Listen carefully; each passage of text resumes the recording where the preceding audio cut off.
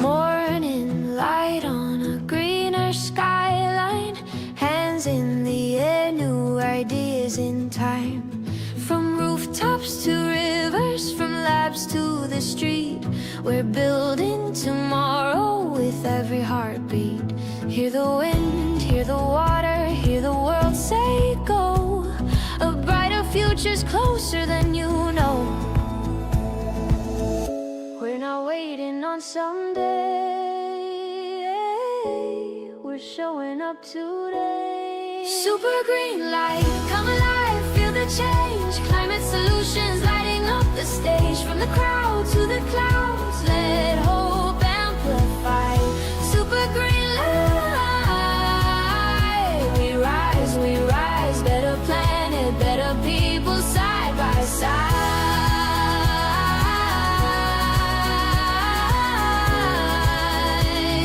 Super green light.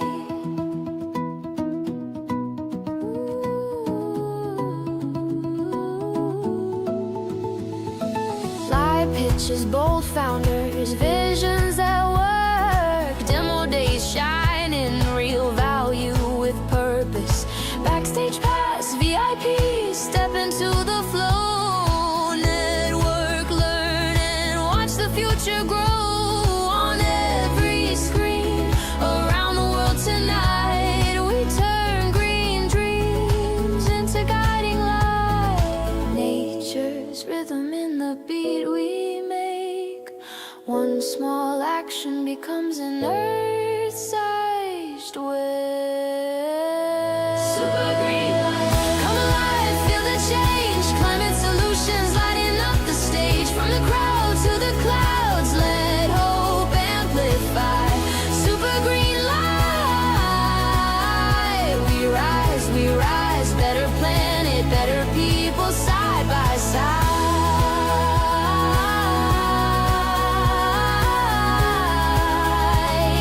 Super green light.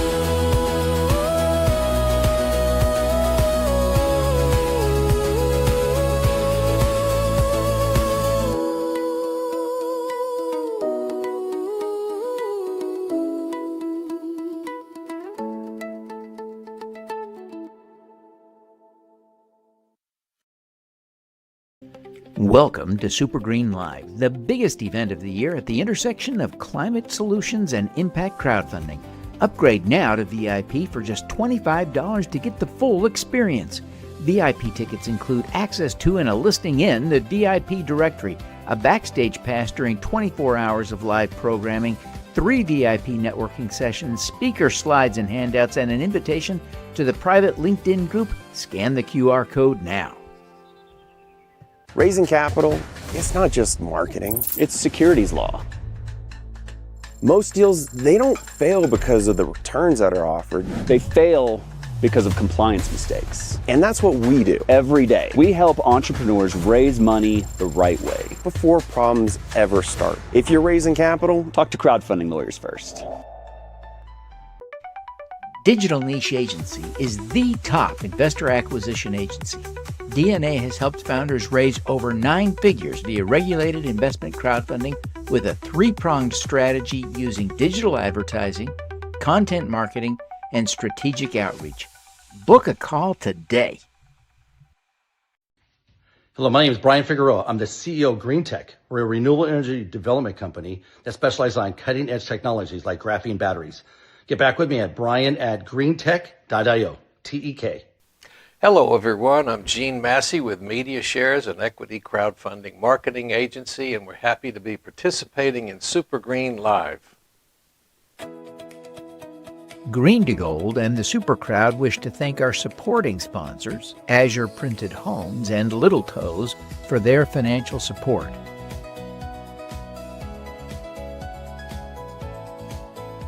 We similarly extend gratitude to our media sponsors, Regenerative Media TV and Community 3.0X.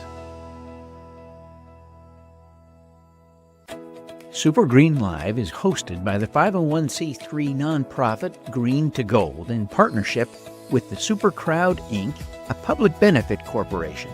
You can make a tax-deductible donation to support our climate-focused collaboration at 4sc.fund/donate or by scanning the QR code.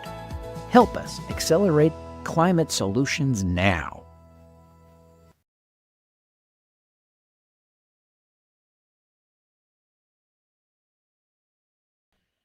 Hello, everyone. I am so thrilled that we are live now. We're up and running. I apologize for the problems. We're still trying to get a few of our speakers into the room, but we'll bring them in as soon as we can. We are struggling with that a little bit. I apologize. We'll be right back.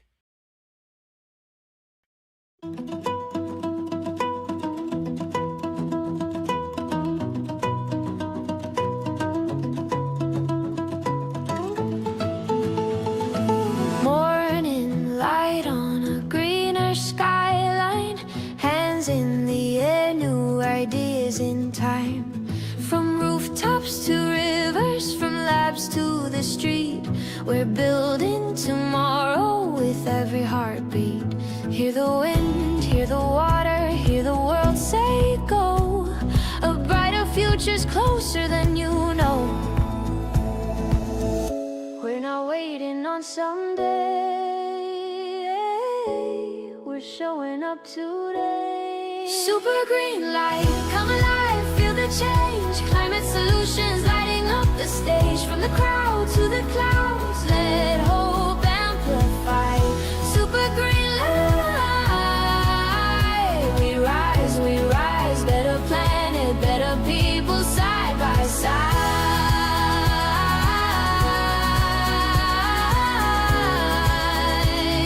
Super green light.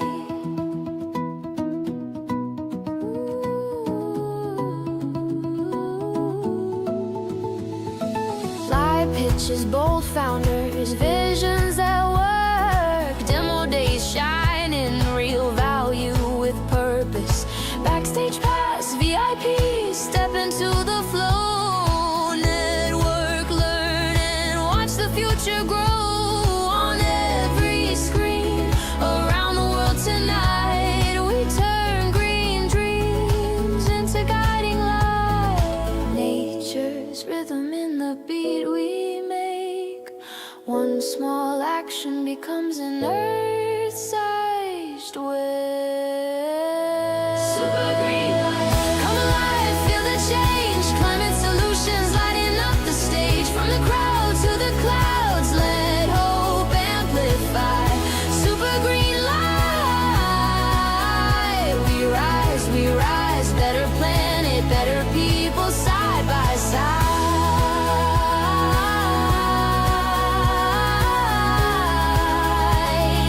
Super green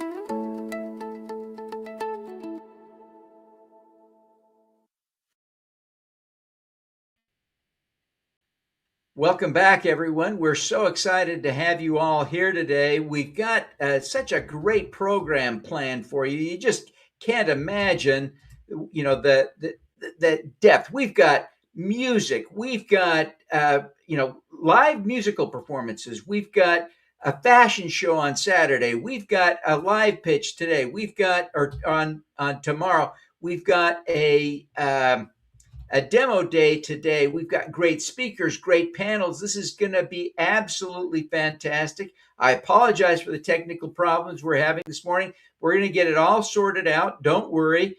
And I just emailed some of our next speaker. I just emailed him the link. Our next speaker is one of our generous sponsors, Brian Figueroa. And Brian is the founder and CEO of Green Tech, and he's just joining us now. But Brian is absolutely a phenomenal CEO. He's been working in the green tech space. He's just a technology genius, and we're really just thrilled to have him here with us today. I'm Brian. Thanks for joining us. Can you hear us yet? Can you hear us? Excellent. You are in the right place. Take it away. It's your turn.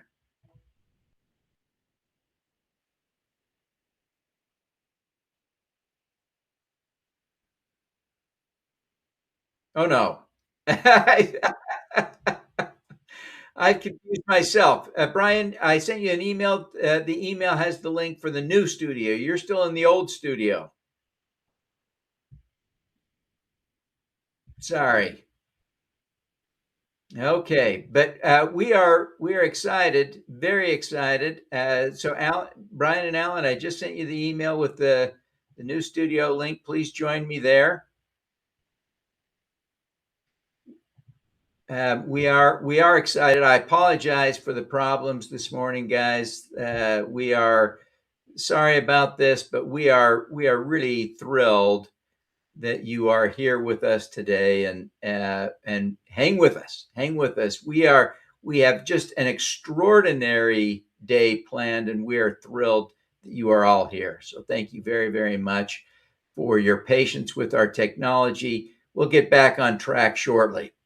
We are, as I mentioned, we've got some amazing content for you this morning.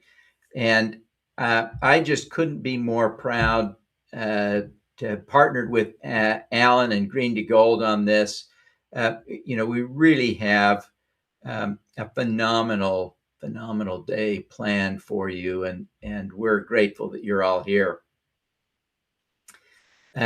Okay, Brian, we're ready for you. Can you hear us? Yes. Can you hear me now? Yes. Now, did you want to share some slides in this session? Yeah, I do. Hold on for a second here. Okay. Appreciate your patience with that. There we go. Take it away, Brian. Okay. Good morning, everyone. Thank you, Devin. Thank you, Professor Allen. He's such amazing. Professor Allen, a few years ago, we have aligned ourselves with each other because we're definitely on the same mission of making a difference in this great big world. Brian Figueroa here. I'm the CEO of Green Tech. We are a renewable energy development company, and I spearhead between amazing. I find people come to me, and I find all kinds of amazing green technologies. We're here to make an impact, and we're pretty excited about bringing this into the future. And just know that we have a solution on different aspects of technologies out there. So, on a positive note, just want to kind of give you guys some. Wait a minute here, a little technical problem right there. Hold on here, just.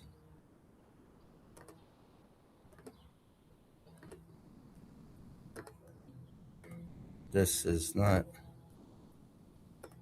Come on. We are. I got into and we have a battery storage project going on, and we're looking at building up to a 600 megawatt development here in Southern California. We're definitely, instead of looking at lithium is definitely everybody uses. We partnered up with a graphene technology to do up to 500,000 cycles. Doesn't blow up, doesn't burn. It's just an amazing technology that we are going to integrate into our battery storage. We are definitely excited about partnering up with this graphene partner, and we're definitely excited about moving forward with this project. To just kind of give you some insight of one of our flagship projects. This is a big picture here, infrastructure. We know the industry of battery storage is going up. I mean, it's going to go up to about $225 billion market cap here in the United States. Basically we harness the energy in the morning and sell it back to the grid between 5 and 9. There's our piece of property. We partnered up with a company called Lamenco. They're based out of Denver, Colorado. They do hologram nanomirror technologies for currency. And after meeting them a couple of years ago, they have a technology, a film, to increase the output of all solar panels on the planet. So we believe that this technology hit the market here this next year, and we're very excited about bringing this to the market. Just kind of highlighting a couple of amazing technologies that we have here. They kind of give you a little insight of they have 65 different patents. They're definitely going to change the industry and the solar industry as we integrate this technology into solar panels and retrofitting them also. So this is going to be a great opportunity. This is a opportunity where when the fires happened last year in California, because that's where I'm based, we partnered up with a group that they have a solid foundation out of Europe, and they've been building technology with this building block, and it's a Lego lock technology that basically could help replace and help rebuild the LA fire victims in Southern California. So these are some definitely high luxury homes. But on a positive note, the building blocks are made out of they're 23 times stronger in concrete. They're wind resistance up to 275 miles. They're fire resistance, and they can handle termites. This is just a resilient product. So we know that we could build a 2,000 square foot home in less than 72 hours. Not turnkey. It's just the outside of the shells. So we know that because of it's a fire resistant product, because of a lot of fires here in the California market. We know on the East Coast, especially down in Florida, the hurricanes, we can handle winds up to 275 miles, and it's just an amazing product that we want to bring to the market here. So fire resistant, kind of give you some sense on it. This is the kind of a sample of the product. It's a Lego lock system, and it's just a resilient opportunity to, if you guys are looking for a different opportunity to moving from the standard wood, steel, or concrete blocks, this is definitely a great solution. We have multiple, since the fires, we got multiple fire victims are definitely here in California starting to. This is a project here in Europe that they were working on, just to kind of give you some insight on that product, on that project. On the graphene batteries, we have a couple different opportunities here where we're partnered up with a company that does graphene batteries, like I shared with you earlier, for our utility scale facility. But they have 500,000 cycles of energy. They don't blow up. This is a great opportunity to get involved if you're a utility aspect of things. We do have a residential unit, and that is, we have two different products. We've got between the graphene solar panel walls. This is an opportunity for people to jump onto this solar panel. So we got a solar panel that has graphene in it, and we definitely have a graphene firewall for residential. So as I move into the market, we definitely are super excited about bringing these products to the table. We definitely have some other technologies that we work with, but on a positive note, we are definitely excited about bringing green tech and these opportunities to the table. With that said, we're definitely excited about bringing these technologies to the market, and with everything that we're working on, we're definitely excited about bringing these on a global market. So thank you, Devin, and thank you, Professor Allen, for working with us, and definitely looking forward to the future.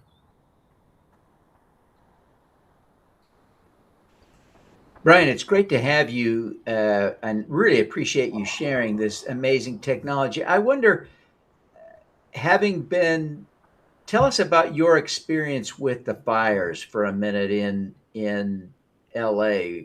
How personally connected to all of that were you? I live in Southern California, so we were probably 40, 50 miles away from the fires. So when they were hitting, I mean, it was devastating for us, and a lot of my friends unfortunately lost their homes. And so when this all finally got resolved, back in February, I believe, that's when this technology came to me first quarter of last year. And so when I flew out to Florida to meet up with them, it was just when you see an apartment complex that they built, it was 96 units. They built it in less than 60 days with 11 men. That's very impressive. And these guys from Europe wanted to come in, establish a foundation with an apartment complex, and show them that definitely the real deal. So even CBS and ABC, they highlighted their technology, last year, and this is a true solution that now they're starting. They built a factory over there in Florida. This is a Florida market, and so we're a representative with this technology to the West Coast, and we're super excited about bringing it to the West Coast, especially with earthquake, because it is earthquake proof, wind proof, and a fire resistance.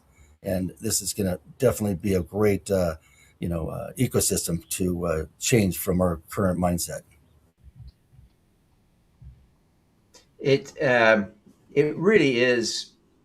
Uh, I just can't imagine what people went through in Lahaina and LA in recent years with these extraordinary fires that uh, just mind blowing, the challenges and difficulties. And I'm so sorry for that.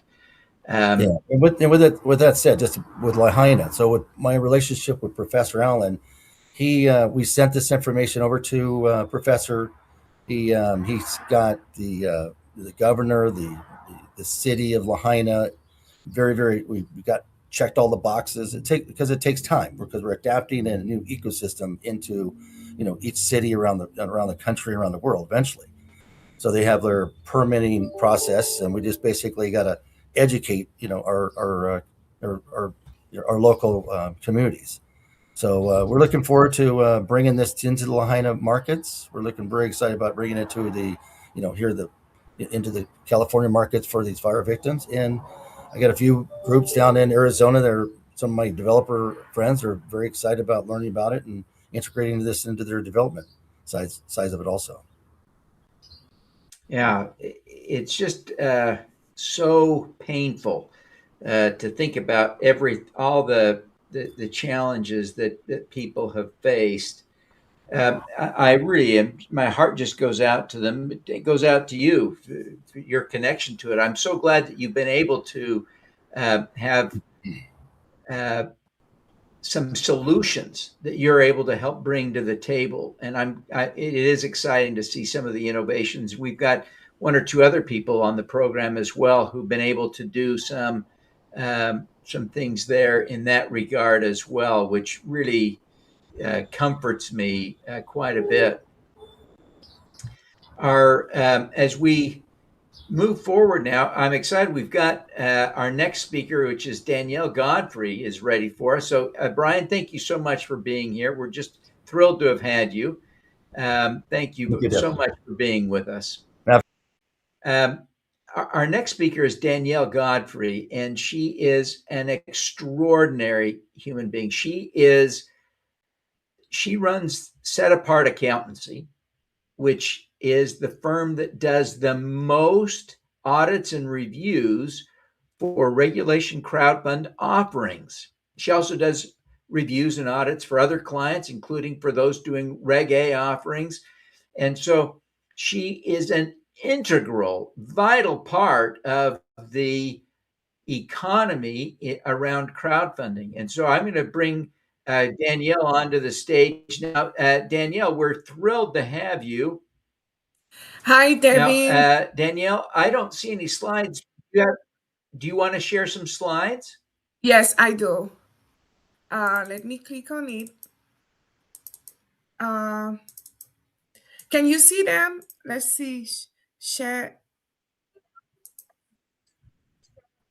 Yeah, there we go. All Okay, set. Take it perfect. away, Danielle. Thank you so much. Thank you for having me, Devin. It's truly an honor to be here. So, today I'm going to be talking about Green Dreams Need Clean Books. But before I do that, I just want to give a little introduction of myself. Like Devin said, I am Danielle Godfrey. And the founder and CEO of Set Apart Accountancy Corp, a CPA firm that specializes in crowdfunding and has been operating for the past 8 years now. We have done over 2,500 plus reviews and audit in the past 8 years. And some of the sustainable energy and climate friendly company we've worked with that you may be familiar with are Summit Energy Inc., Ava Energy, Firepoint Energy, Eden Growth Systems Inc., Open Industrial, and La Grease Development LLCs, among others. So on the agenda today, um, we are going to, I need, on the agenda today, we are going to talk about, this is what we have on the agenda today, why clean books matter for green company, the best practice for accounting in renewable energy, crowdfunding campaign, financial readiness, what clean books actually mean, and special considerations for sustainable and climate companies. So, why clean book matters for green company? Number one, we know that investors really care about credibility, right? They want to know if a company is truly viable or just virtuous. They want to understand if the mission can be scaled for profitability, and are the number as clean as the energy. In the climate space, transparency matters. It strengthens your brand integrity and protect founders legally and reputationally. So another reason why clean book matter for green company is because ecosystem conscious investor, they expect a return of their investment, right? We need to the company needs to be able to demonstrate stable growth and profitability, which is essential to attract investor and retain their capital. So, and the last reason why clean book matters is because of sustainability. Investors are seeking measurable positive environmental outcomes from company initiative, ensuring that their investment are really on a mission for real climate change and action. So then now we're going to discuss some best practice for accounting in renewable energy. So the first one is capitalized project assets. We want to make sure that we are locating directly attributable costs, and which means, for instance, you need to assign the right cost to the right project or to the right asset. You need to make sure that you are defining that properly for capitalization purpose. And you need to you can just group everything in like overhead expenses, so it clearly needs to be defined what cost is going in a specific asset, so there need to be a direct link to for that. And then another thing is separate development versus operating expenses. Some not all we need to be able to separate your developmental costs. We know that sustainable energy company has huge overhead costs at the beginning, right? So not we have to be able to make a clear difference between that and operating expenses. So another thing is recognize subsidies and incentives, because and make sure we are applying gap guidance. Gap in the United States, and if you are in Europe, um other part of the world is IFRS. So we you want to make sure that you understand how to record, how to account for grant and tax credit and match benefit and expenses with periods, right? So and then you also want to make sure that your depreciation align to life cycle. You have to use componentization and realistic useful life, meaning, for instance, that you need to break some asset needs to be broken down, some software needs to be broken down into component, for instance, or even real estate, they need to be broken down into component and apply the specific useful lives. And so our next slide will discuss preparing for crowdfunding campaign and getting financial statement ready for that. So what are the essential documents for crowdfunding? Well, crowdfunding is not a casual fundraise that you do on GoFundMe. It's regulated capital formation and it's regulated by the SEC, the Security Exchange Commission. And under the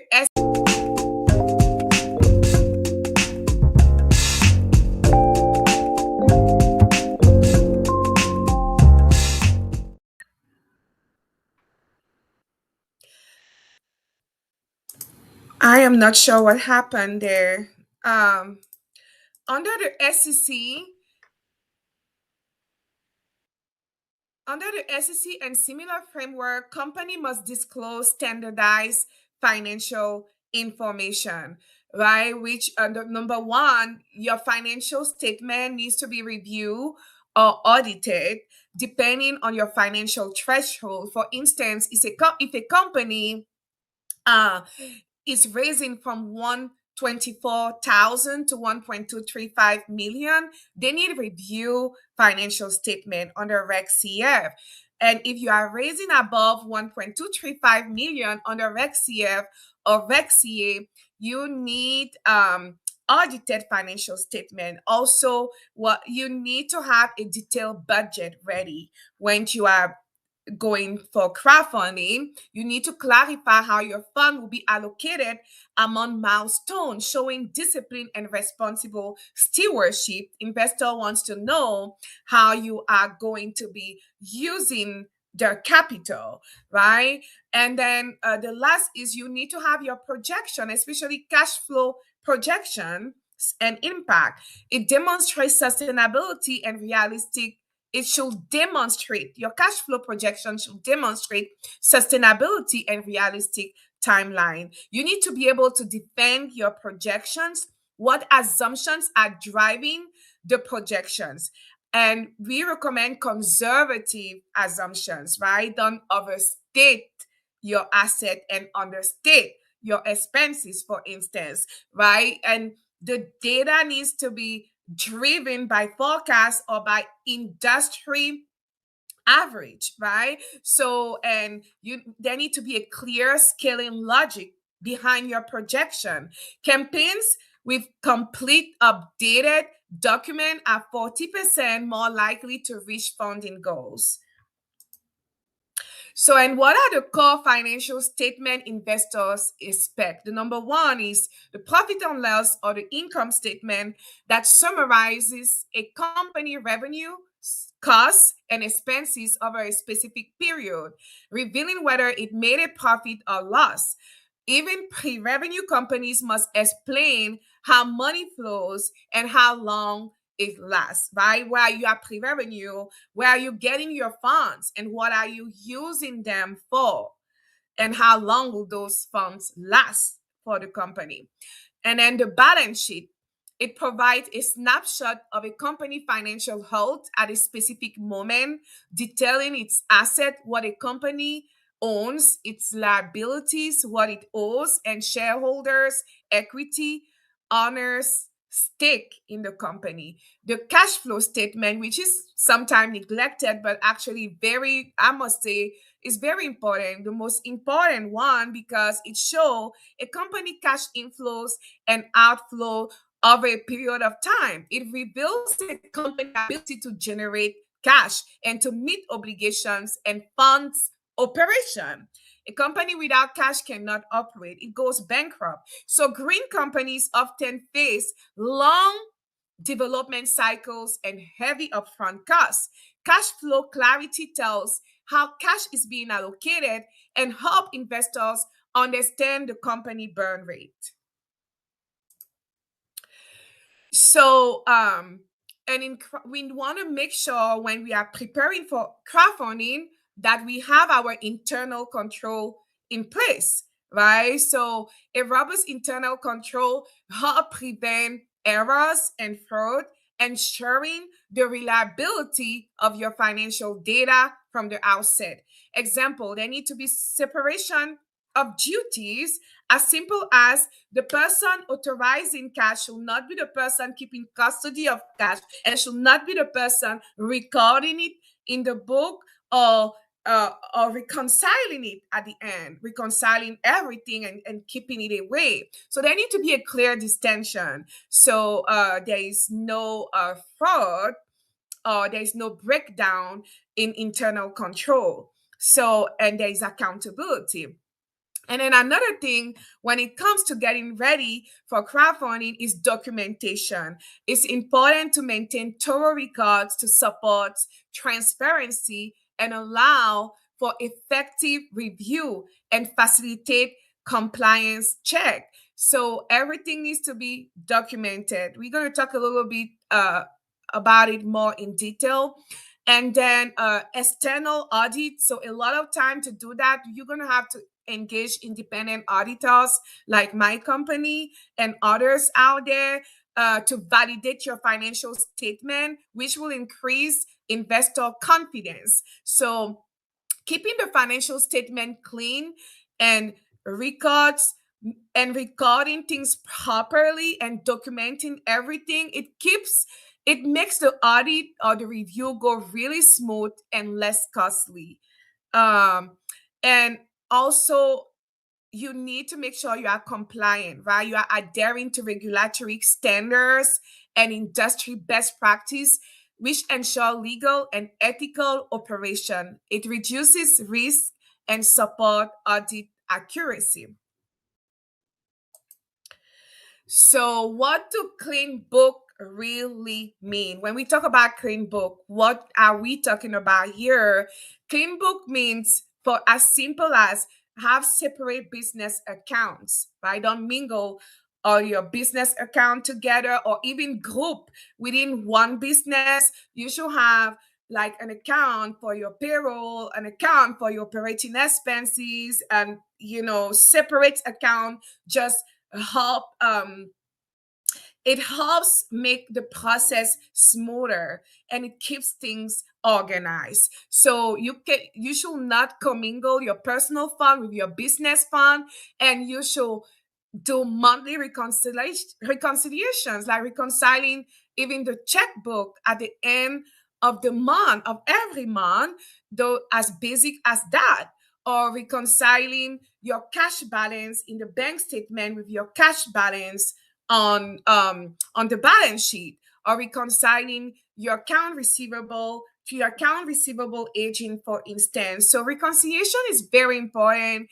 to make sure that things are organized, and even if you not crowdfunding, if you were to go to financial institution to get funds, having clear records, it really helps put you on top and make the chances of you getting the fund you need um, easier, right? So, and then another thing, what clean book means is reliable categorization. You need to categorize your expenses and transaction in the right category. You can just group everything. Book, those are expenses. No, you have to separate them, right? Your marketing expense versus your utility expense.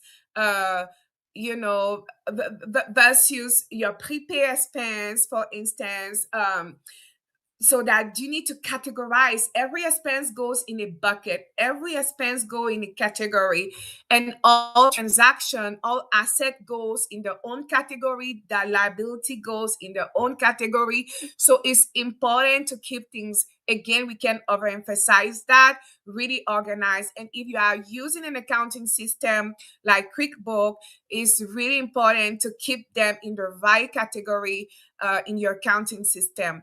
And another thing is documenting your transaction. So again, we can emphasize that you have to keep your invoices and keep your receipt and organize them in folders. I mean, now everything is virtual. Like, so one thing I do, I take pictures and I upload them, right? So yeah, there are many ways you can do that. You can upload them in your accounting software. So everything needs to be documented. You need to keep all your agreements together, keep all your record, all your articles, all your contracts, all supporting documentation. Everything needs to be documented, and your revenue policies, your expense policies, why something was recorded a certain way. Document as much as you can. You can't go wrong documenting and giving as much information as needed, So, and another thing, your number needs to be explainable. What does clean book mean? One need to be able to track your number to the source, right? Like if you were to get an audit, not even an audit, a lot of time the SEC subpoena the crowdfunding companies. So it's so important to be able to explain your number. Don't just have random numbers. Sometimes investors overstate their revenue. We have investors saying how, they make 10 million in revenue when it's a $1 million revenue company. So don't do that. You have to have integrity, especially being a sustainable energy and climate friendly company where integrity matters so much. So don't overstate your revenue. Don't lies. Let every number be traceable to its source. And if you are making estimate, you have to be able to justify those estimates.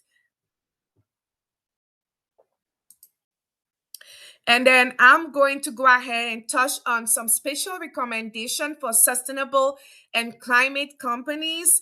So green company often have complex financial layers that must be handled carefully, right? I remember one of the green company we did one year, they had this huge grant, right? You could have a year where you have a huge grant and it overstate your revenue, but that's not earned revenue. So you have to make sure that is clearly stated on the financial grant versus revenue, right? We have to distinguish those, right? And then that government incentive and tax credit, those are special consideration that you have to look into when preparing your books or getting your book cleans. R&D expenses, how do you go about them? And then equipment depreciation, we talk about we talked about it earlier, how to breaking them into component and over their useful life, even usage.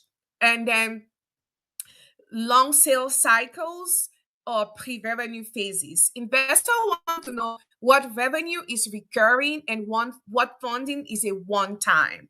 So it's important to keep all of that in mind as a green company, because these are specific to your industry and you want to make sure you're on top of it.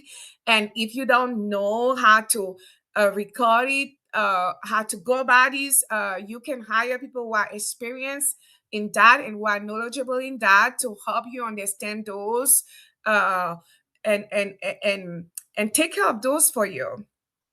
I believe that that's about it. In conclusion, transparent, climate focused financial build credibility and satisfy regulatory requirement. Green Dream Scale, Green Dream Scale. When you have good stewardship of your financials, and it's make it easier to scale your dreams and to gain credibility with investors, right? So that's my presentation today. And I think I put my website information there, www.setupadfs.com, and Danielle at setupadfs.com. and then my phone number, the business phone number is there. Any question? Fantastic. Danielle, thank you so much. We really appreciate you sharing this message. It really is just vitally important that people respect the need for good accounting as part of this process. So thank you so much. We really appreciate it. We're now excited to have a new panel, and we're again we thank you, Danielle. But uh, my good friend Gene Massey will be leading this panel discussion that is going to be starting now. Gene is really one of the world experts on messaging and telling the story of a crowdfund offering, helping people master the art. There's so much, really art and science all going into this whole business of doing a crowdfund offering. So, uh, Gene is just an extraordinary expert. He's going to lead this panel discussion now, and we've got some great panelists. Gene, I think you'll have your panelists introduce themselves, but I'll bring them on to the stage now. I think they're all here. We've got a great roster of people. Will is here, and Bill is here, and we've got Matt is here, and Benji is here. I think that's everybody. Am I missing anyone? Yes, that's everybody. Okay, great. Yeah, Well, take it away, guys. Let's go down the list and have everybody introduce themselves. And Bill, why don't we start with you? Okay. My name is Bill Smith. I'm president and CEO of Infinity Fuel Cell and Hydrogen. And at Infinity, we're developing advanced power systems, most recently for NASA and for underwater use. This includes electrolyzers and fuel cells, and sometimes combination of the two to make for green energy storage systems. Many of us come out of large corporations, United Technologies and others, and we have a very nice cross-section of very young, talented engineers and other disciplines, along with us, probably more experienced folks. We're charging hard at commercializing these, both for NASA and underwater, but importantly for the green energy applications. So bringing these NASA and Department of Defense technologies down to Earth. Great, thank you. Will, you want to go next?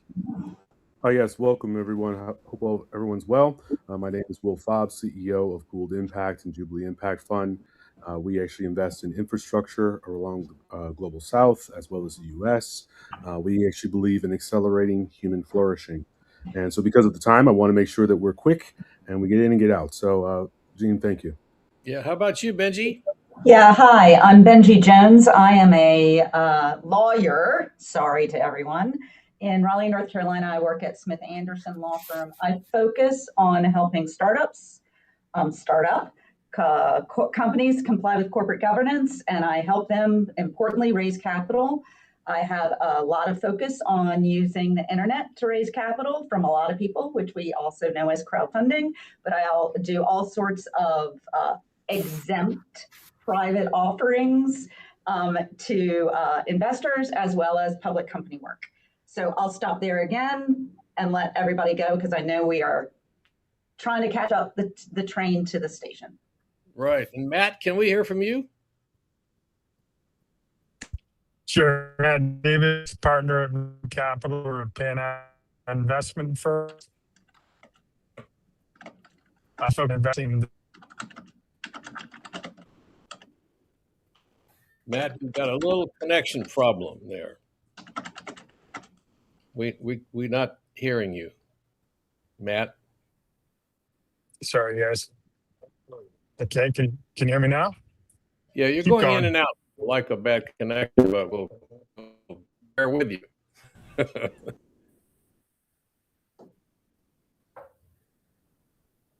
Matt, you're a professional investor based in Africa, is that right? Matt is. Yep, that's right. You got it. I took my There you video go. off, so That's hopefully Matt. that'll help. Yeah. He does That helps. everything. He raises That's me. capital for companies in Africa. That's great. So Okay. And I'm we've got a hard stop at 11 because somebody has to go. But my suggestion would be just drop off, and we'll continue it until Devin shuts us off.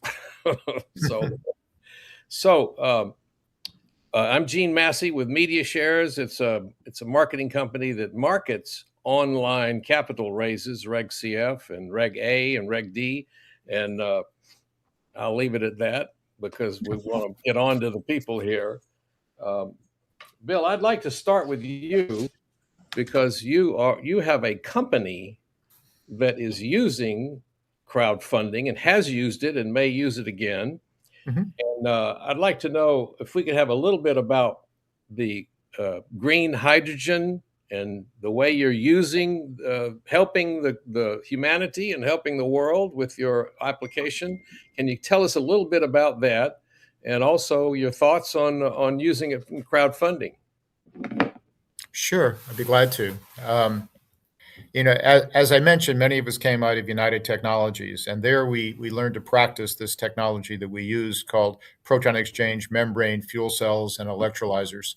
And in that process, we can generate green hydrogen by water electrolysis, breaking down water, good old H2O, into hydrogen and oxygen. And we can do this in a way where we can generate the hydrogen directly at pressure. So we can generate hydrogen at thousands of PSI, over 2000 PSI, with no mechanical moving compressors or any of that.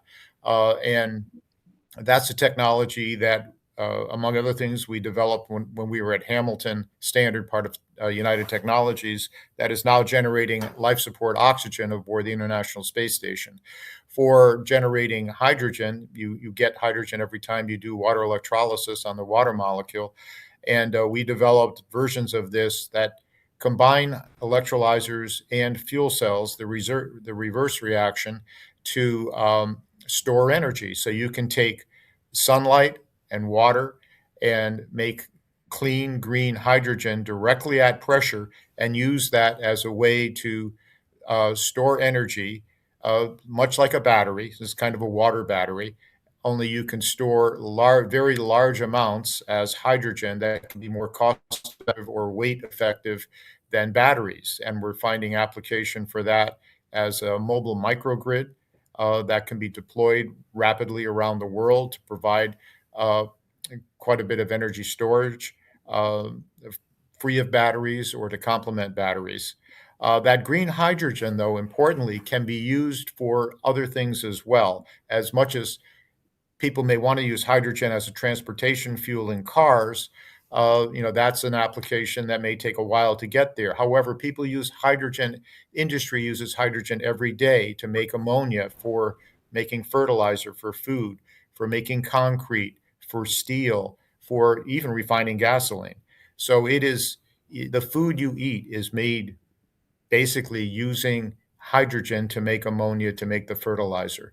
And those markets, if we can scale this technology up, and it is being scaled up in different manners, can reduce the carbon intensity, decarbonize some of these massive industries that touch across everything. So we don't have to wait for a hydrogen car. As long as people eat food, there are needs for hydrogen that can be decarbonized. And now, where crowdfunding has come in is that over the years, we've been able to, much like we did at our previous lives, win government contracts, competitive contracts, not just pure grants, to develop technologies and deliver those technologies for different government applications. Again, NASA has been much of that, and the DoD has also been much of that. But those contracts can be intermittent, and it's the nature of the aerospace industry. And what we were able to do with crowdfunding is raise enough funds to help bridge different gaps between aerospace contracts, and that's been pretty effective.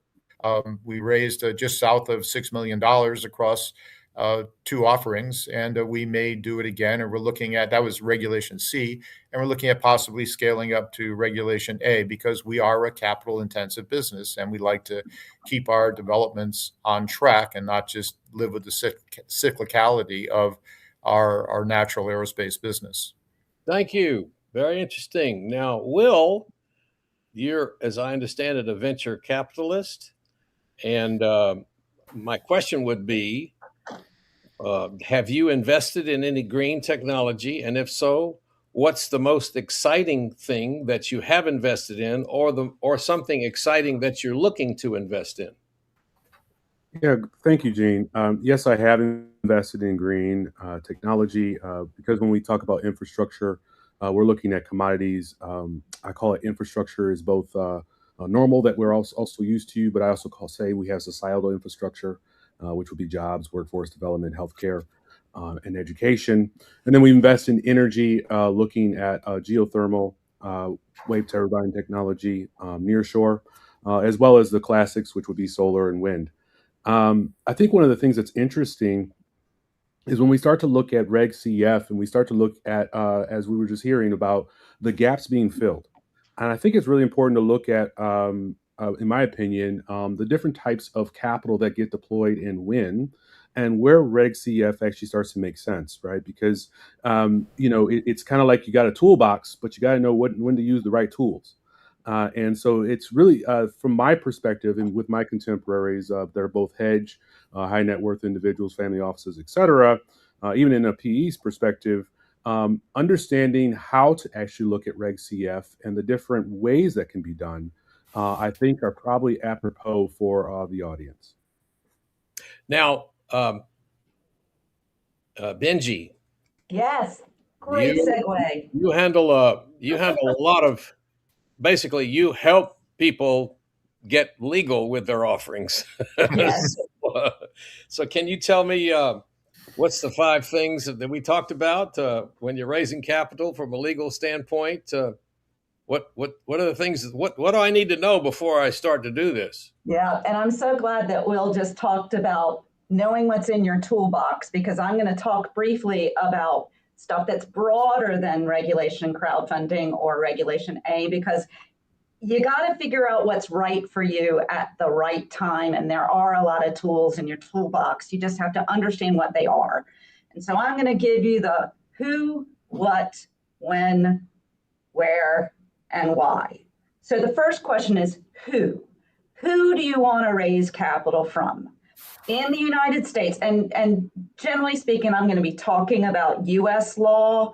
I also want to highlight to everyone that it really doesn't matter whether or not you are an impact investment or a green investment. The rules are the same, and the rules, unfortunately, the toolbox differ depending on what jurisdiction you're in. So we're really talking about United States offerings for the time being. So who do you want to raise capital from? In the United States, we have 2 types of investors. The first type of investor is called an accredited investor. And these are wealthy, sophisticated individuals or entities that are viewed to be sophisticated enough and have enough leverage that the securities laws don't need to protect them. So they are the people that can fend for themselves, and it is easier to raise capital from them, i.e. there's less logistics, less compliance cost, than raising capital from what we call retail investors, which is everyone else who's not an accredited investor. So the first thing you want to know is who do you want to raise capital from? Retail investors or accredited investors, or a combination of both? Because the tool you use or the path you take will depend on that answer. Then the next thing is what? A really important thing for companies to consider is what kind of instrument am I going to use to raise my capital? And this has a lot to do with about the company, where it is in its development, what its existing investors look like, but it can range from anything from common stock or preferred stock or non-voting common stock to instruments such as a SAFE, a simple agreement for future equity, or a convertible promissory note or even a revenue share instrument. So, or just straight debt. So you need to get into the weeds and start planning about your toolbox before you start, which relates to the when. So you can't just turn around and say, I'm going to raise capital tomorrow. You need to start a plan. You need to figure out when and how quickly you can get to the capital. The more you use accredited investors that you know well, the quicker you can get to a deal. When you start doing things such as Reg CF, that might take 3 to 4 months, might take a little bit longer. If you're doing a Regulation A offering, which allows you to go to a lot and raise a lot more capital, that's usually going to take you about maybe a year, maybe 18 months, similar to what an IPO would take. So you need to know when you want to raise the capital so you can plan how. The next thing is where, and I also kind of think about this as how. So again, I talked about what country are your investors in? If you're going outside of the United States, you got to look at the laws of those countries. If you're in the United States, depending on the exemption you're using, you may also have to look at the regulations of each state you're in. So you need to know that. But even more important than kind of where is how. And this is a big difference that people really need to understand. In the United States, if you publicly announce or publicly solicit to people you don't have a long-term relationship with, you are deemed to be advertising your offering. And the rules, the toolbox, the path looks different if you're going to use Gene to help you raise capital, or if you're going to just go to the people you have in your own Rolodex. So you need to understand where and how. And lastly, and maybe most importantly, is why. So we all know that you raise capital to help support your business. But a key question I ask to people who are interested in using crowdfunding in particular is, why are you using crowdfunding? Because raising capital using crowdfunding can be complex and put compliance cost on you. And you might be easier just going to a bunch of accredited investors you know. But if one of the reasons why you want to raise capital using crowdfunding is brand recognition and building your position within a state or a territory, or building your brand across the market, or you're already about to launch a marketing effort that really builds your brand and your following, that's when, in my opinion, crowdfunding really makes sense. So who, what, when, where, and how, and why. And understand there's a lot of options, and planning is critical. That's it. I always tell people the money that you spend to attract the investors, the advertising and the marketing that you also markets the company. So you get 2 for 1. This is your point here, which is a very, very good point. That's right. The best candidates for crowdfunding, whether it's CF or Reg A, are people who, one, have money to already use for marketing, and have a plan to market their company, because then you're not adding that much expense, because adding the disclosures you need to comply with the marketing rules isn't hard, but you have a plan and you're pursuing it. So crowdfunding is basically Kickstarter on steroids, period. So everything you have to do to have a successful Kickstarter or GoFundMe campaign is the same, but you add on to it all the securities law and accounting compliance costs, and you have to do that. So it's not easy. Yeah. I wish it was. I wish it were as easy as people think it is, but it's not easy, and it takes money, unfortunately, to make money. Let me, I think Matt dropped off because I think he did too. Bad connection. So, and he did have a hard stop, he said. So we will go to. I too have a hard stop at 2, so I'm going to. Okay. Well, I'd like to go back to Will because he's the guy with the money. And so, Will, what if I'm a company and I come to you, what's going to get you really excited and make you want to invest in my company? I'm going to break this down into four things, and I'm going to try to loop in Bill as well as Benji in the conversation because I think it's apropos. Really, it comes down to four things. We could talk about impact. I could talk about how they could talk about the story and how good it makes me feel. But really, what I care about is how much money, over what term, what's my return, and what's the risk profile. You answer those things very well, and we actually have second and tertiary conversations. If I actually start feeling a little weird about one of those four things, it's not going to work as well because that's actually the fundamentals of the market. Okay, and that's in with PE hedge, et cetera. Now, from a company perspective, one of the things that you should be looking at is weighted average cost of capital, and then also looking at velocity, right? And so all money's not good money. Money that's coming in at 16% is a whole lot different than 7%. Right? So tell me about weighted. What is weighted cost of capital? Does that mean Yeah, like if I've got gold, it weighs more than the paper money? it actually does weigh more. And so again, if I'm looking at debt may be cheaper and actually may be strategically positioned differently than actually having an investor that comes in and says, I want a 3x or I want 22% return, right? Or changes your cap table because of what your growth trajectory is. And so that's actually a really big thing is weighted average cost of capital. And we got to think about this with Reg CF backdrop to it. And then the other piece is velocity. Every company has a need. And I always say companies meeting with investors is always about matchmaking. We could actually love the company, think that they're the greatest thing since sliced bread. It's the new microwave. And at the end of the day, if the timing is wrong, the timing's wrong, and vice versa. And So by timing, you're talking about how long to the exit? no, I'm actually talking about when a company asks for money from a fund, we actually may not be in the position because we actually just doubled down on that sector.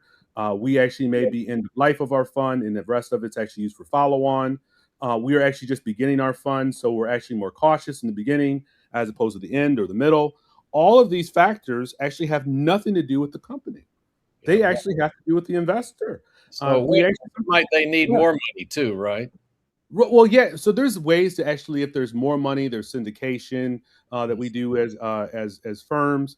But really, I'm trying to actually get to the audience that sometimes it's not the investor doesn't want to actually invest in the company, but timing is key, right? And then again, finally, from a client perspective or a company perspective, you really need to understand, well, what do you want your capital to look like if you're actually putting it together in a sandwich, a double decker, triple decker, quadruple decker sandwich?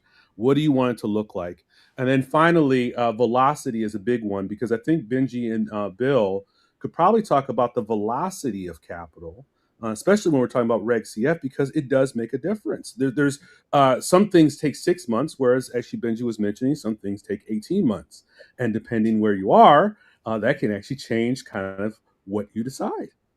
That's a good thing for Bill to address because, Bill, I know that you hit a period when money was tight and then some money comes in and then you get a contract. And so the timing is the whole story, isn't it? I think you might be muted, Bill. Check see if you're muted. As I mentioned before, the aerospace sector that we work in that actually has, we won over $50 million worth of competitive contracts in that sector. Is episodic. It depends on government policies. It depends on many other factors. So at times we need to plug the gaps. And we actually did 2 rounds of crowdfunding, and it was interesting. We knew nothing about doing this. So I had previously co-founded another company that we took public through the conventional venture means, and then eventually as a public offering back in the day through Morgan Stanley. And so I knew the S1, I knew how difficult that could be, but we knew nothing about the crowdfunding environment. but we needed, we anticipated cash needs, and so we undertook one. And it took about a year to close a round of a little north of $4 million, and learned a lot along the way about advertising as a way to communicate, which used to be, something you could not do in a traditional S1 public offering. And that provided a useful amount of money to, bridge the gap to the next series of government contracts. But another thing is that after having learned the ropes and developed a investor base, we had an opportunity as that we worked toward the $5 million total to raise about another $1.6 million and do it quickly. And what we did find, talking about velocity of capital, is that we took the opportunity to go out and do it, and we did it in about 6 weeks. We went from in a follow-on offering, and our investor base, because they believed in what we were doing, they came in for almost $500,000 within the first 2 weeks. And so we got off to a good start, and then we closed it about 4 weeks after that, and total raised about 1.6 million, which took us close to our $5 million total for the window. So as you learn to use these tools, and you talk about the velocity of capital, that it can become pretty interesting as to how to think of that money. And also, what wasn't really mentioned so far, I think, is control. If you go out to, depending on who you go out to, you may give up some element of control. It could simply be you have an additional level of sign off on certain acquisitions that you want to make, certain money you want to spend, or it could actually be you get close to selling more than 50% of the control value of the company. And with crowdfunding, what we did is that we offered non-voting common shares of stock. So we don't have any of the crowdfunding investors that have rights to vote, and we accumulated all of that under an SPV company, so that we only have one line on our cap table for all of our 3,000 Regulation C investors. So as you learn to use these tools a little bit, that you could find that it can be very advantageous to go out. You can raise money quickly, potentially, and you can simplify your cap table in doing it, and you can avoid loss of control or dilution of control. You may be diluting the financial value of the company, but you may not be diluting the control if you do it right. So those are a few things that we've learned this can complement our core business. I'm going to say something, and then I want Benji to comment on it. Okay. I may or may not be correct, but I think you get a much better valuation when you're crowdfunding than when you go to Will or a VC. What do you think, Will? Because when you put your offering online, very often you'll see a company that has no revenues, not a clue about how they're going to make money, and they'll have a $20 million valuation, and they'll have some projections, but not assumptions that go with them. But most of the crowdfunding investors that put in $250 don't know what the word valuation even means. So you can actually get a better valuation most of the time with a crowdfunded offering. Now, Benji, what do you think about that? So that's a lot to unpack. But the magic around crowdfunding is that the company dictates terms. Yeah. And you can use test the waters to assess whether or not your terms are gonna attract a market. But that's one thing that's different than going to Will. You will offer terms, and Will say, well, maybe this instead. And it becomes a negotiation. With crowdfunding, the company sets the terms, launches it, and prays. Now, there are successful crowdfunding rounds that are pre-revenue companies that set ridiculous valuations, but those companies are not what I would call really successful crowdfunding offerings, because they're not probably raising millions of dollars. They're maybe raising couple of hundred thousands of dollars, or they're not raising any capital. I personally am not a huge fan of crowdfunding for a pre-revenue company that has no product, because they really don't have any traction. They don't have enough stuff for someone to say there's something there. You can use it, but it's not a great path in my opinion. Most pre-revenue companies that talk to me about it, I'm like, maybe not a great strategy unless. I'd like to support that. Okay. With an example. Okay. Company. It was in 2017 before everybody got a clue to all this, what's happening yet. Yes. And they went on Start Engine. It was a solar company. They were going to make solar cells that are fast. They make them faster, cheaper, and they would produce more electricity. And they had a bunch of MIT people on the advisory board and everything. And they had some good videos, the good graphics, everything. I mean, and the CEO was stellar. I mean, he said all the right things. He looked great, you know. And they raised $5 million in a Reg A on a $250 million valuation with no revenues and no product because he had a great story. And that happens a lot in crowdfunding. You got a great story and everybody goes, oh my gosh, a flying motorcycle. And it's only, everybody's going to want one of these. And so people think in those terms, the investors think in those terms, and they go, well, yeah, that's going to really do well. Whereas if you take your deal to Will knows what the word valuation means. And he looks at the financials. He looks to see, did the CEO drive up in a Ferrari? Right. And so he looks and analyzes it more than the crowd does. So what do you think, Will? I would, again, I go back to who, right? Who are you trying to raise capital from? And another when is where are you in your cycle? Will was talking about kind of your capitalization stack. I think of it as steps. So it's really important to understand how much money you need to get to the business milestone or milestones that will materially impact and increase your valuation. And then understand that maybe you don't want to take more money at a lower valuation if you can achieve that milestone and bump your valuation, or come back to the same people and do it again. So let me just also, I think Bill was expressing this. One of the things that's important for companies to understand, that when you first do a securities law offering, you have to prepare disclosures. And really, even when you use accredited investors, you should do some disclosures because you have to protect against fraud.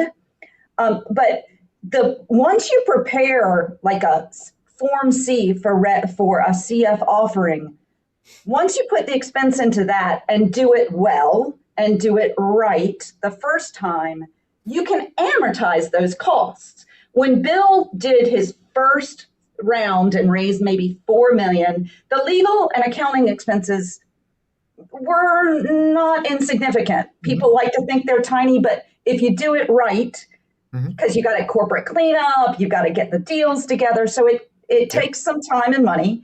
But the next time he did it, the accounting and legal and those compliance costs were much less because he was taking what he had done already, shook it off, updated it, and did it again. So wash, rinse, and repeat, but make sure you wash first well.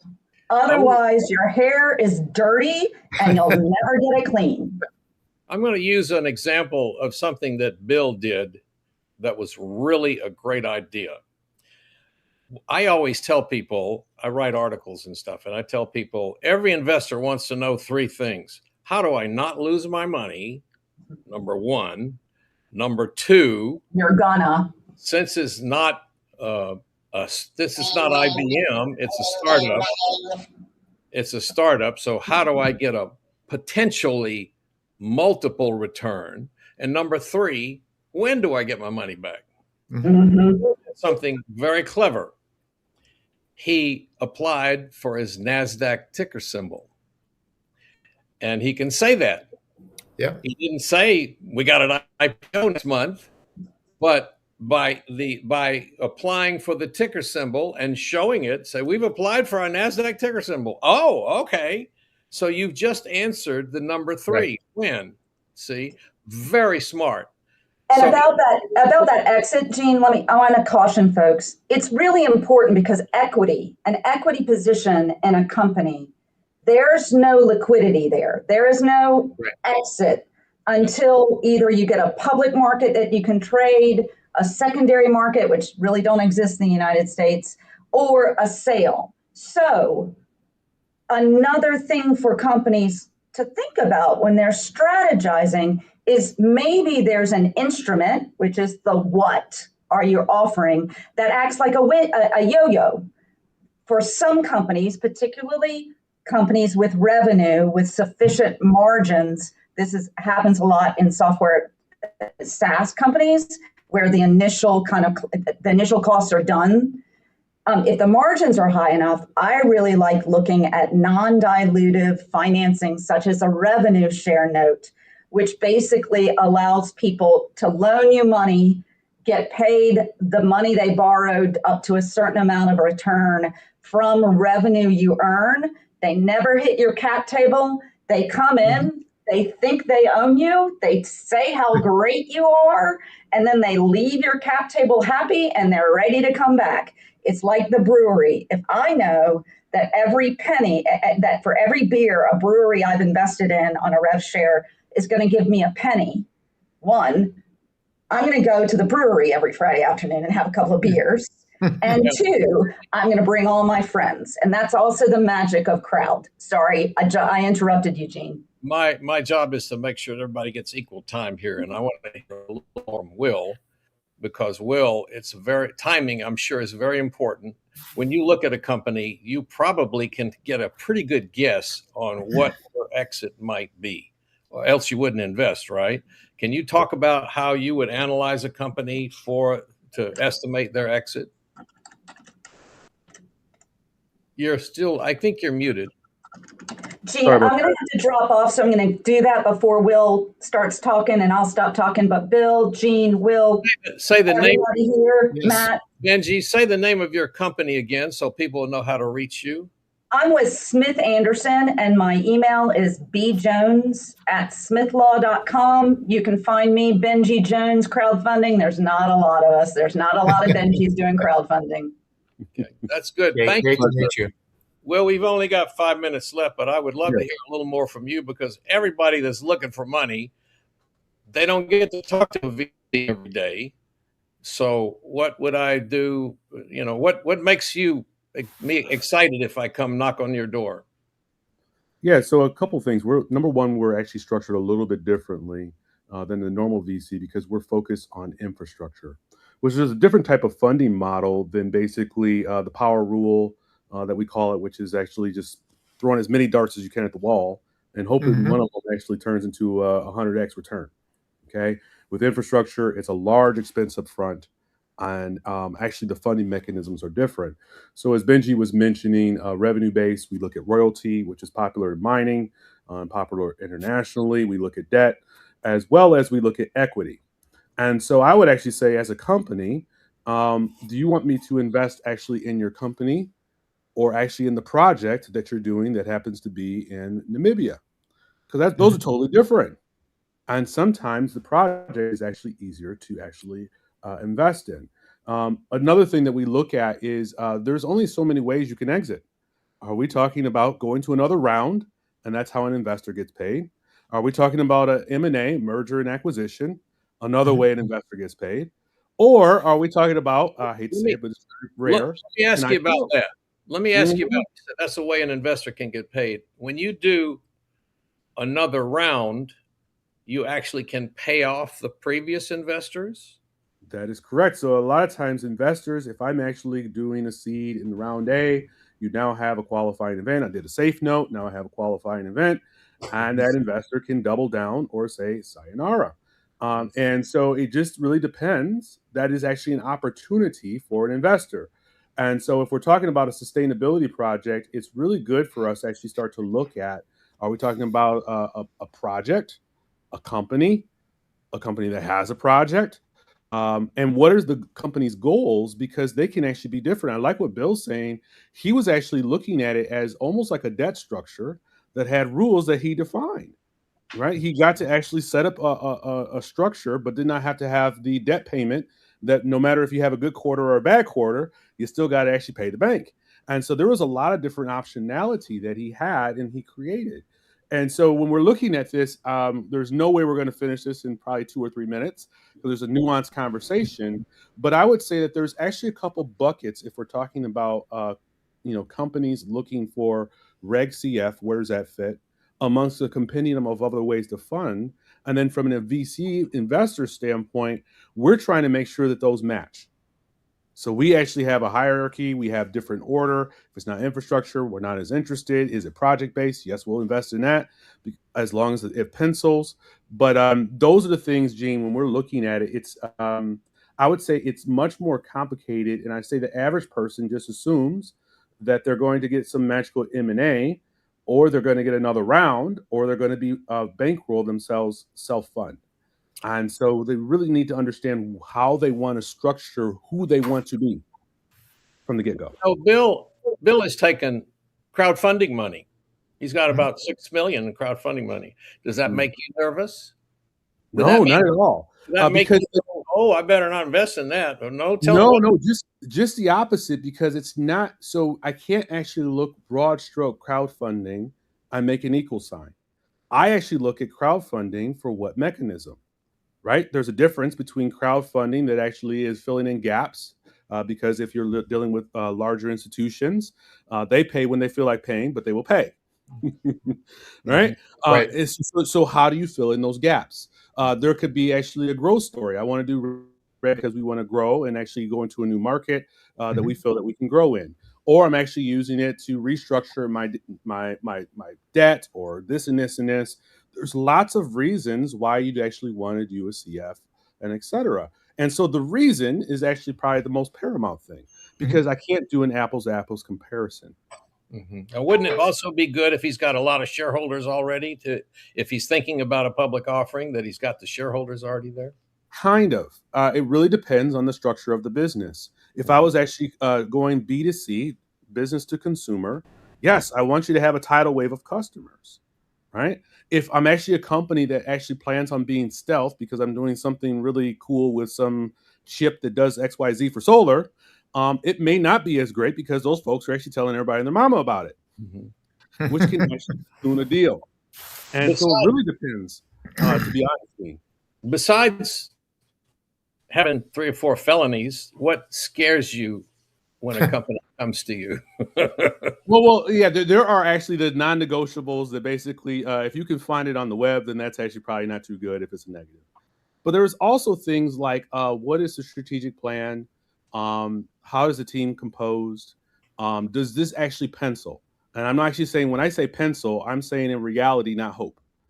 Because we have to actually, as much as we may love a company, we have to think glass half full, because that actually helps us define risk, right?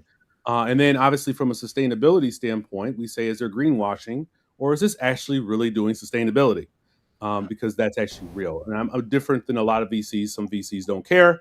As I talked about, they really only care about 4 things. Well, we've got 2 minutes left, and Devin wired up my chair that if I went over, I got shocked. That's right. That's right. So why don't we sum up?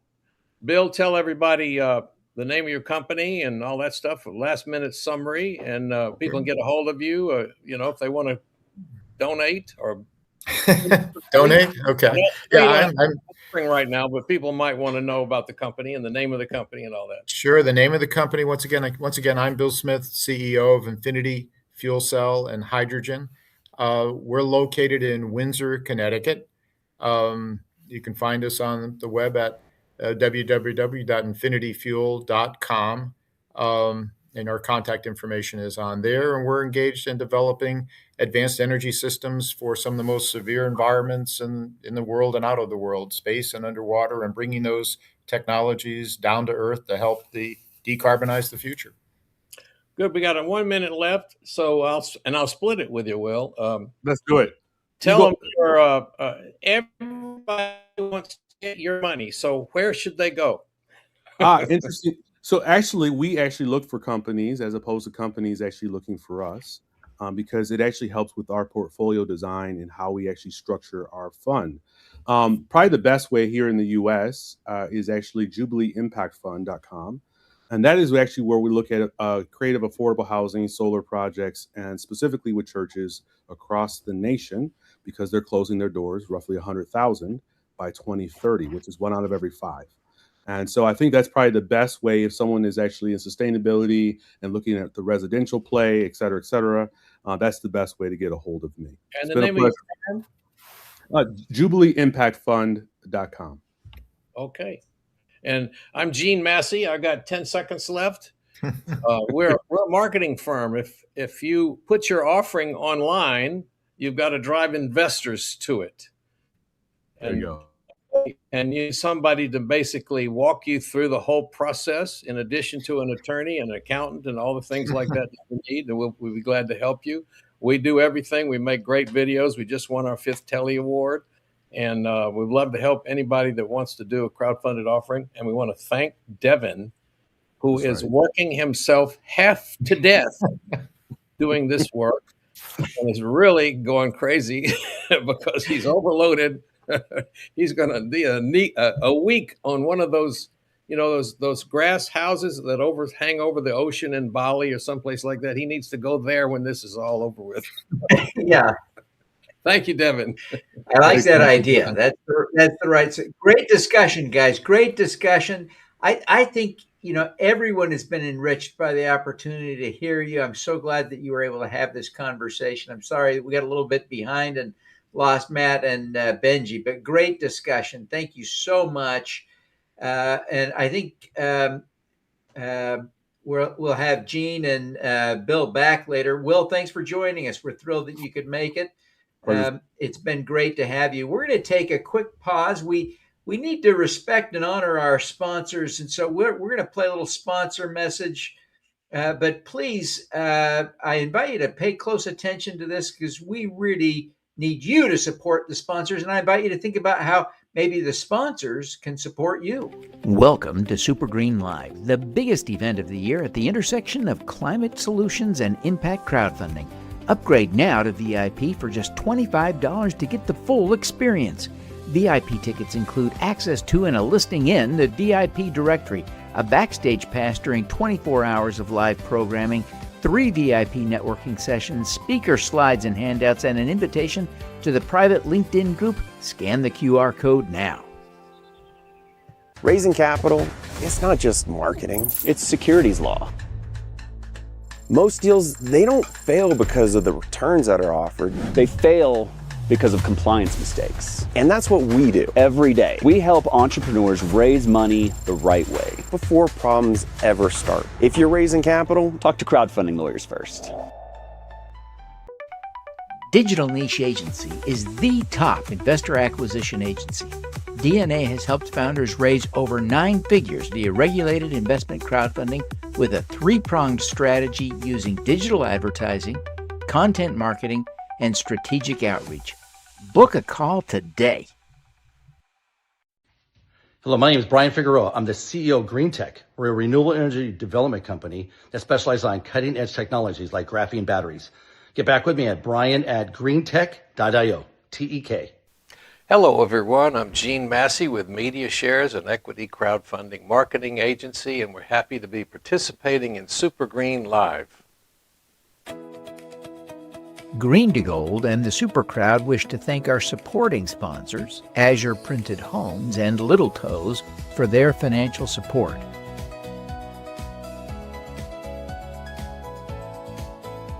We similarly extend gratitude to our media sponsors, Regenerative Media TV and Community 3.0X. SuperGreen Live is hosted by the 501c3 nonprofit Green to Gold in partnership with the Super Crowd, Inc., a public benefit corporation. You can make a tax-deductible donation to to support our climate-focused collaboration at 4sc.fund/donate or by scanning the QR code. Help us accelerate climate solutions now. Welcome back, everyone. I'm so excited. Our next speaker is Jackie Logan. She's a dear friend. I'm thrilled to say she's an investor and owner in the SuperCrowd Inc. She is a longtime friend. She's one of the great champions of crowdfunding and climate solutions. She's a co-founder of Raise Green, now part of Honeycomb Credit, and is just as passionate about financing innovation in the crowdfunding space as any human on the earth. It is a thrill to have Jackie on the stage. Thank you so much for being here, Jackie. Thank you for having me. It's a pleasure and an honor. And I don't know how you do it, Devin. But, so, Jackie, do you have slides that you want to share? I'm not seeing them in the studio.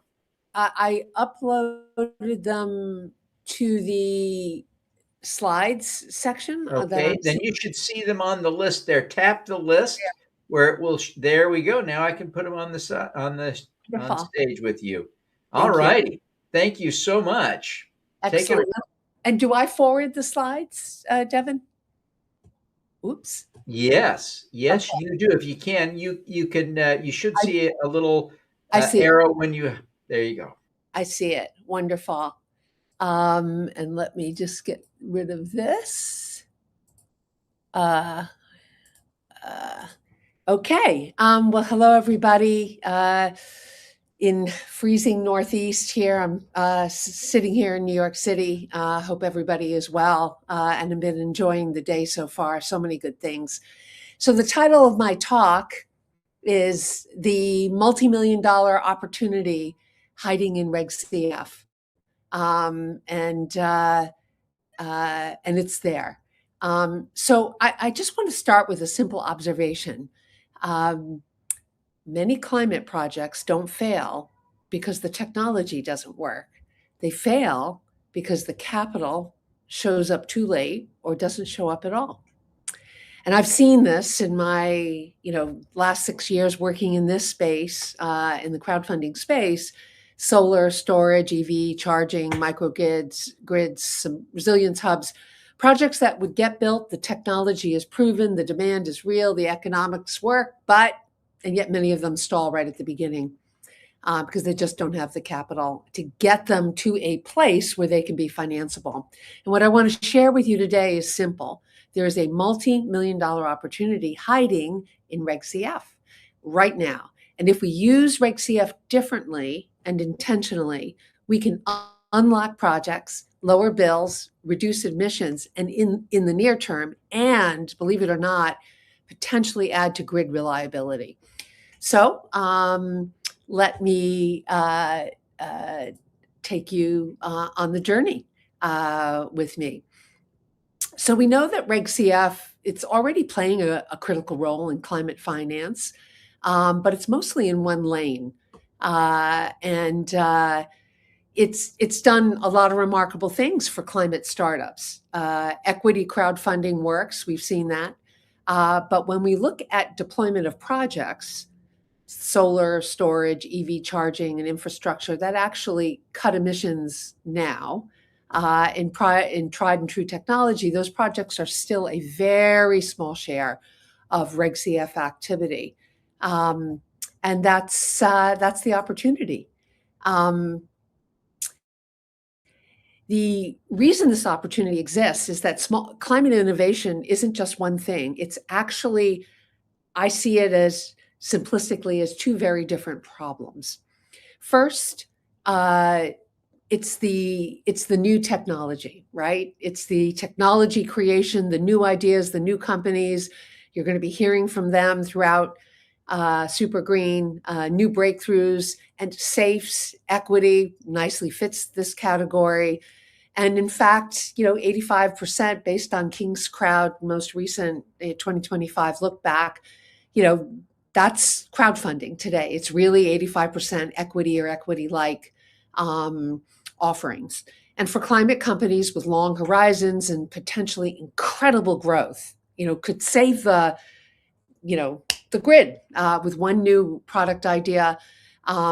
Even though some of them are pretty technical in B2B, we've seen participation nicely in the Reg CF ecosystem. On the other side, we have technology deployment.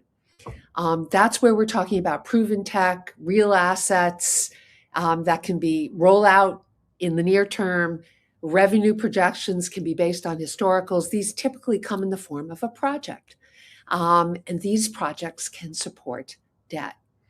Once they're de-risked, which tends to be in the upfront portion of the project, other financing options tend to expand quickly. So that's kind of the key insight here. The problem, and I'm just going to switch my slide. So the problem with technology deployment is it needs risky capital upfront to develop. Once it's de-risked, the financing options open up and projects can be discrete. So you know exactly what you are investing in, which can be very exciting in the crowdfunding space. So when we talk about deployment, I want to just have a slide here where I give some examples of the universe of projects I'm thinking of right now. As I said, solar, storage, sometimes called battery, EV charging infrastructure, microgrids, building upgrades, stormwater retention, resilience infrastructure. All these different kinds of things are using technology that we know. It's not experimental. We know how to build it. The question is whether we have the capital to do it. And so these projects show up at very different scales. And scale turns out to matter a lot for financing. So I'm breaking it down into three areas. And one is, I think, in the terms of the small project, the residential project. Think of a retrofit for a home, a solar panel on top. There are pathways here. There's consumer finance and those kinds of things. And then if I look on the other side, it's the utility scale. I'm talking about hundreds of millions of dollars for a project. It could be 100 megawatt project, up to $1 billion. I mean, these are really, really big projects. They attract really big institutional investors. There's a process. Things are standardized. And then we're going to look at the middle. We always talk about the missing middle. We talk about it generally as commercial and industrial size type projects, but I'm even going to bring it down to another smaller group, and I'm going to call it community scale projects. These are projects roughly in the $100,000 to $5 million range. These are projects you might see on the local school, community center, a community solar project that feeds maybe 200 or provides electricity for 200 to 300 families, something in this scale that we can potentially have sprinkled across the United States in mass. And this is the Reg CF sweet spot.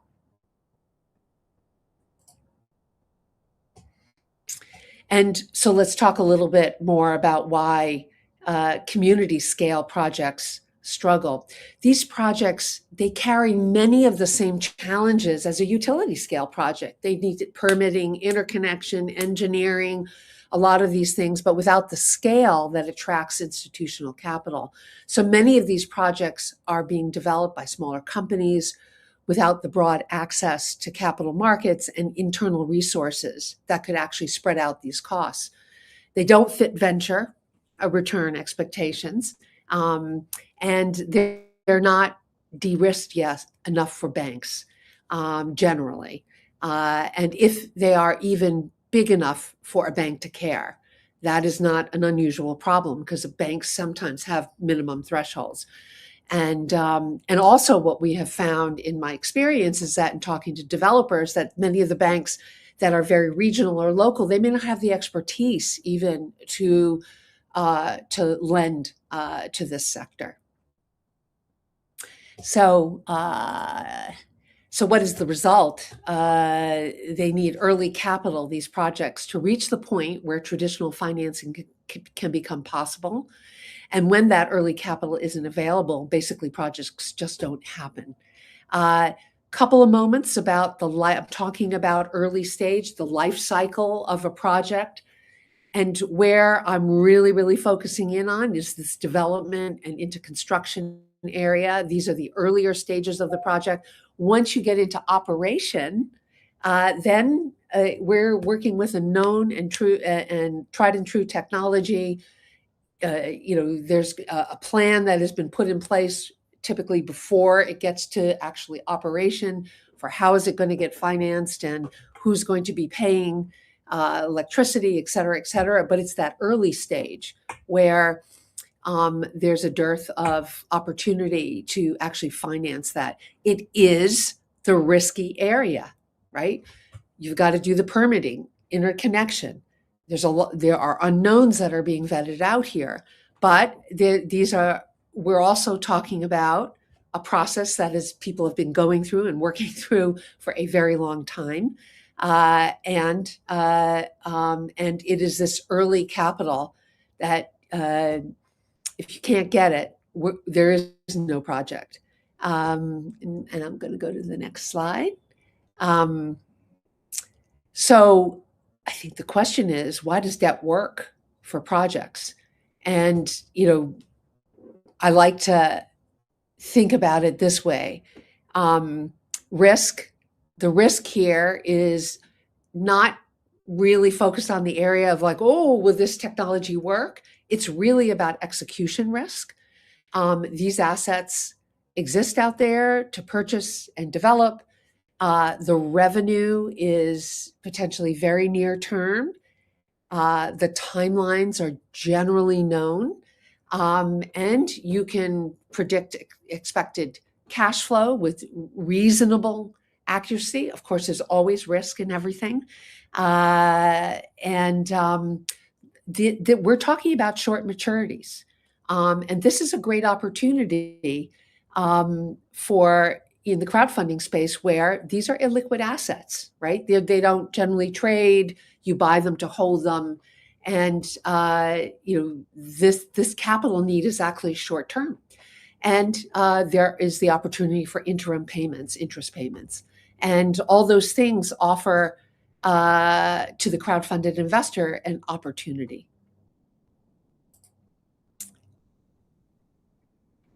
So why regulation CF is actually built for this? First of all, it opens access to a new avenue of capital, the retail investor and community investors. Think about a project that's in a local community. I mean, who might be more excited than to get involved and support that project?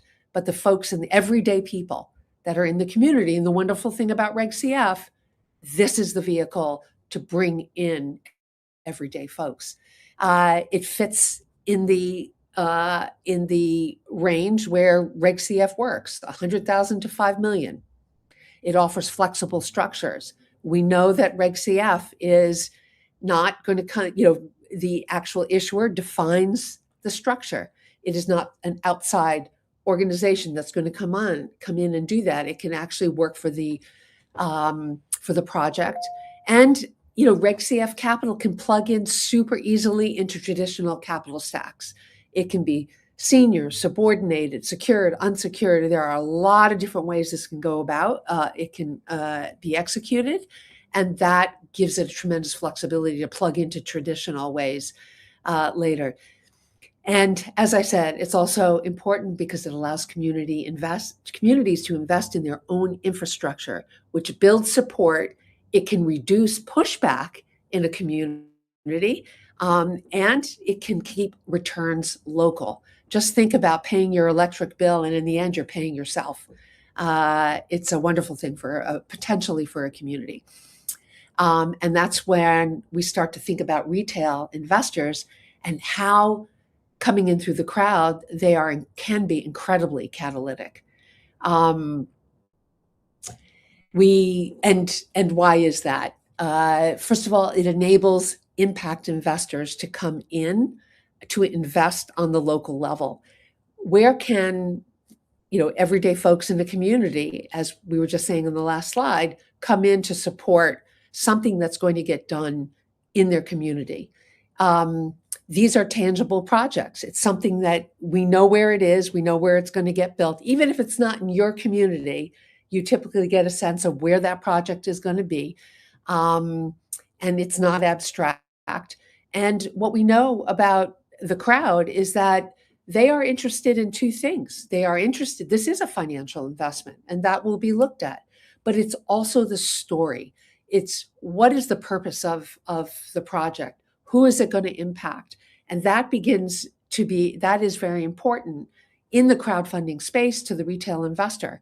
And they see an avenue to be catalytic, like in the early stages of a project, that could be attractive to them, where it might not be attractive to traditional capital. Maturities create natural exits. And just think about it. I invest $100 today. I get my money back through my debt investment over the next 2-3 years. I can turn around and redeploy that same $100 into the next project. Now we move to, okay, so who cares about small projects? We care about small projects. And why is that? Because community scale projects matter, because they deliver benefits immediately and locally. They can lower bills immediately. They're faster to deployment. They can offer real resilience to a community, and not 10 years from now. When you pair local generation with storage, these projects actively support the grid during peak demand and outages. They also enable microgrids and resilience hubs, so schools, clinics, and community centers can keep operating. And importantly, they can create jobs locally, build skills, and keep economic value in communities where the projects are built. It's not just climate infrastructure, it's actually community infrastructure that happens to help the grid. So we've heard a lot about, well, wait a minute. Oh, these small projects, they're coming in and they're impacting the grid, and how come the grid is over, et cetera, et cetera. Well, actually, RMI just came out with a very interesting article where they are Rocky Mountain Institute, a very well-respected organization focused in this area. And, their point actually is that, when we rely on a few large plants to serve everything, we actually increase risk. Extreme weather, fuel shortages, or mechanical failures can take out massive chunks of capacity all at once. Whereas decentralized production flips that model. Instead of all of our eggs in one basket, we have many smaller coordinated resources spread across communities and geographies. When solar storage and flexible demand work together, they don't just generate power, they provide stability. And the grid becomes more resilient because failure in one place doesn't cascade everywhere necessarily. This is why distributed community scale projects are increasingly being treated as grid assets. They strengthen the system simply by being spread out. So, what's all this mean? So climate progress, it doesn't stall because we lack technology. It stalls because we lack early flexible, not always. There are other contributing factors, of course. There are issues with permitting and things like that. But where we in the crowdfunding space can actually help climate is this is a financing vehicle, and it can potentially help with early flexible capital to get projects to a point that they can then move forward. And Regulation CF already gives us a way to finance community scale projects that cut emissions, lower bills, and build resilience. The opportunity is here, and it's time to use it. Thank you very much. Thank you, Jackie. I really appreciate your message. I mean, when I think about the intersection of crowdfunding and climate solutions, I think of you first. And I'm so grateful that you would take the time to share this message. I know You're as busy as you have ever been in your life, and we're thrilled that you would make time for us. I want to quickly transition to our next speaker. Our next speaker is Michael Schumann. Michael is one of the OGs of crowdfunding. He was among those who was advocating for the policy changes that made this possible. Lobbying with Congress, lobbying with the SEC, trying to get this implemented back before it was real. And so he is a deeply respected and revered person in this space. He's also a genuine climate advocate, and I'm thrilled and excited to have him join us on stage. Michael, thank you so much. Do you have slides that you want to share? I do, and I'm going to share them, Devin, straight from my computer. Make life easy for all of us. Okay, great. So thank you, though, for putting this together and for inviting me to share some of my thoughts. And my thoughts follow really nicely from what Jackie Logan had to say. So let me share my slides, and we'll get going here.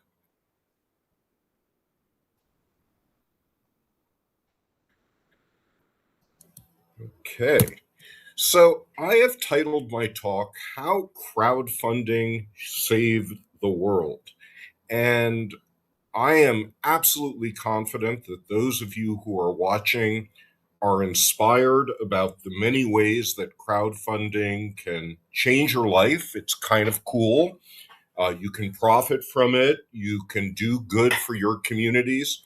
But I want to go further and suggest that crowdfunding is essential, an essential piece of saving the world from the climate crisis that stands before us. And I feel like the best way of starting this analysis is really by looking at another planetary hero, which is Doc Brown from Back to the Future.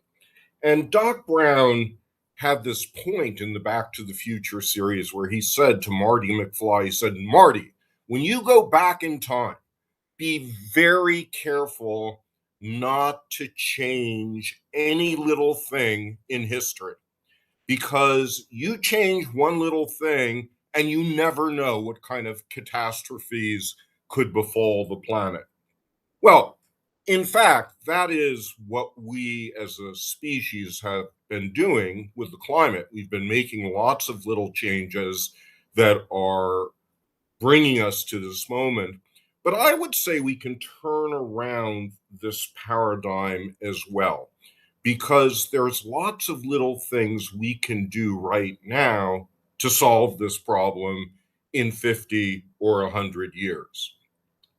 I want to just give a little bit of the way that I see this problem. I live in Palm Springs, California, and this is a picture of Palm Springs in 2023 when we had an unprecedented hurricane that hit us, and we received 70% of our annual rainfall in an hour.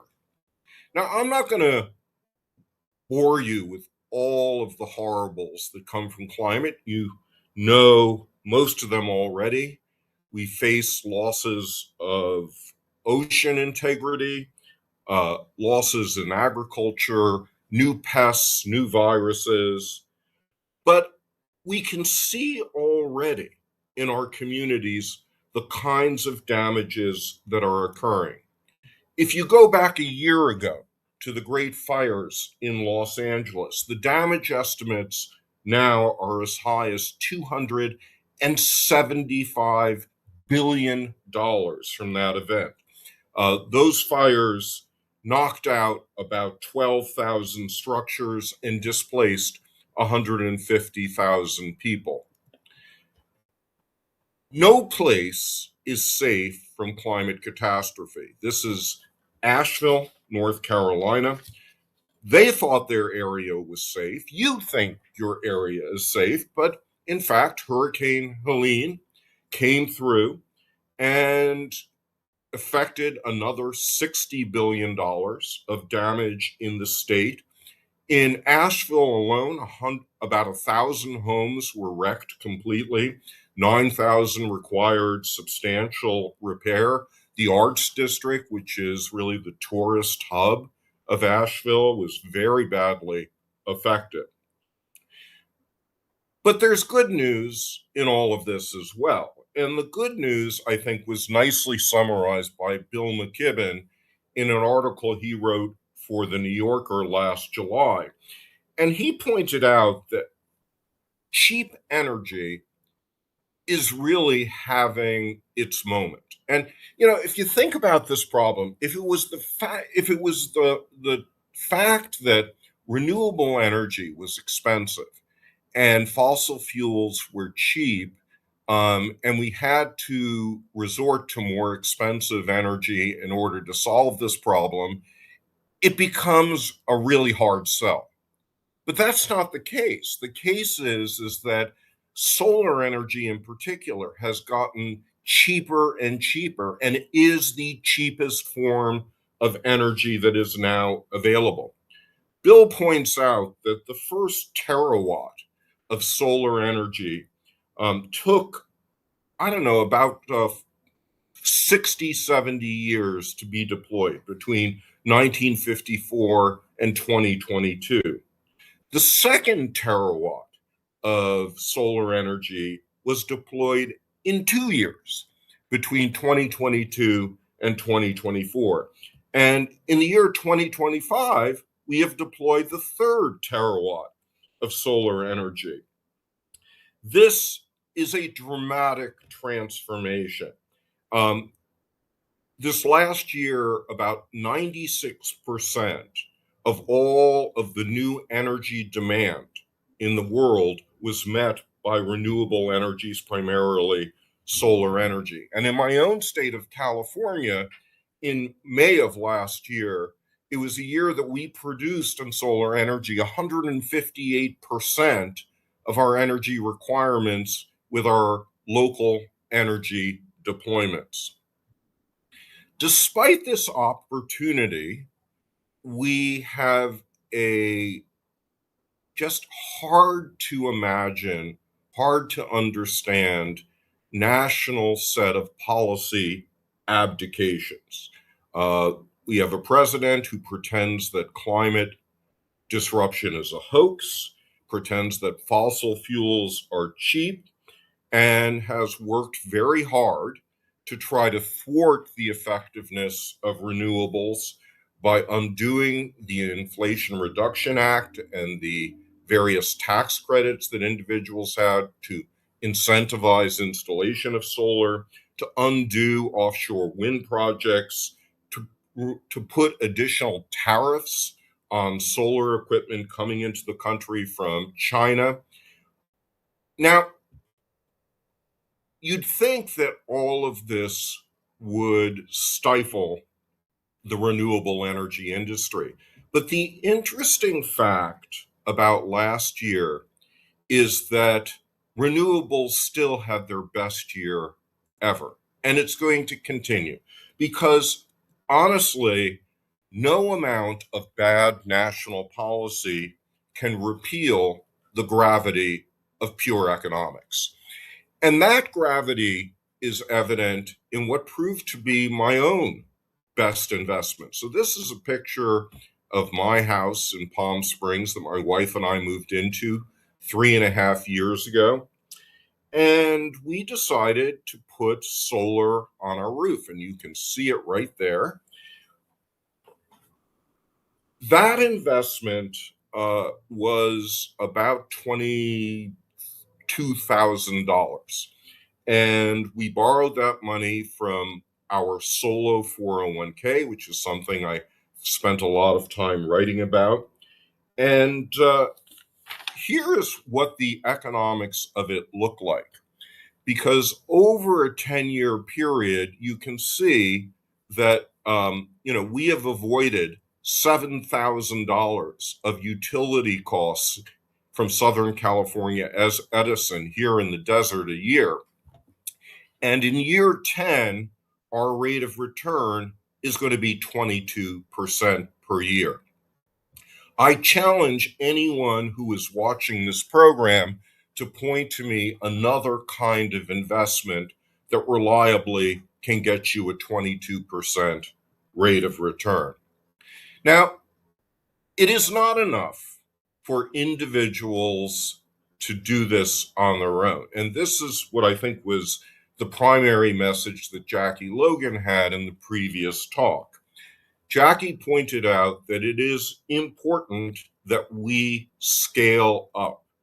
And she, like I, advocates for community scaling. This is Larry Agrin. Larry Agrin is the mayor of Irvine, California. Irvine is a community of 330,000 people.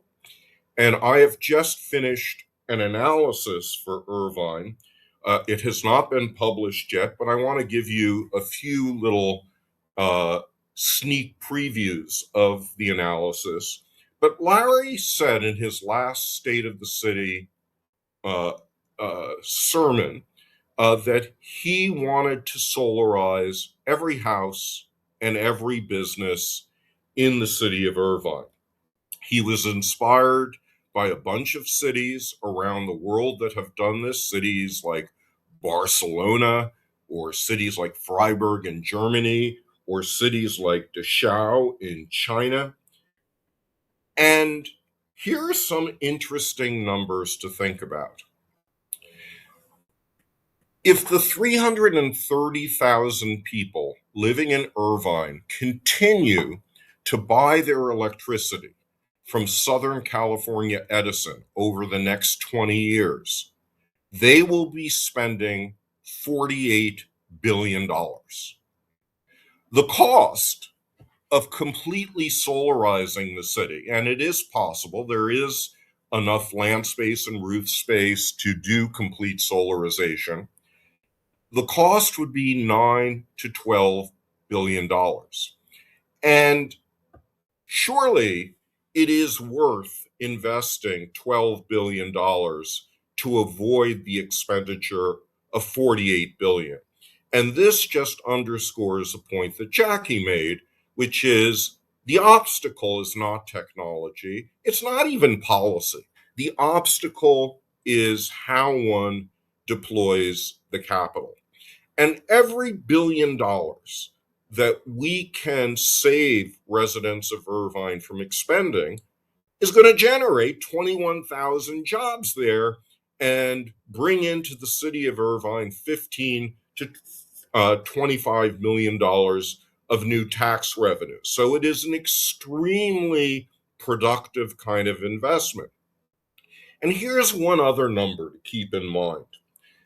The residents of Irvine have about $58 billion of financial savings right now. So it would just take a small fraction of those savings to completely solarize the city. Now, you don't want to do it that way. You want to invite other people to come in as well. And this raises the question of how do we raise the capital to do this? And I think, as Jackie pointed out, doing it just a couple of projects at a time through, one-off crowdfunding of this house and that business, you could do it that way, but it's really clunky. You want to figure out how to do this more collectively, perhaps through municipal bonds, but I think an even more powerful tool is a city-run fund. Now, Jackie was involved in something called Green Liberty Bonds, which helped the state of Connecticut issue specialized bonds purchasable by grassroots investors that allowed Connecticut to put solar on affordable housing. But Irvine will need more than just community bonds. It really does need a fund with a lot of local investment coming into it. And where I thought I would finish off my talk is my to-do list. Now, I publish a weekly journal called the Main Street Journal on what's going on in the local investment universe. And every week we highlight dozens of interesting innovations out there, but I want to shine a spotlight on 5 things that I think could make a big difference. So the first one is we need an exemption in the Investment Company Act for small scale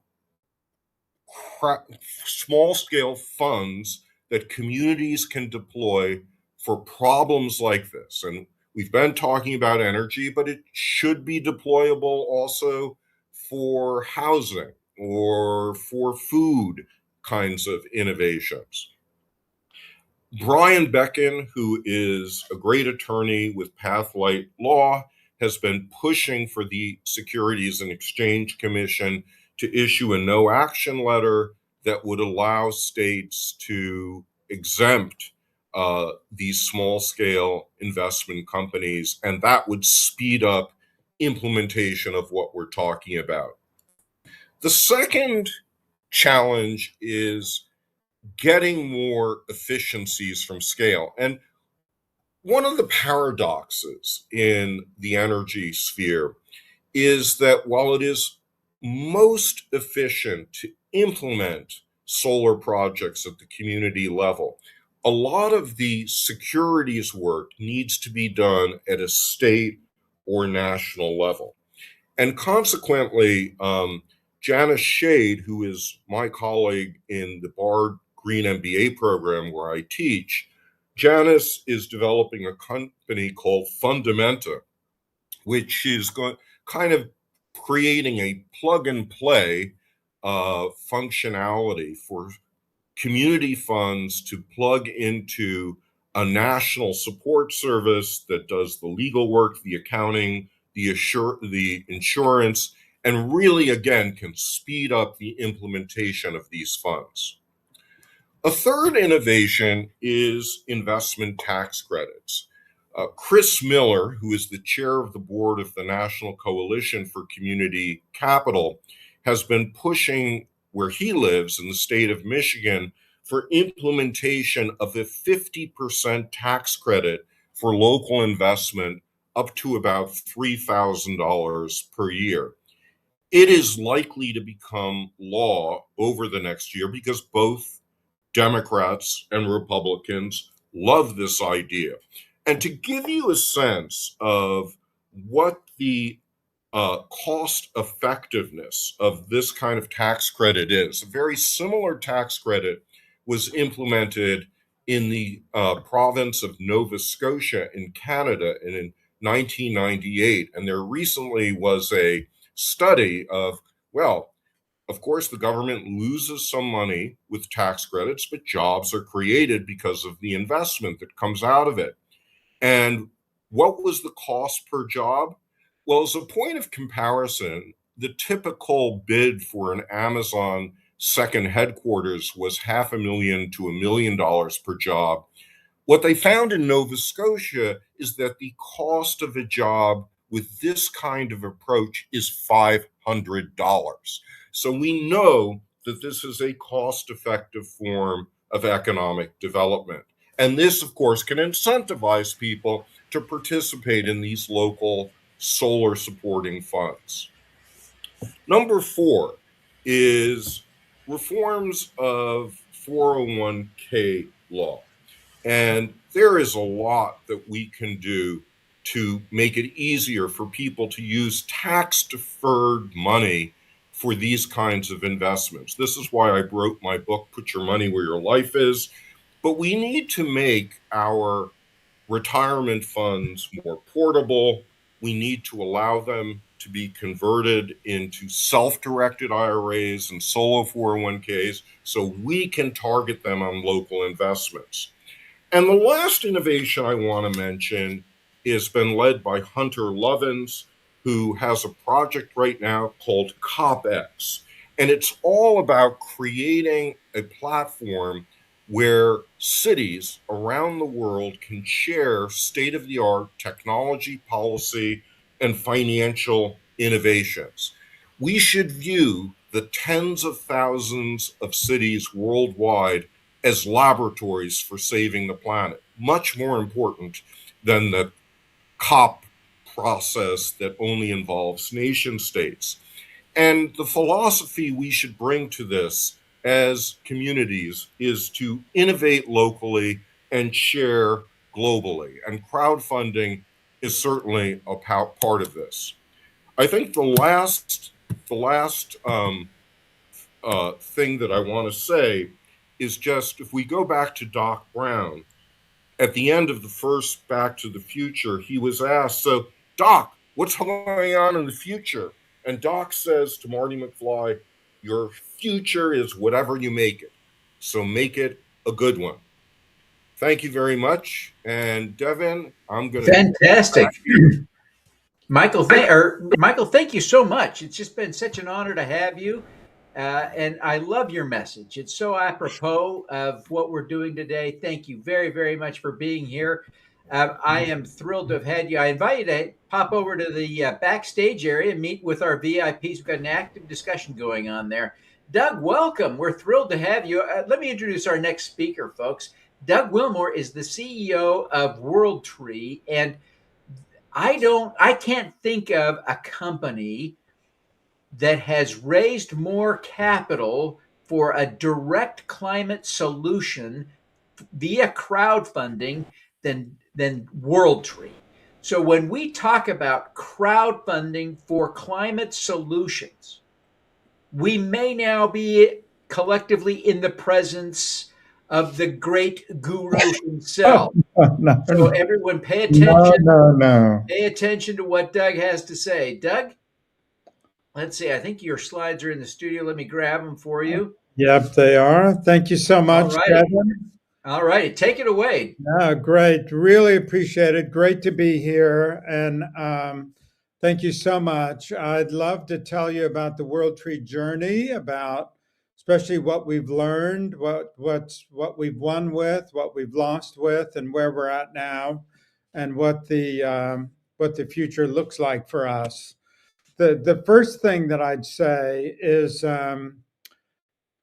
this is a quote that I've loved for a long, long time that Robert James Waller wrote in The Bridges of Madison County. The surest way to lose romance in your life forever is to do things just for money.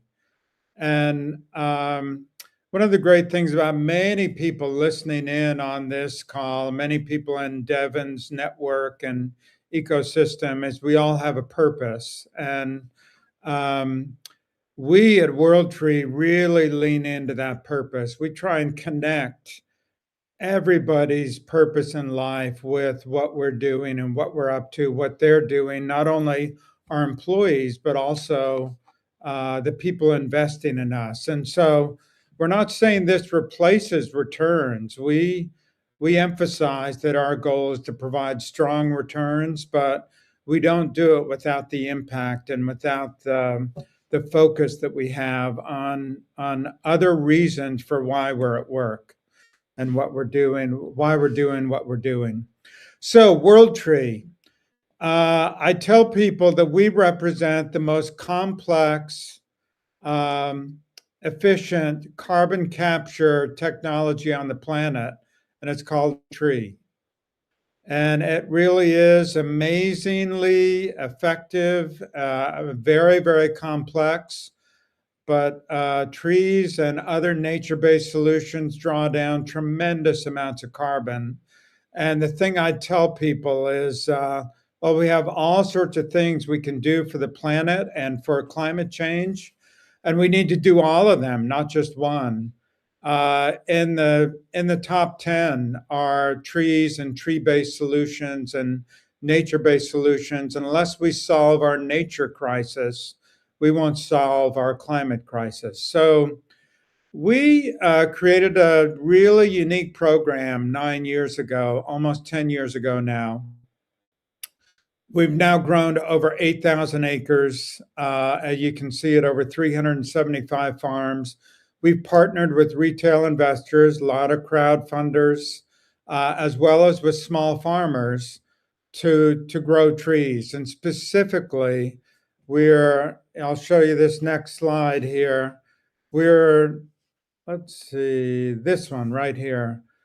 we're commercializing the fastest growing hardwood tree in the world here in North America in this hemisphere. It's called the Paulownia tree. No one's ever heard about it, or hardly anyone's ever heard about it. You can see those are 8-month-old trees on one of our farms in Costa Rica. We plant exclusively in the southeastern US, Costa Rica, Mexico. We love long growing seasons. We get faster growth, that's faster carbon absorption. These trees are amazing. That this species is amazing because when we harvest it for beautiful lumber, it produces beautiful finished lumber. We're selling to people like Fender Guitars and Butts and Boats and molding companies and cabinets and furniture, things like that. Now, when we harvest it and sell that lumber, the carbon is sequestered for a long period of time in those high value, high end products. So the market for us is more than $170 billion in North America. Lots of shortages in that market, and so lots of room for us to grow, no pun intended. And then the most amazing thing, I think, is when we harvest this tree, it's that 10-year-old tree you see, that's 60 feet tall, 20 inches in diameter. That's in Tennessee. The tree regrows from the stump, and it will do that for 5 generations. And that's so you really you plant one seedling, one startling, we call it. You get 50 years, 5 generations of renewable regenerative lumber before you have to replant. So that's us. That's what we're doing. No one had ever commercialized this species before in North America and in this hemisphere even. And so we had to develop the grow-in protocol, which is a heck of a lot of work, as well as we have to develop the market on the other side, meaning who's going to buy it. And I'll tell you how crowdfunding has made this journey happen. So again, just a snapshot on a map of where we are, where all of our locations are. We now have more than $300 million of lumber in the ground. So think of that, $18 million of non-dilutive capital, much of it crowdfunding, turned into $300 million in assets in the ground right now. If we never planted another tree, the venture will have been hugely profitable for everybody involved. So this is basically the model. We basically raise capital every year. We do it every year. We put it in what's called a vintage, if you will. It's an LLC that investors are investing in. And when we harvest the lumber, investors get 30% of the profits. Farmers get 50%. World Tree gets 20%. So it's really unique. You know, there's really nothing else like this out there. When you look at farmers, small farmers in the US, Costa Rica, Mexico, I mean, the average profit of a small farmer in the US last year was less than $1 per acre per year. Our farmers at the 8 to 10 year harvest time will be probably getting anywhere from $30,000 to $50,000 per acre as their share of those profits. For investors, we're projecting currently a 6 to 7x return of where they put their money. And again, most of our investors have, again, they haven't just invested for a return, they've done it for the impact on the planet, to help small farmers, to help grow a new renewable regenerative industry, to offset their own personal carbon footprint. Or we actually had a large investor that invested to offset the carbon footprint of his company. We helped him calculate that. And so he was able to do that. So for us, you know, it's who would have thought, and we kind of surprised ourselves. I love this quote from Margaret Mead: never doubt that a small group of thoughtful, committed citizens can change the world. Indeed, it's the only thing that ever has. We've we've surprised ourselves at World Tree at how much we've grown, how rapidly we've grown.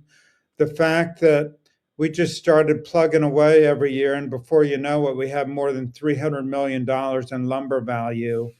And I'll tell you a little bit about the impact of all of this. So, we just don't draw down carbon. We also help pollinators. These trees are nitrogen fixing, meaning they're like legumes. They have a unique root system that adds nitrogen back to the soil as opposed to leaching it out of the soil. So we have lots of our farmers that intercrop, that plant crops together with trees, and they need less fertilizer and less nitrogen on their property. So we're close to planted 1 million trees, and I wanted to give you a picture of what that means. More than $235,000 cars off the road. I mean, it's really just amazing. It's enough trees to offset almost the annual carbon footprint of Boulder, Colorado. Think about that. Just a company started with an idea. We kicked ourselves and got going with crowdfunding.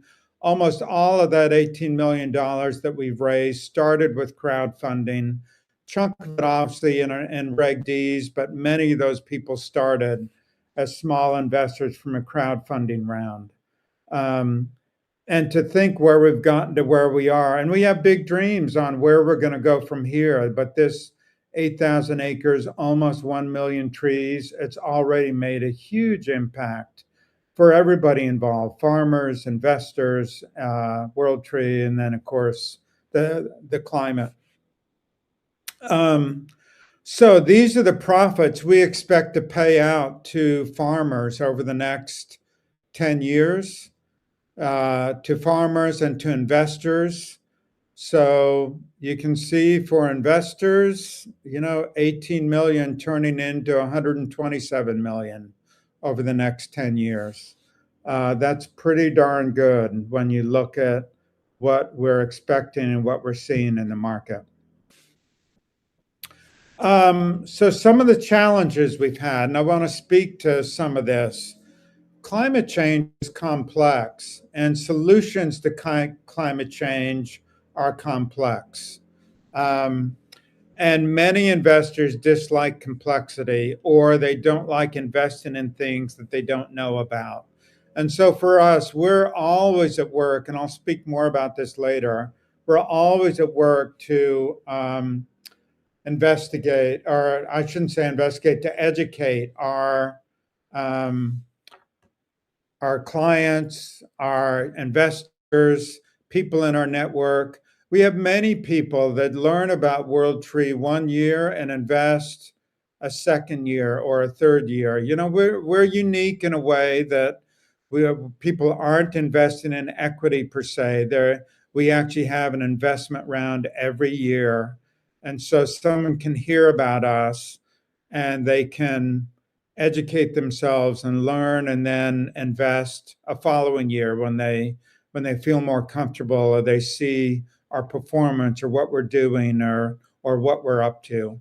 The other thing that I'd say about climate change is, a lot of the nature-based solutions out there that have been propagated or that are out there are by themselves unsustainable. 10,000 acres of 10,000 acres of monoculture is not sustainable. And we get lots of questions, lots of interest from investors, institutional investors who'd like us to just plant all trees. And they say, gee, it's too complex if you add crops in or animals. And we just have to tell them it's not sustainable if it's just a monoculture. And that's for virtually everything. Yeah, that 10,000 acres may be better off with our Paulownia trees on it than, degraded pine property or something. But in the long run, it's not sustainable. And we have to continue to educate and work with people because solving the climate crisis, the biodiversity crisis, it's complex. And there's lots of people that don't understand how to analyze what those solutions or those investment opportunities are like. The other thing that I'd say, and one of the reasons that crowdfunding has worked so well for WorldTree over the years is because there's lots of individual investors that impact really matters. I'd love to say the same thing about institutions, but there's lots of impact funds that at the end of the day, the due diligence they're doing with you is almost all focused on profit. It's all focused on return on finances, very little on impact. That's been our experience. And hopefully that's changing over time. But right now, we continue to find the biggest traction in the market with both individual investors, individual retail investors, and now there's more and more impact-focused family offices who really do care about impact and are looking at the investments they make over a 15 or 20 or 30-year period and how that impacts the climate and the environment. The other thing that I'd say, and I think this is something that all of us have to deal with when we're in the impact space, whatever your impact is, the part of your brain that computes returns is different from the part of your brain that values impact. And so what we found, we can have investors who can look at what WorldTree is up to, can look at our deck and our presentation and go through things and say, wow, this is really great. But their brain is telling them something's wrong here. What that is cognitive dissonance. It's the conflict in their brain of one part trying to value the impact, the other part looking at the return and the dollar and cents. I wish I had a great solution for everyone to how to deal with that. I know that many people in their offer have tried to build a firewall between the two. So, they're very distinct and separate and different. We continue to play around with everything that we do and how we do it and why we do it and how we present it. Haven't found a great solution to this yet. Because at the very heart of what WorldTree does is to make an impact. I mean, when Wendy Burton, our founder, started WorldTree, it was with the goal to show that you can make an impact and make a profit at the same time, to produce returns and produce impact at the same time. And so we don't have a solution for this yet. We continue to work at it. We continue to find ways to communicate and to communicate our information to hopefully solve this for this, gee, something's not right here that may exist as a question with some investors. And I'll continue to, if I'm invited back in the future, we'll continue to share how we've done about that. The other thing that we found, with WorldTree, our investment is a long-term hold. It's an 8 to 10 year hold. And we tell people that right up front. That's not a barrier to some people, but it is to a fair number of people. The other thing is climate change is a long-term problem that demands long-term thinking. It's an existential problem in many ways that doesn't necessarily show up in everybody's day-to-day lives. And so for some people, it doesn't register as something I need to do right now. I need to take action right now. Although I will say, Catherine Hayhoe, a really great climate scientist from Texas Tech, I think, or University in Texas, has shown that the number one thing that prevents people from taking action, individual action about the climate, is not knowing what to do. And so we tell people at WorldTree, this is one thing you can do. Put your money where your heart is, put your money in things that you care about, invest in something that's going to make a difference. There's not just lots of investments out there that will minimize your impact. We tell people our investment is actually making a difference and helping to solve problems. So, a few things that I'd say for everybody for the long term is as you design your offer and your venture into the crowdfunding space, it's a long game and you want to play the long game.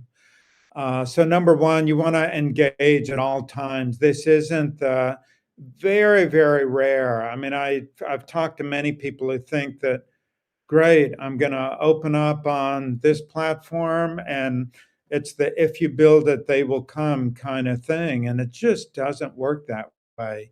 You have to engage your audience and others at all times and bring people to your site, to your platform. You want to be set up for success, and that means that you've got a plan for yourself to engage your own network. All the time, and that you've continuing to look for ways that you can do that. The next thing I'd say is, while many of the crowdfunding platforms out there will have audiences that they bring to you, you won't be successful if you're depending on that. You have to find ways to engage your own people, your own audience, or to grow your own audience. The way to look at these crowdfunding platforms mostly is they're a great, efficient platform to process investments, but they're not there to, again, you'll definitely get some investments from the networks on various platforms, but it's not a huge amount. You have to find a way to engage your own people. So the next thing I'd say is our goal is to educate and inspire all the time, not sell, not market, not sell, but educate and inspire. We have a phrase in our company. We want when someone reads what we're up to, what we're doing, what the opportunity is, the quote for us is we want them to be touched, moved, and inspired. And that's what we hold every communication up against is someone going to be touched, moved, and inspired by what we're communicating. We've also found that we love being different and don't be afraid to be different, that it's important to stand out from the crowd, I think. That your offer is the ticket into the game, but it's how you play the game that differentiates you. Meaning, what are you saying to people? What are you speaking to people? What are you asking from them? Then the last thing that I'd say is you have to ask for more than money. And I use an example of this from, this is a really kind of famous ad from Apple way back early in their years that people have heard before or they've read before. Steve Jobs, here's the crazy ones, the misfits, the rebels. So I'll let you read through that. But the thing that I would say was unique about Apple from the very start, they asked people to give more than money. They wanted a piece of your soul. They wanted you to commit to something, to being different, to being great, to being a misfit, to try and change the world. That's what Steve and Apple wanted you to do, was to commit to something. And yes, of course, you could just plunk down your credit card and walk away with whatever you want. But the thing that really differentiated them from the start was what they asked of their customers to be part of, which was a movement. And so we at WorldTree really focus on this, and we ask people to commit to something more than, hey, make an investment. We ask them to be interested in something, to commit to something, and to be up to something beyond, okay, we're going to make this $2,000 investment into WorldTree now. So the last thing I really want to touch on is, Again, give me a lever long enough and a fulcrum on which to place it, and I shall move the world. So I call this find your multiplier. And I think one of the really unique things about WorldTree is we found our multiplier, and it really has worked well with crowdfunding, number one. And I'll let you all guess what our multiplier is before I identify it. But we created something that's allowed us to take $18 million of retail capital and turn it into $300 million, more than $300 million in assets. And we did that because we really committed ourselves to partnering our way to the top and not trying to do it all on our own. And so the multiplier for us is the small farmer. And, you know, we've had a lot of institutional investors look at WorldTree and look at making investments in us, and very serious. We've had some large family offices do it, but at the institutional level, we've had a number of institutions say, boy, we love what you're doing. We love what you built. The small farmer part is too risky for us. How do we sort of bypass them? And yet for us, it's the multiplier to the whole equation that makes it such a win for everybody involved. So for our investors, we get to tell them that not a single dollar of your investment goes into purchasing property.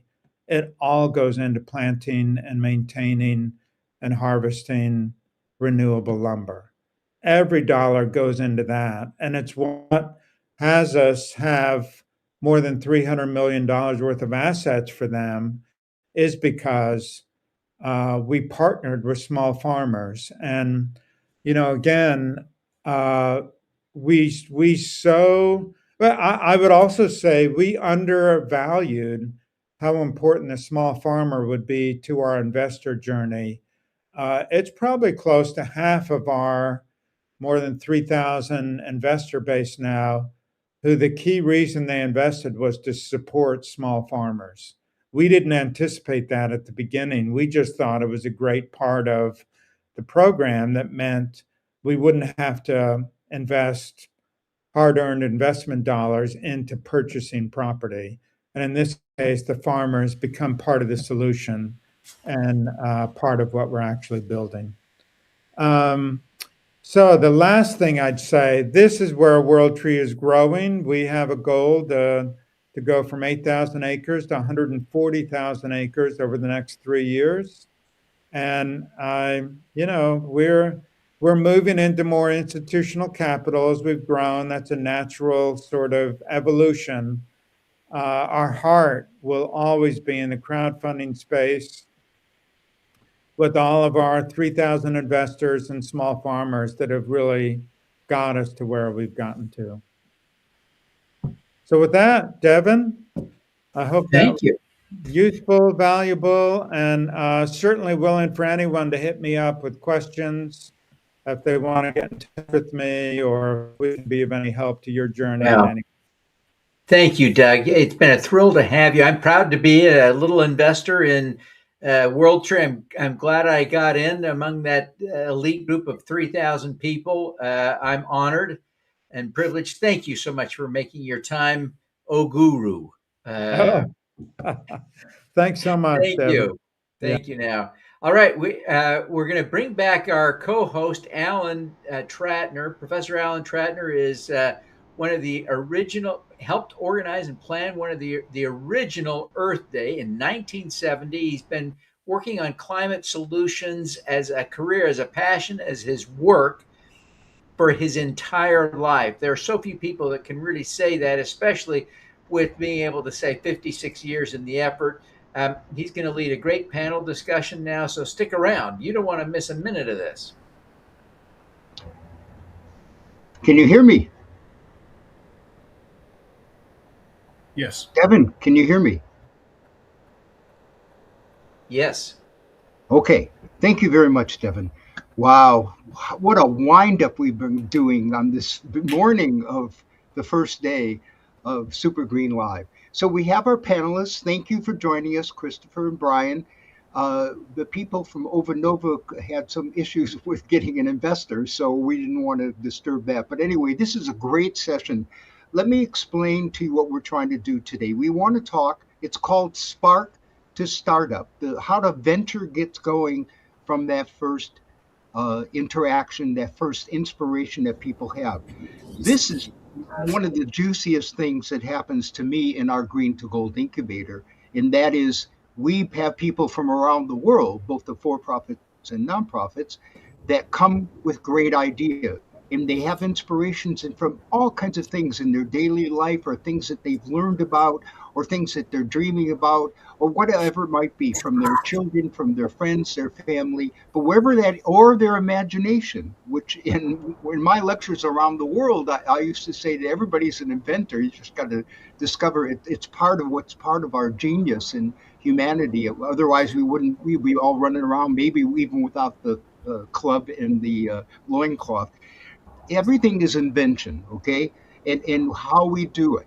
And then making it commercially successful, more so and more importantly so for climate change solutions, the mitigation of climate change, the resilience and prevention, and the focus on building back green and more secure and renewably powered and all that, and the whole enchilada, so to speak, that we do in the incubator of Green to Gold and Regen Global, and that is looking at everything to do the transition to sustainability. And you, as an entity, a venture, enter into the growing green, inclusive economy. And that's what this is about today. So I'm going to start off with Brian, who's been with us a little bit earlier this morning from Green Tech, and one of our Green to Gold entities, a member of Green to Gold, and he has both a for-profit entity, which he'll talk about, and that inspiration. And then there's a second part of his inspiration that has to do with his foundation, and that's part of what we do in our incubator is that we do both sides pathways in life and helping socially and environmentally responsible entities become nonprofits and secure other pathways to develop their great ideas. So, Brian, welcome back. Thank you to be with us. I know you're going to bring on one of your teammates, Carmen. So why don't you get started with, oh, there's Carmen. Hi, Carmen. Okay, cool. Aloha, everybody. Okay. So why don't you start with that original inspiration? What got you to think about green tech and making a difference in the world of environment and sustainability and climate change? Well, thank you, Professor. It's a pleasure to join you. And like I said earlier today, it was after meeting up with you about over 3 years ago and locking arms, I've been very passionate about green technologies for decades. And after investing in different green technologies for over 15 plus years, this is how I formed Green Tech and start putting my dream team together and start, I have a network of people all over the country, all over the world. Just they call me and they definitely are intriguing by Brian, check this out. Brian, check this out. And so as I started to align myself with some amazing individuals, I started forming a great network and some great technologies I kind of showcased earlier today.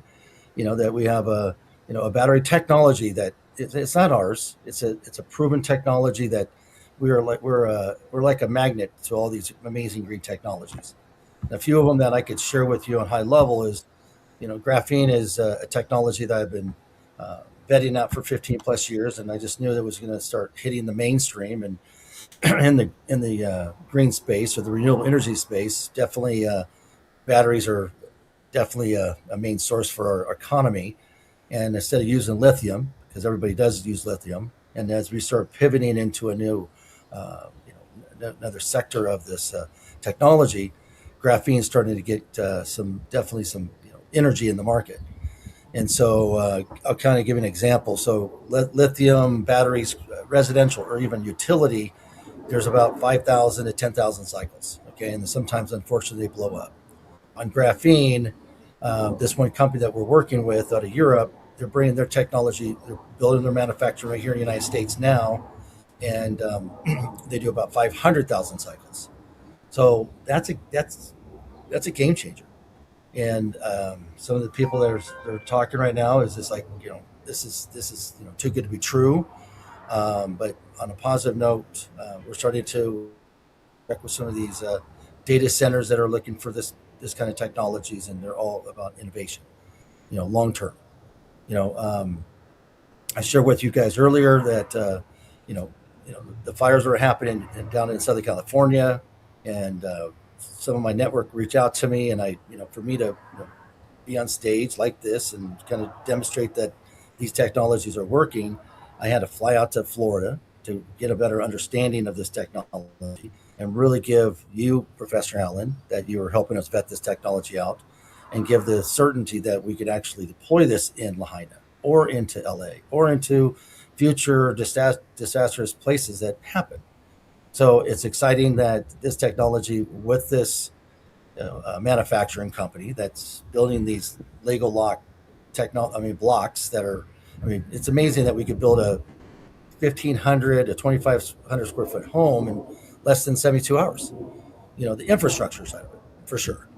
And then, knowing that they're windproof and knowing that they're, earthquake proof for California. We know that they're fireproof, so this is going to be a standalone technology that's going to be a standard in the future, but it's going to take time to integrate it into our society. As people are going, the building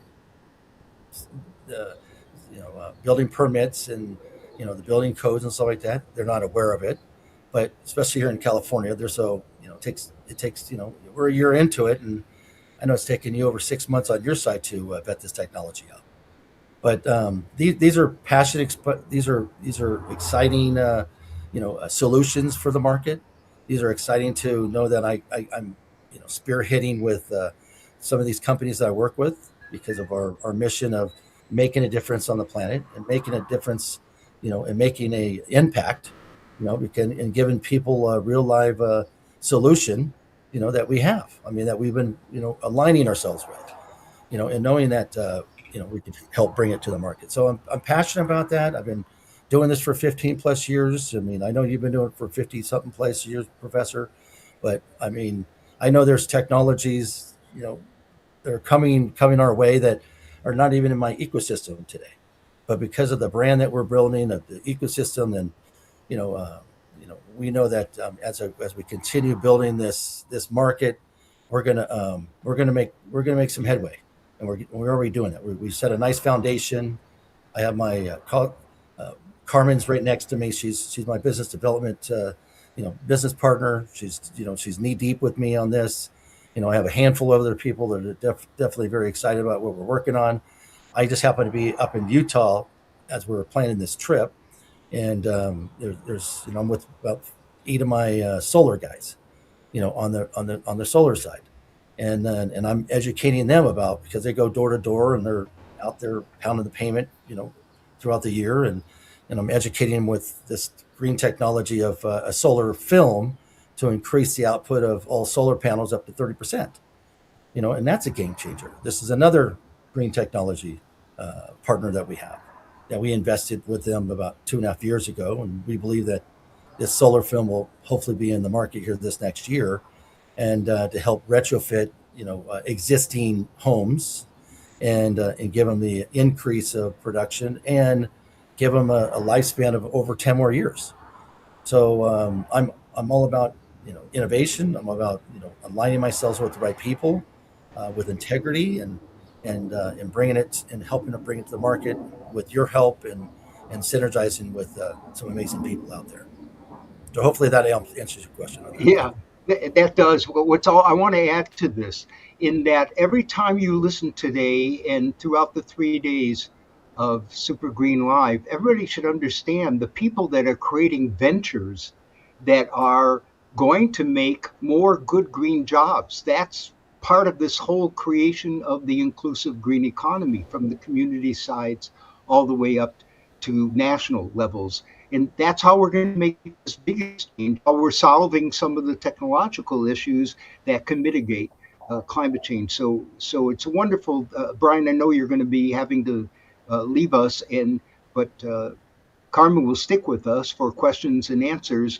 Why don't we move, if you need, we'll move over to Christopher. And Christopher, you have a lot of different inspirations to talk about how you got here and how it helped you to get going into making a venture and a nonprofit in this sector, and what major incredible solution you have. What was that original inspiration? What made you think that there's this light that went on in your head that I want to do something in this sector? Why don't we hear from you? And then Professor Allen, I got to go, and then thank you, and we'll talk to you soon. Appreciate it. Mahalo. Thank you for joining us twice today. And thank you for sponsoring Super Green Live. Okay, Christopher, take it. Okay, thank you so very much, Professor. So, I mean, it all started like many, many years ago when I was a child growing up in the wilderness, just walking around and experiencing natural life all around me and the beauty of the earth. And that brought me to when I was walking through and I started to see things changing around me, that I wanted to make a promise that I would do my best to try to preserve as much of what I was experiencing for my grandchildren, if I could, and for everybody else in the world, and for the innocents, the animals of the wilderness. And so I made that promise, and I was walking in the wilderness and just kind of like went along with it. But my natural life, I'm kind of like a natural problem solver, if you will. And many, many years later, on to my adult and professional life, I was minding my own business, and something that came up on YouTube just sparked my energy again. And it was a project that Bill Gates was investing in, and it was a technology that they were saying was going to take 20 to 25 years to be viable. And my instant thought was like, no, it won't. You could do that literally right now. And I got this instant download into my mind of the whole process of the design of the facility, how everything flowed, the off-put products and everything. And I was like, wow, where is this coming from? It was a beautiful thing. And so I took that and I ran it past, you and you guys were like, wow, this is really amazing. And so I then was like, okay, I think I might be onto something. And I took it to some international engineering firms, and they were like, wow, that's amazing. Yes, you can do that. What university did you study at? I'm like, I didn't. It just came to me. And so they helped me. You helped me a great deal. Without you, we wouldn't be anywhere near where we are. We're actually to the point that we're finally going to see fruit from all of our work. And from that, the promise was created. And the promise is just a simple solution. Nothing changes except for the end product. And that is where we are taking trash. Everything that people take and they put out to the curb on certain days of the week, and the trash truck takes it away and they forget all about it until they see something about something floating in the ocean, or they see piles of trash in a third world country or something like that. And then they're concerned, but they say, well, that's not in my backyard. And that's fine. But I'm focused on that. We at the Promise are focused on that. So we're taking that trash and we're working with landfills, existing landfills, to take that trash and take it in as it's coming in live, and even taking the trash that's in the ground and safely remove that from the ground and process that trash. With our technology, our patent pending technology, we are able to fully process all of the waste and all of the recyclables.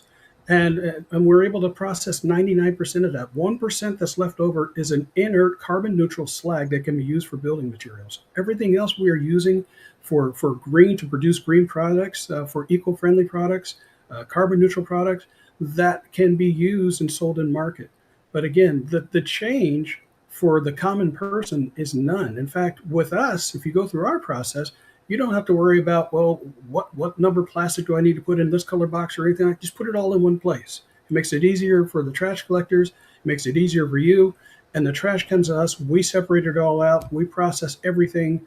And the wonderful thing about it is that when we process this, nothing harmful is released into the air, into the ground, or into the water tables. It's all solved. And the trash never comes back. Trash is something that is never going to go away. We are always going to be producing trash. And so to address that, the contaminants that local communities are having, the pollutants that are leaching out or coming out of the landfills, even though they have them sealed, and they're doing everything that they can to seal these landfills, it's still getting out. there's still the methane that's coming out of the into the air. There's still the leachate that's going into the ground and getting into the water tables. It's still contaminating things. And the people that manage the landfills will be the first ones to tell you, we don't have a way to control it.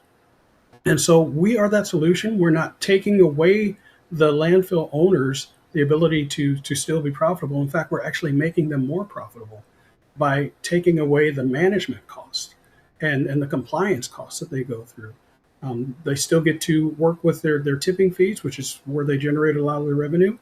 And we're just part of that solution, that we're taking that feedstock, that trash that's going to come into that place naturally and fully processing it.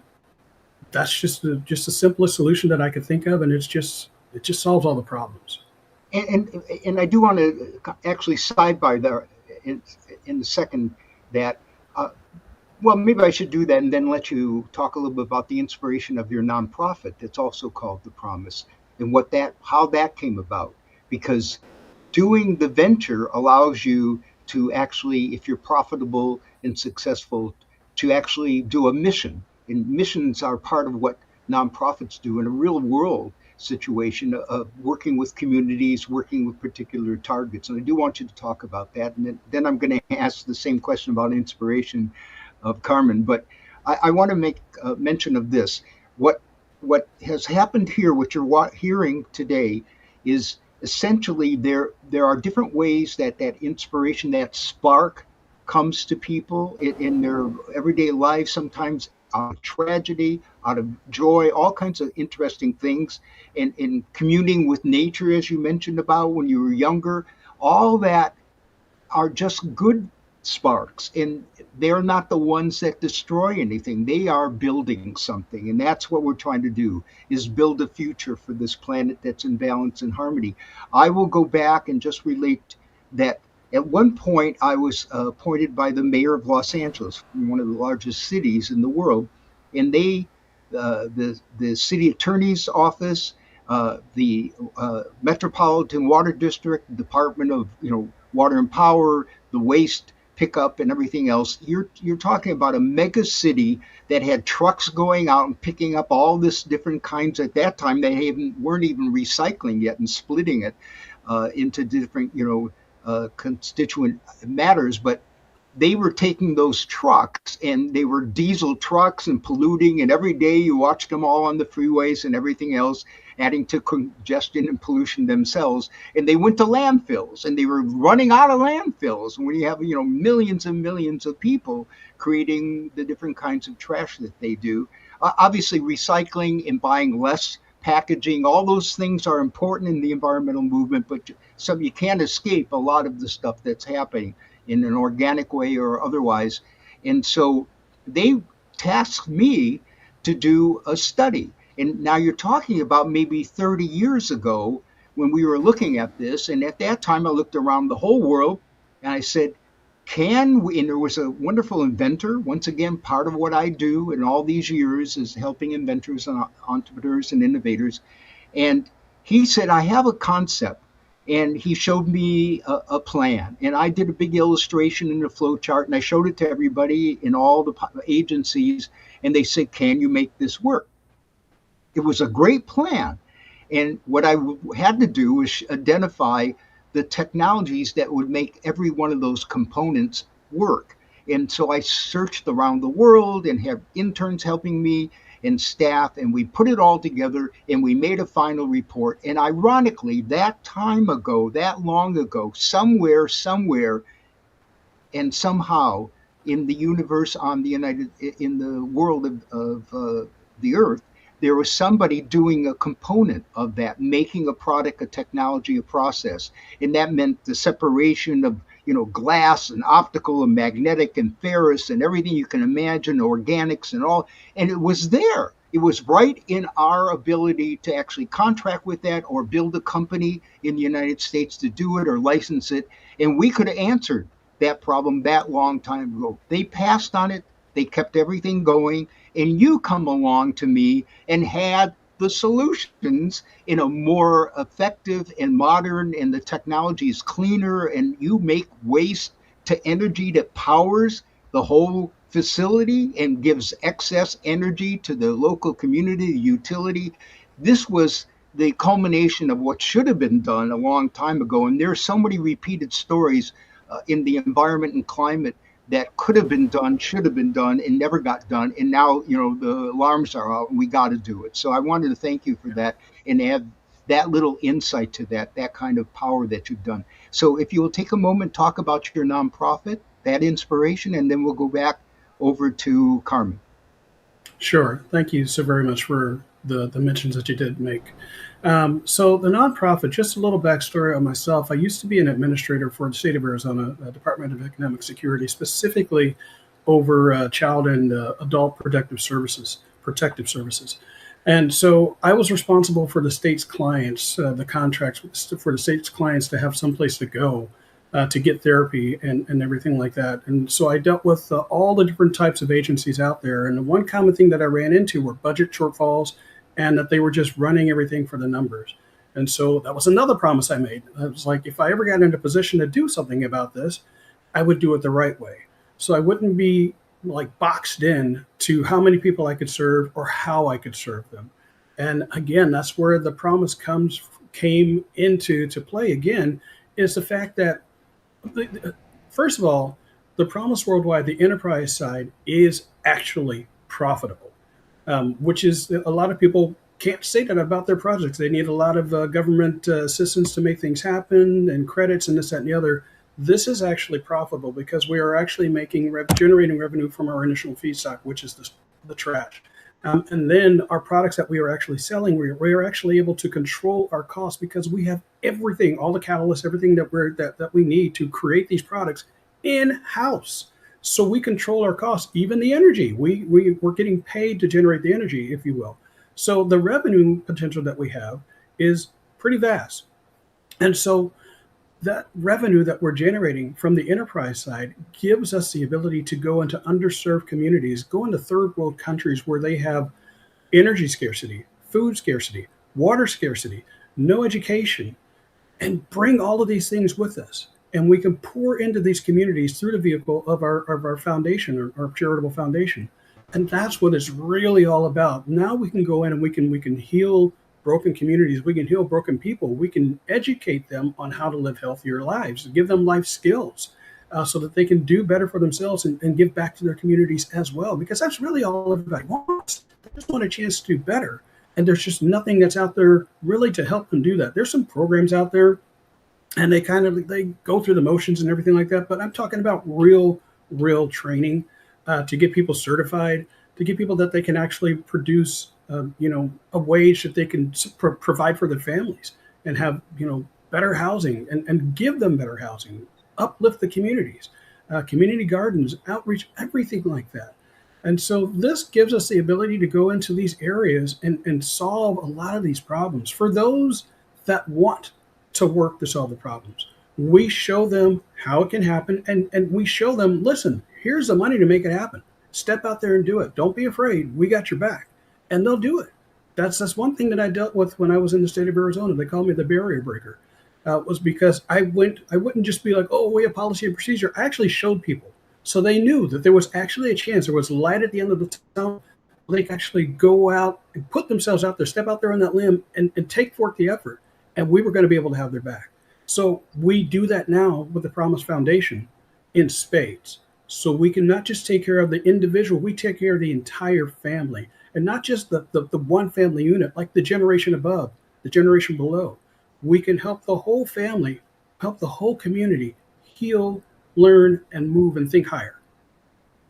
That's wonderful. Just incredible, both the for-profit and nonprofit. Okay, Carmen, it's your chance. Explain the inspiration, how you got involved in climate change, the environment, renewable energy, and actually found your way to working with Brian. I think your mic is off.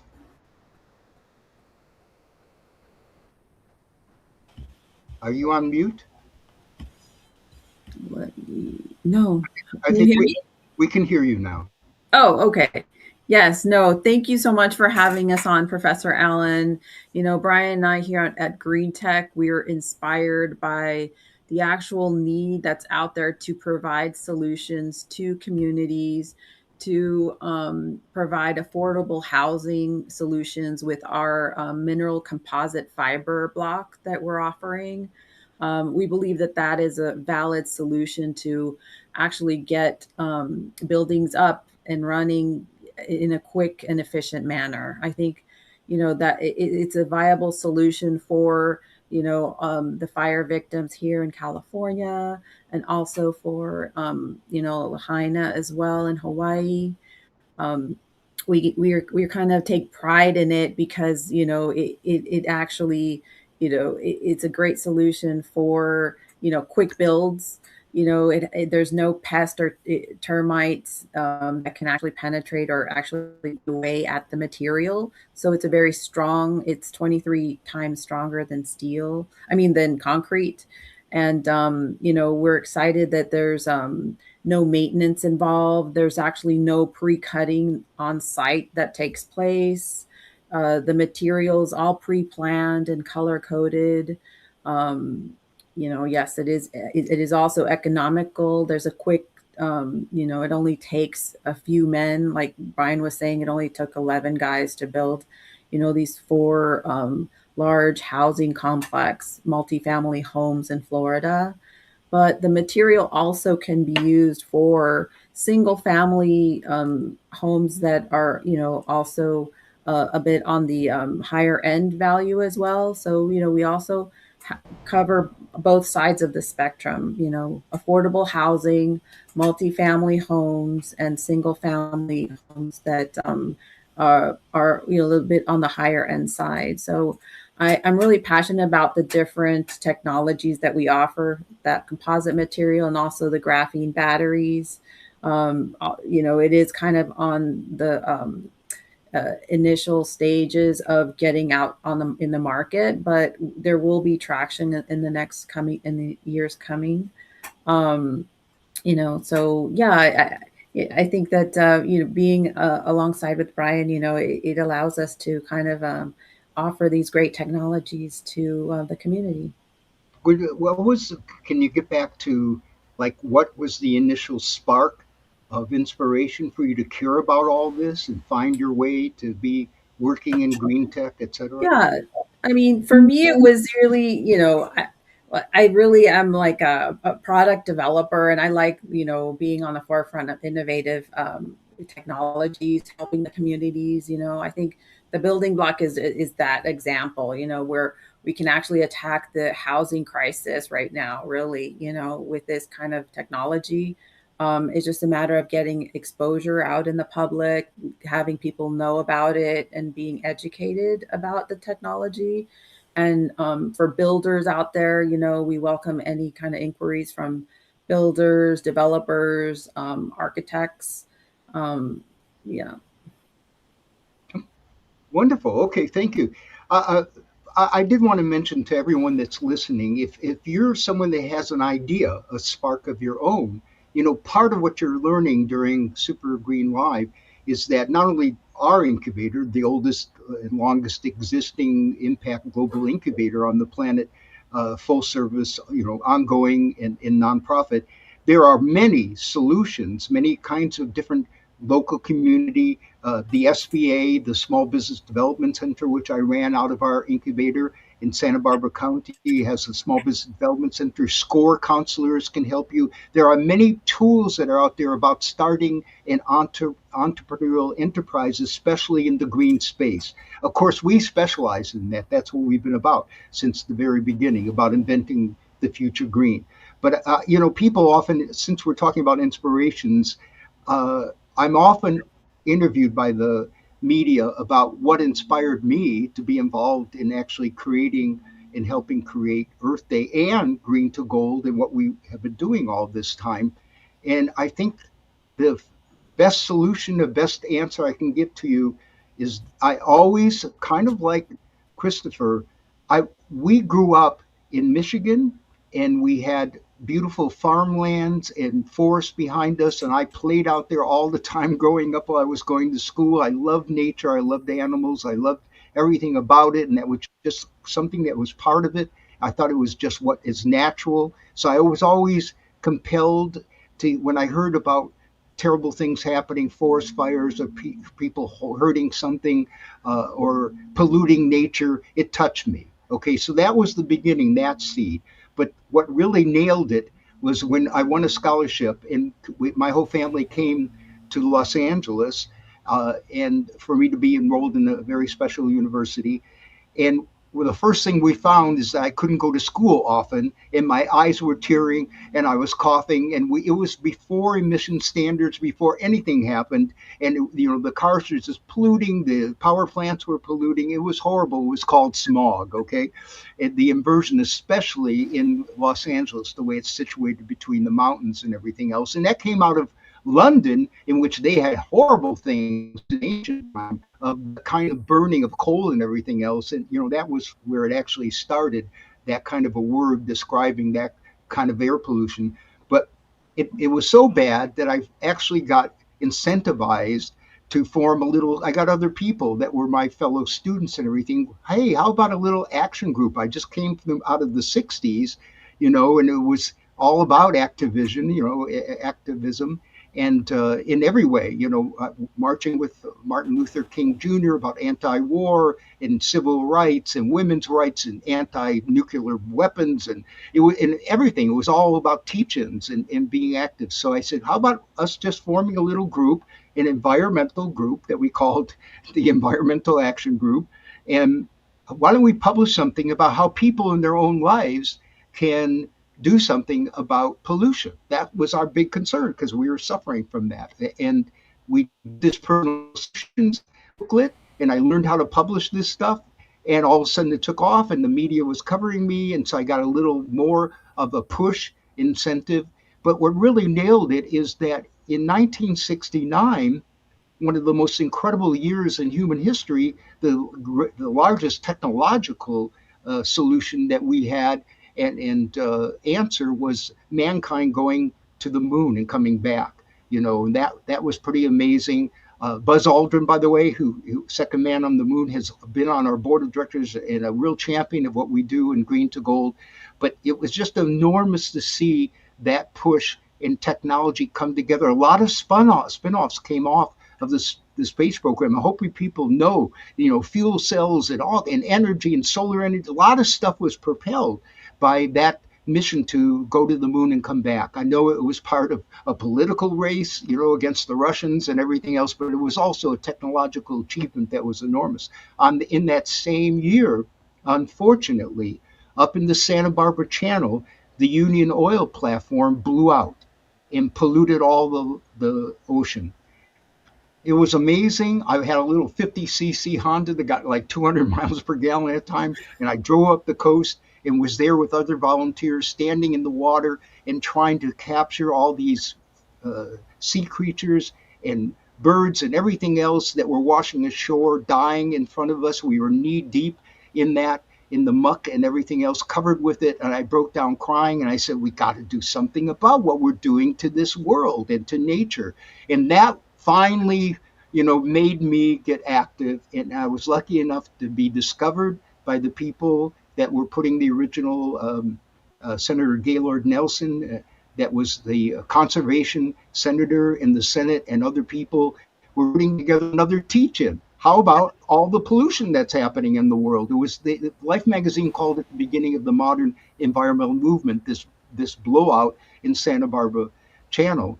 And so I was asked to help and get involved in helping found the original Earth Day. And I covered Los Angeles and up in Santa Barbara.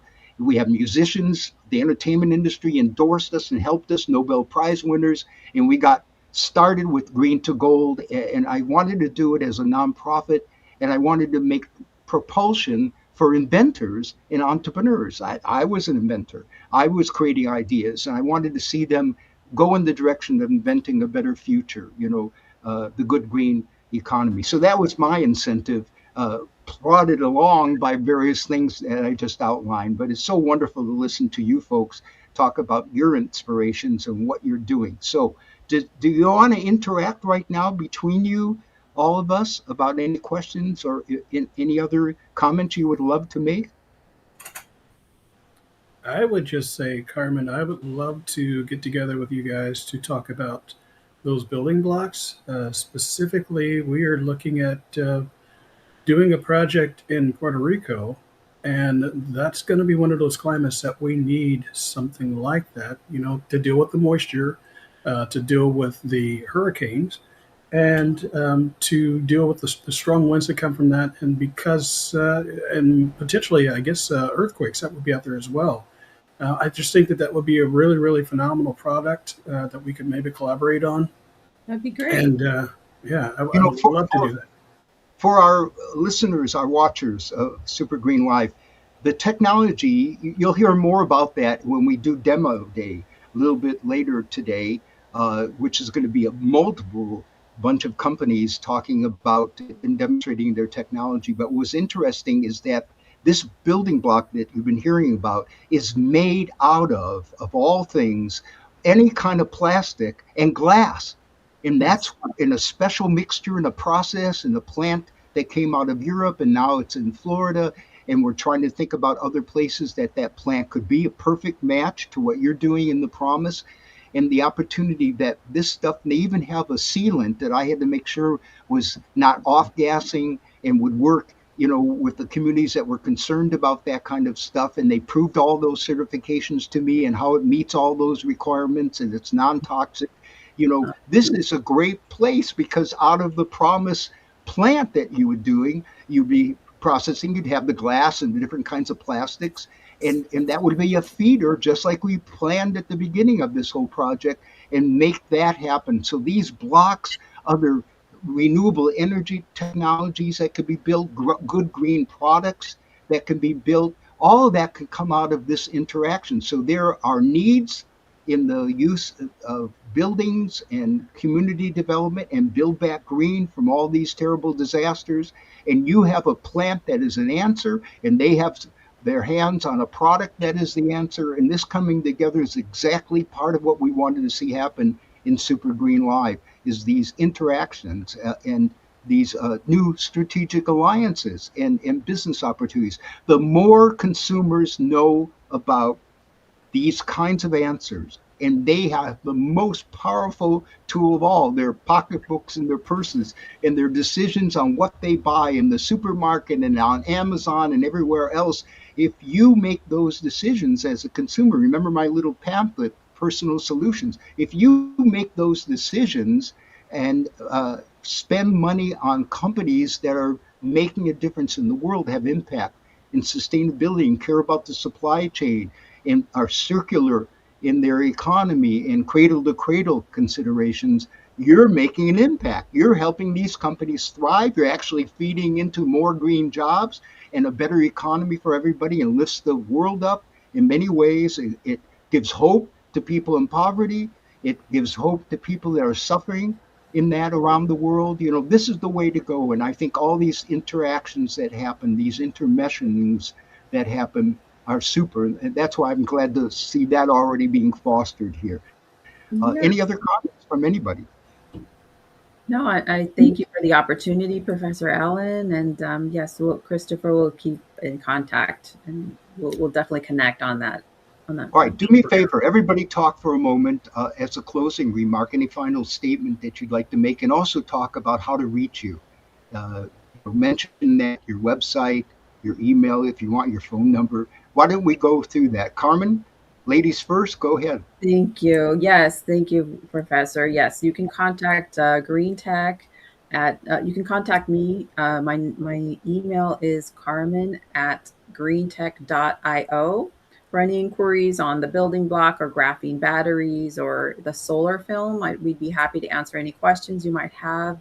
We'd be happy to address any projects or briefs that are of interest to you. Thank you so much. Thank you. And Christopher. And of course, you can reach me if you can see my title there beneath my picture. It's just like the title says, thepromiseworldwide.com. And you can go to that website and click on the Contact Us tab, and we can start a dialogue. I'd love to talk to everyone and to see how we can work together to create positive change. And I think I would mention to everyone listening, oh, I see Devin is with us. Great. that communities, remember what we're talking about now in the previous sessions that we just had about crowdfunding and community development. That's a hot topic for making big change in local communities and getting all the stakeholders together. And the projects like The Promise and the products that Carmen and Brian were talking about fit into that. And the more we create more jobs and solutions and put them in place as soon as possible, the better off the whole planet will be, and certainly our country. And I think it's a dynamic kind of coming together what we're learning on Super Green Live today. It isn't just the individual invention or the inspiration for a nonprofit or a for-profit. It is also making communities come together and building this kind of resilient and self-sufficient community and tackling the waste problem, cleaning up water, pollution, all that happens, and it's really incredible. So thank you once again, Christopher and Carmen and Brian, for being with us. And now I throw it back to Devin. All righty. And our producer. Well, Alan, thank you so much. What a great discussion. Carmen, Christopher, thank you. You know, I love seeing the seeds of collaboration created right here live on television. I think that's wonderful. Thank you so much. You've all done just a great job. Well, as we have a phenomenal speaker coming up. This is just one of my favorite people. We've got so many great people that I just love on this program today, but coming up, we have the co-CEO of E360 TV. That's the network that we're streaming the show on. We're going to take a quick break, and we're going to pay a little homage to our sponsors. And let me remind you, I want you to be thinking about how our sponsors can support you as you watch. And then we'll come right back to hear from Julianne Meyer. Welcome to SuperGreen Live, the biggest event of the year at the intersection of climate solutions and impact crowdfunding. Upgrade now to VIP for just $25 to get the full experience. VIP tickets include access to and a listing in the VIP directory, a backstage pass during 24 hours of live programming, 3 VIP networking sessions, speaker slides and handouts, and an invitation to the private LinkedIn group. Scan the QR code now. Raising capital, it's not just marketing, it's securities law. Most deals, they don't fail because of the returns that are offered. They fail because of compliance mistakes. And that's what we do Every day, we help entrepreneurs raise money the right way. before problems ever start. If you're raising capital, Talk to crowdfunding lawyers first. Digital Niche Agency is the top investor acquisition agency. DNA has helped founders raise over 9 figures via regulated investment crowdfunding with a 3-pronged strategy using digital advertising, content marketing, and strategic outreach. Book a call today.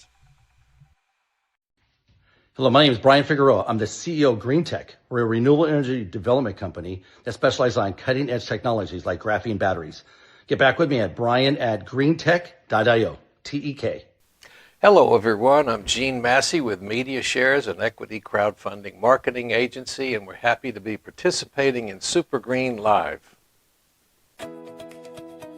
Green to Gold and the Super Crowd wish to thank our supporting sponsors, Azure Printed Homes and Little Toes, for their financial support.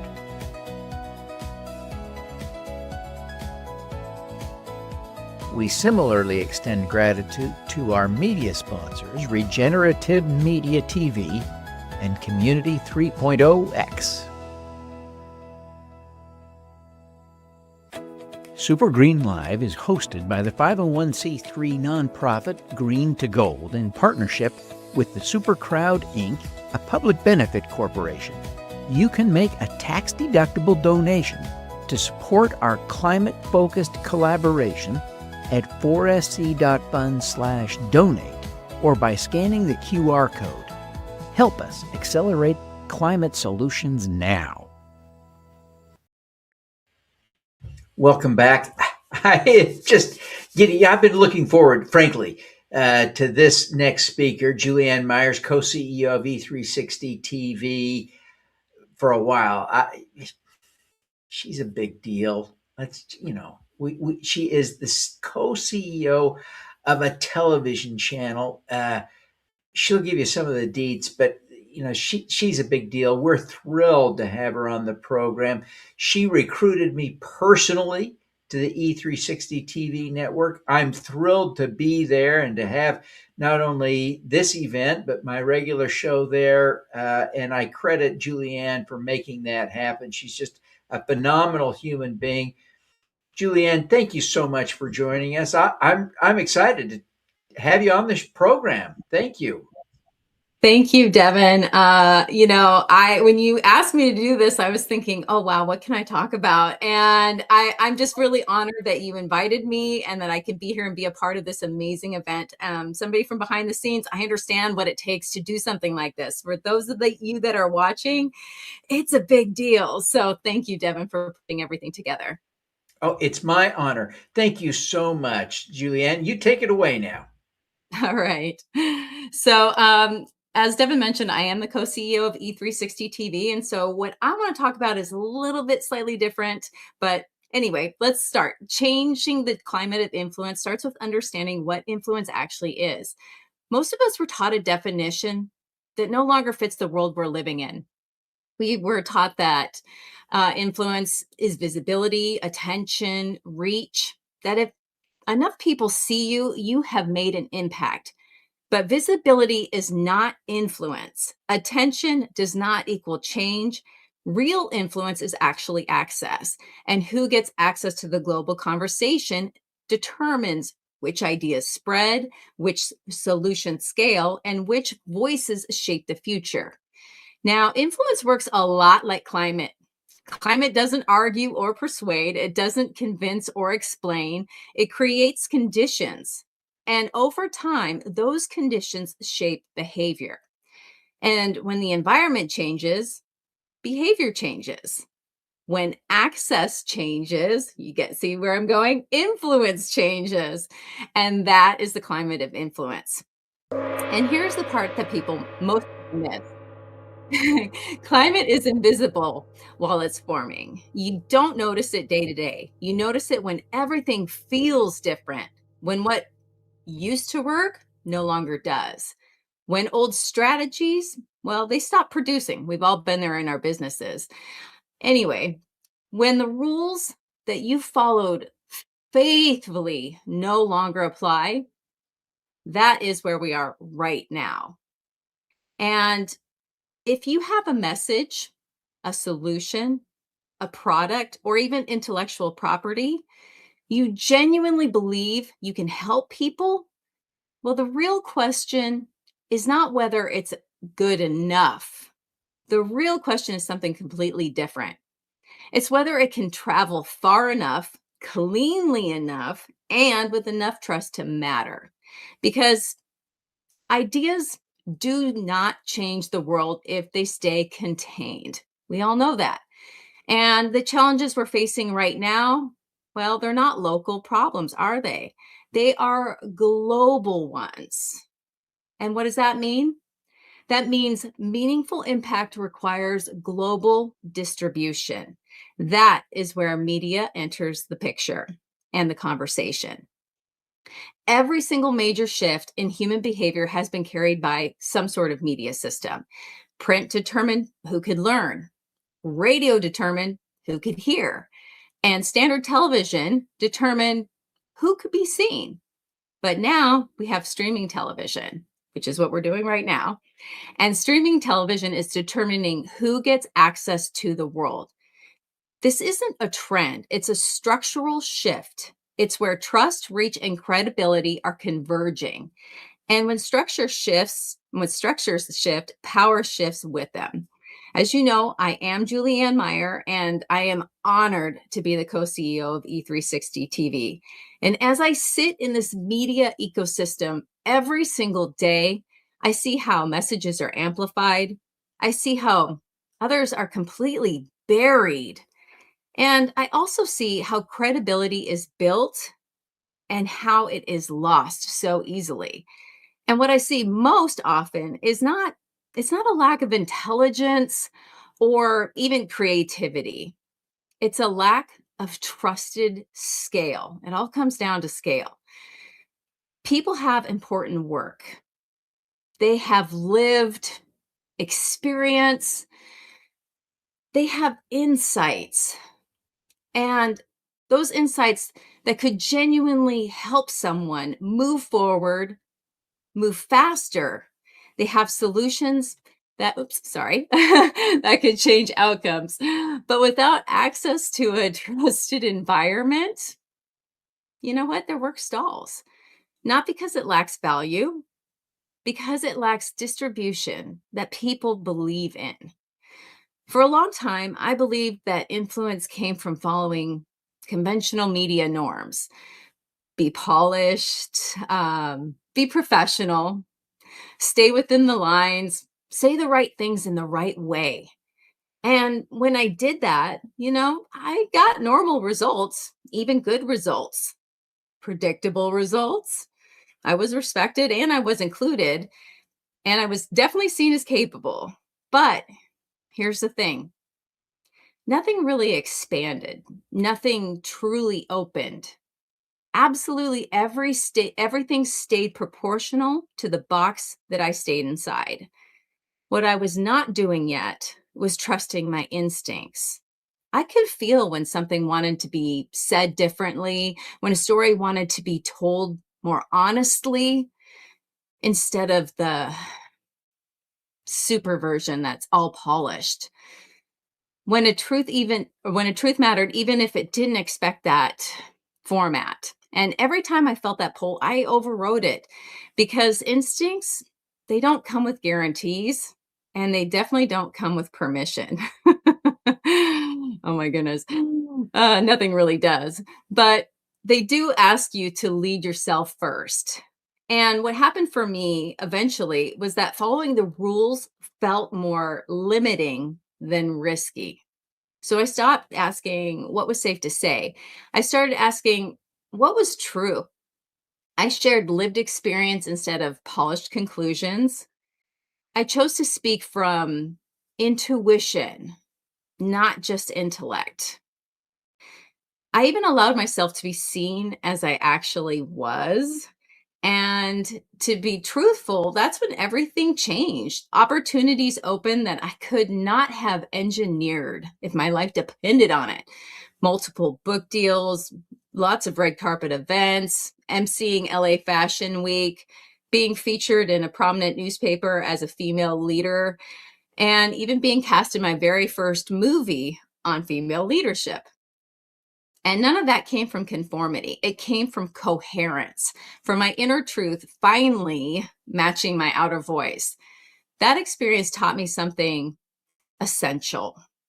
Influence does not respond to perfection. It responds to alignment. People do not trust distance the way that they used to. They trust humanity. They trust honesty. They trust someone willing to say, this is what I'm learning in real time. This is why structured media, as it once existed, no longer holds the influence it used to. In fact, 46.4% of people watch streaming television now. And that's how they get their entertainment, their education. Traditional media was built for authority, for hierarchy, for one-way communication, and definitely for finished stories delivered from above.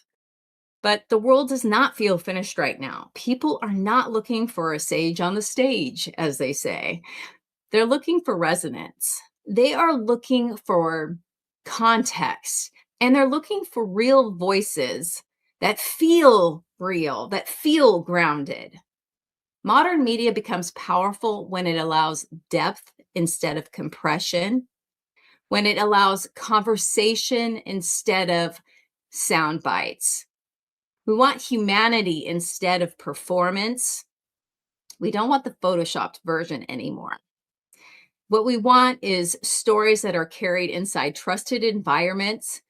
People do more than listen. What they do is they engage, they stay, and they integrate what they hear into how they live. When creators start thinking about impact beyond their immediate circle, many assume answer is the scale, that if the platform is bigger, the impact must be too. But influence doesn't actually start with scale. It starts with readiness. You can create real change in a room of 10 people, in a local community, inside a small ecosystem that trusts you. And that actually really matters. That is influence in its earliest and its most intimate form. But when a message is ready to move beyond its origin, it needs an environment that can carry it responsibly. And this is where I like to think that streaming television becomes more essential, not as a shortcut, not as an ego play, but as infrastructure. Streaming TV is the global amplifier for messages that are already coherent. It doesn't manufacture trust. Instead, it reveals it. It preserves integrity while allowing scale without distortion, without waste, without forcing creators into frantic performance cycles.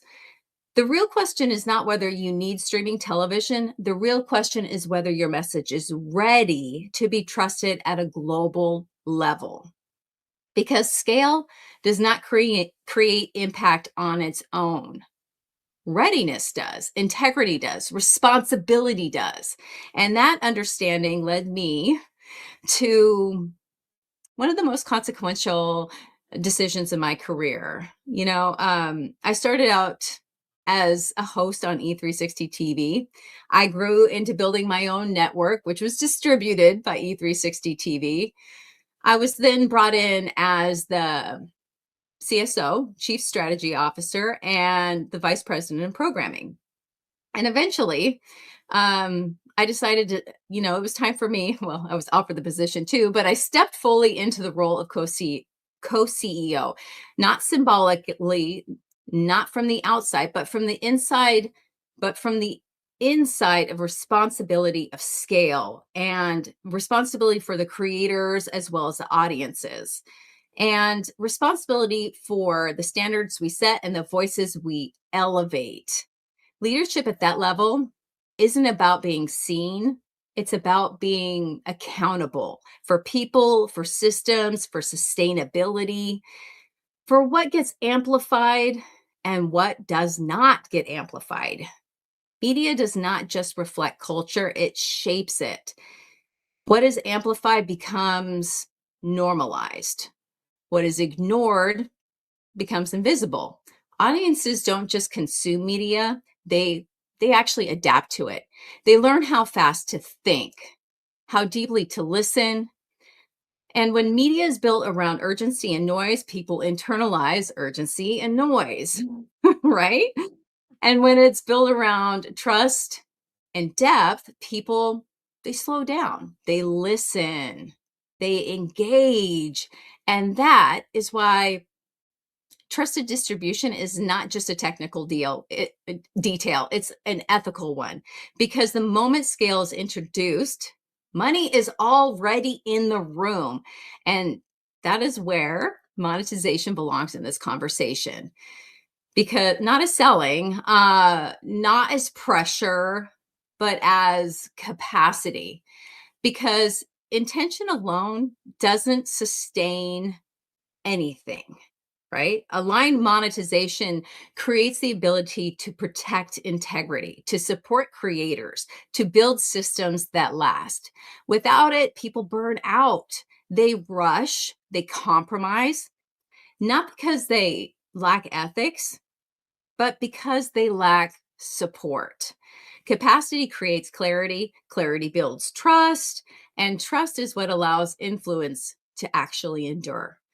Every one of us is influencing something all of the time through what we share, through what we support by being here, through what we normalize even. Influence is not reserved for people with platforms only. It belongs to anyone participating in culture. The question is not whether you have influence, it's whether it is intentional and whether it aligns with the change you want to see. When a message is, I don't know, placed inside a trusted environment, something shifts. You don't have to shout anymore. You don't have to perform with urgency.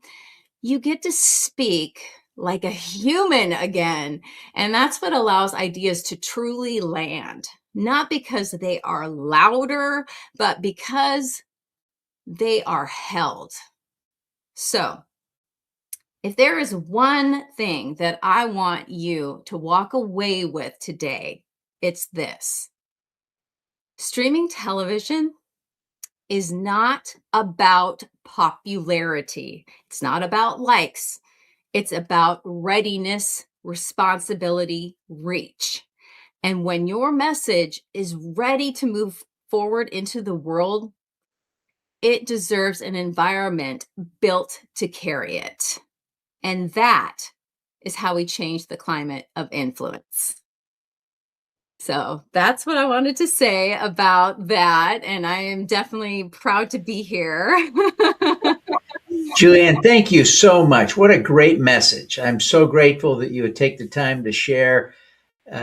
You know, you recently told me that E360 TV had nearly 2 million monthly viewers, and we're just thrilled to be a part of such a massive, growing project. So thank you very much for being here today. We're just thrilled with your message, and I think it really hit home the importance of really, standing for something and making a difference deliberately, intentionally.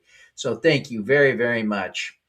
I'm now excited to bring on our next speaker. Richard Robinette is one of the country's great securities lawyers.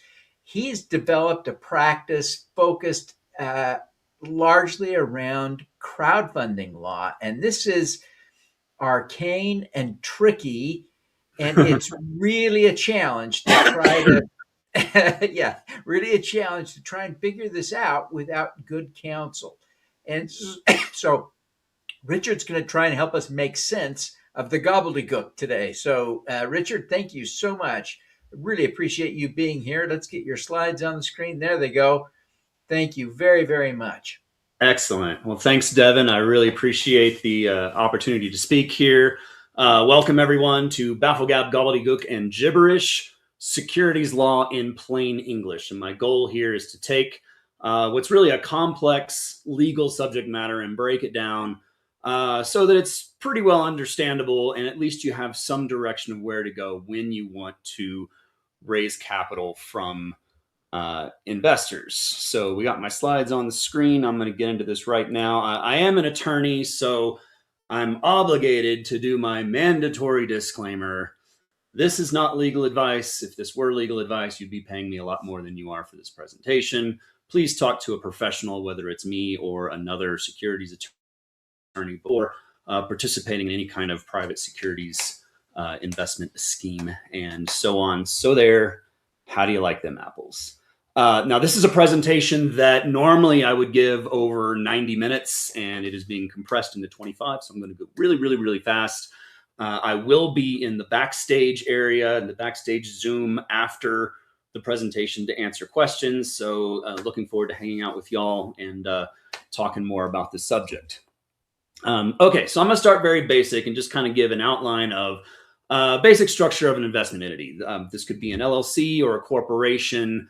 But same basic idea. Here I've got an LLC. This LLC runs some kind of business. It could be retail, manufacturing, SaaS, service, real estate investment. It doesn't really matter. It's a business. It's some kind of enterprise we're going to try to make money on.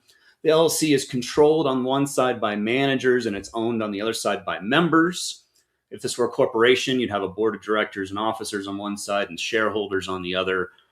Same basic idea. The manager has control over the LLC's activities, and the members put their money in, and otherwise they kind of just sit there like houseplants. Money goes into the LLC. The LLC invests the money into the business in plant, materials, inventory, whatever, runs the business, and eventually that business spits off profits for everybody involved. That's how we want it to go. Okay, keep that in your head for just a second, and I'm going to switch gears completely. And I'm going to ask the question that I get all the time is, what is a security? And Congress, I think, did a really good job making this absolutely clear. They said, okay, they absolutely didn't do a good job. This is the gobbledygook that I'm talking about. And from 1933 to 1946, nobody really understood exactly what they meant when they were talking about security. And then along came a Supreme Court case called SEC versus W.J. Howie Company. And the big question in that case is, what exactly is a security? And the court looked at the Exchange Act and looked at the Securities Act and said, we don't like any of this. We're going to come up with a more simple definition for everyone to use. So what they came up with was 4-part test. A security is an investment of money, 1, into a common enterprise, 2, with an expectation of profits, 3, from the efforts of others, 4. 1, 2, 3, 4. If you check all 4 of those boxes, it's a security. If you don't check one of those boxes, it's not a security. Now, an even easier way to think about it is it's simply an intangible passive investment, right? You're investing money, you're not doing any work, and you can't actually touch the thing you're investing in. So stocks and bonds, annuities, notes, oil and gas royalties, LLC membership interest, these are home run all day long securities, as opposed to things that are clearly not securities: houses, apartments, commercial buildings, cars, fine art, gold bars, things you can touch, things that have intrinsic value in and of themselves without anyone having to do anything to create value.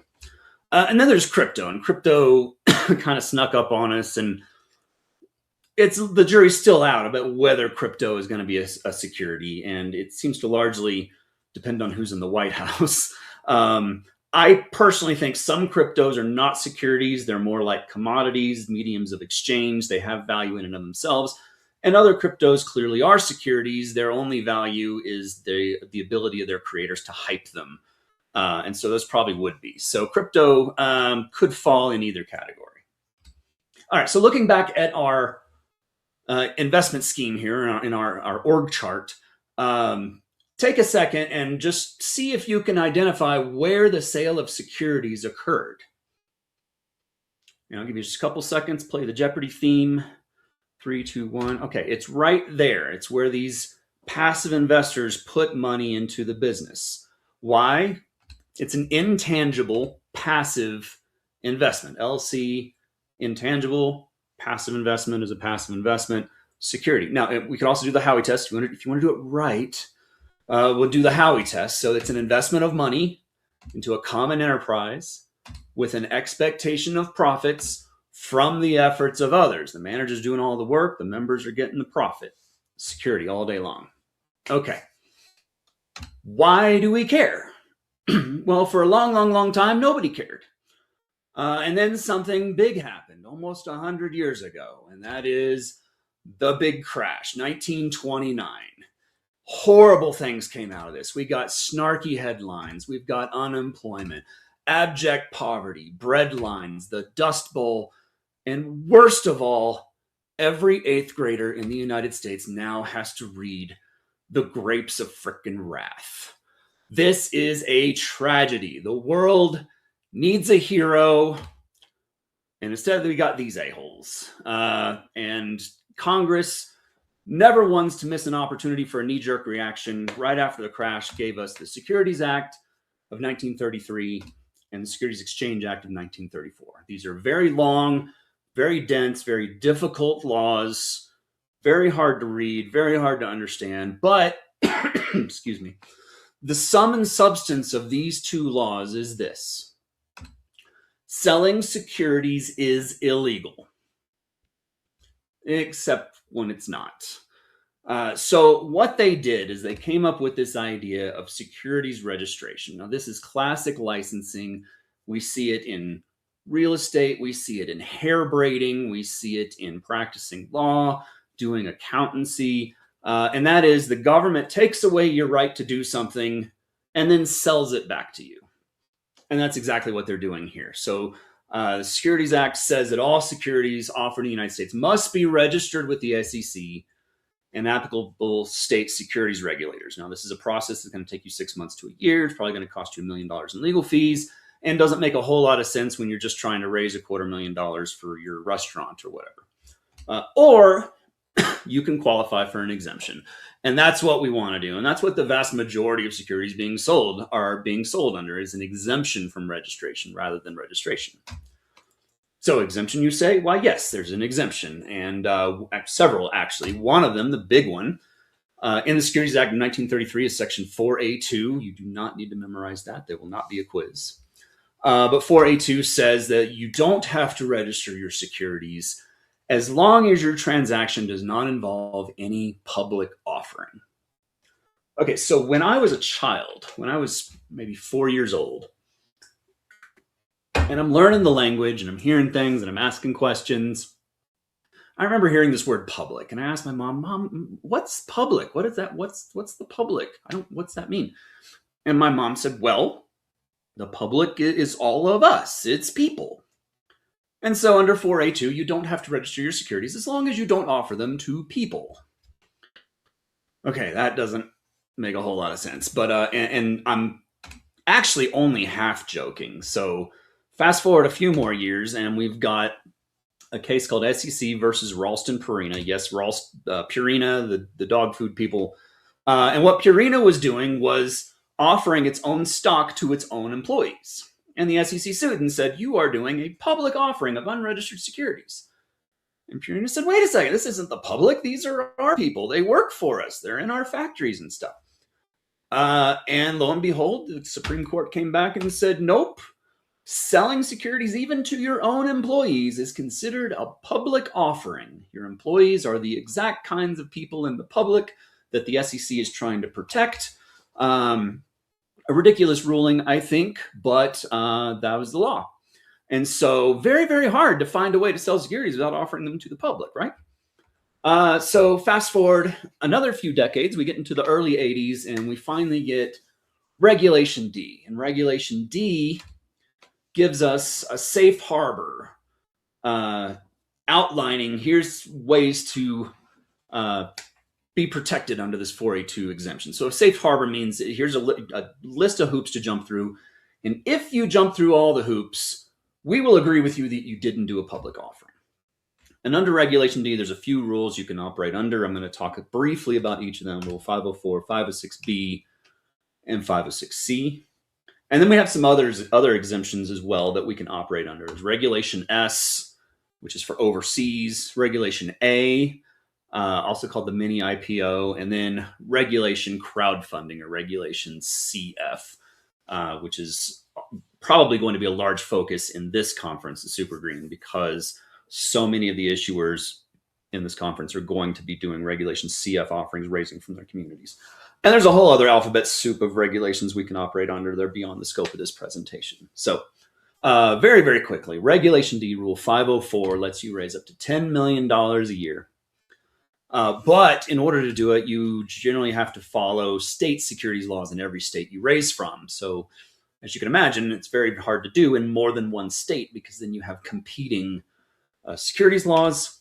Sometimes we do these for small raises when all your investors are in a state, your business is in a state. There's also an intrastate exemption you can rely on that's very similar.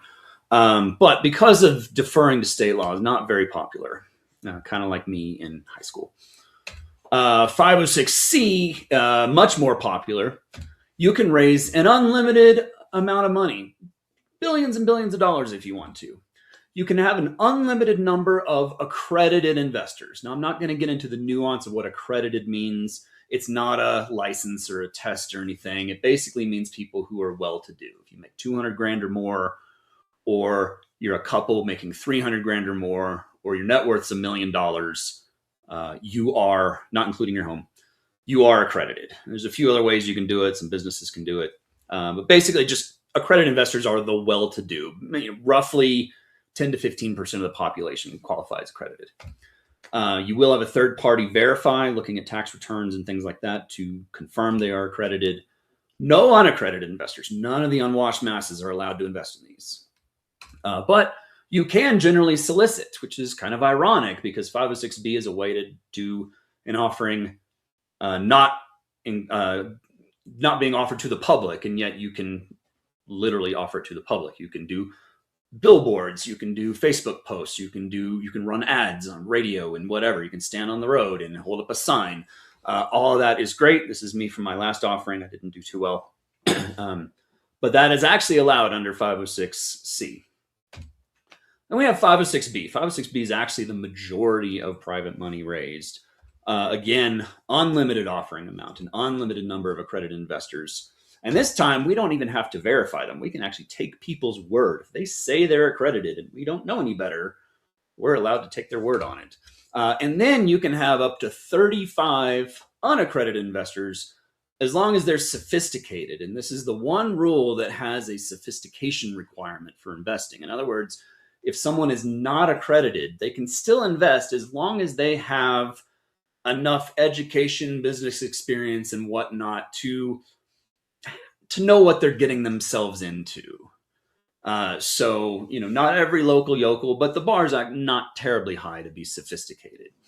And you can have up to 35 in any 90-day period across all your offerings is the rule now. For all practical purposes, because offerings tend not to go that long, 35, just think of it as a 35 cap. And for your unaccredited investors, you must make certain investment disclosures. We usually use a document called a private placement memorandum, kind of like a prospectus. It just has here's how the investment works, here's how the money flows, and then here's all the risk factors. Here's all the ways we can imagine you might lose all your money. Sign here. And then general solicitation is not allowed. So you can't do your billboards and hold up signs on the side of the road and Facebook posts. You're going to be working with investors that are already in your network. People that you already have a substantive relationship with are the only people you're allowed to reach out to. Okay, Regulation S is for sales to non-U.S. persons outside of the United States. So if you go overseas and you sell to people that aren't U.S. citizens, that's under Regulation S. The basic idea here is the SEC is not terribly interested in protecting foreigners, protecting people in other countries. They rely on other countries to do that. You do have to follow the securities rules in the countries that you solicit in, but the United States is really not going to have much to do with it. The biggest restrictions are to make sure that people you're selling to aren't going to come back into the U.S. and try to resell it and take advantage of U.S. citizens. So that's the big bugaboo in Regulation S. But if you have a group of investors in Brazil or in China or wherever that you want to solicit to, Regulation S is probably the way to go. Next, we have Regulation A, also known as Regulation A+. There's no difference between A and A+. They just kind of started calling it A+ after some improvements were made under the Jobs Act. We call it Reg A for short, not to be confused with Reg A. And it's also nicknamed the mini IPO because it basically is like an IPO. You can raise up to $75 million a year using Reg A. You can generally solicit. You can do your advertisements and your commercials and your signs. And anybody can invest. We don't have a cutoff number of unaccredited investors, for instance. Anybody can invest in a Reg A deal with the caveat that if you're unaccredited, you can only invest up to 10% of your net worth or your net income. So my cat is crawling up on the thing. So if my screen goes crazy, it's because she's stepping on things. So unlike Reg D limited the number of unaccredited investors. Reg A limits how much each unaccredited investor can actually put in.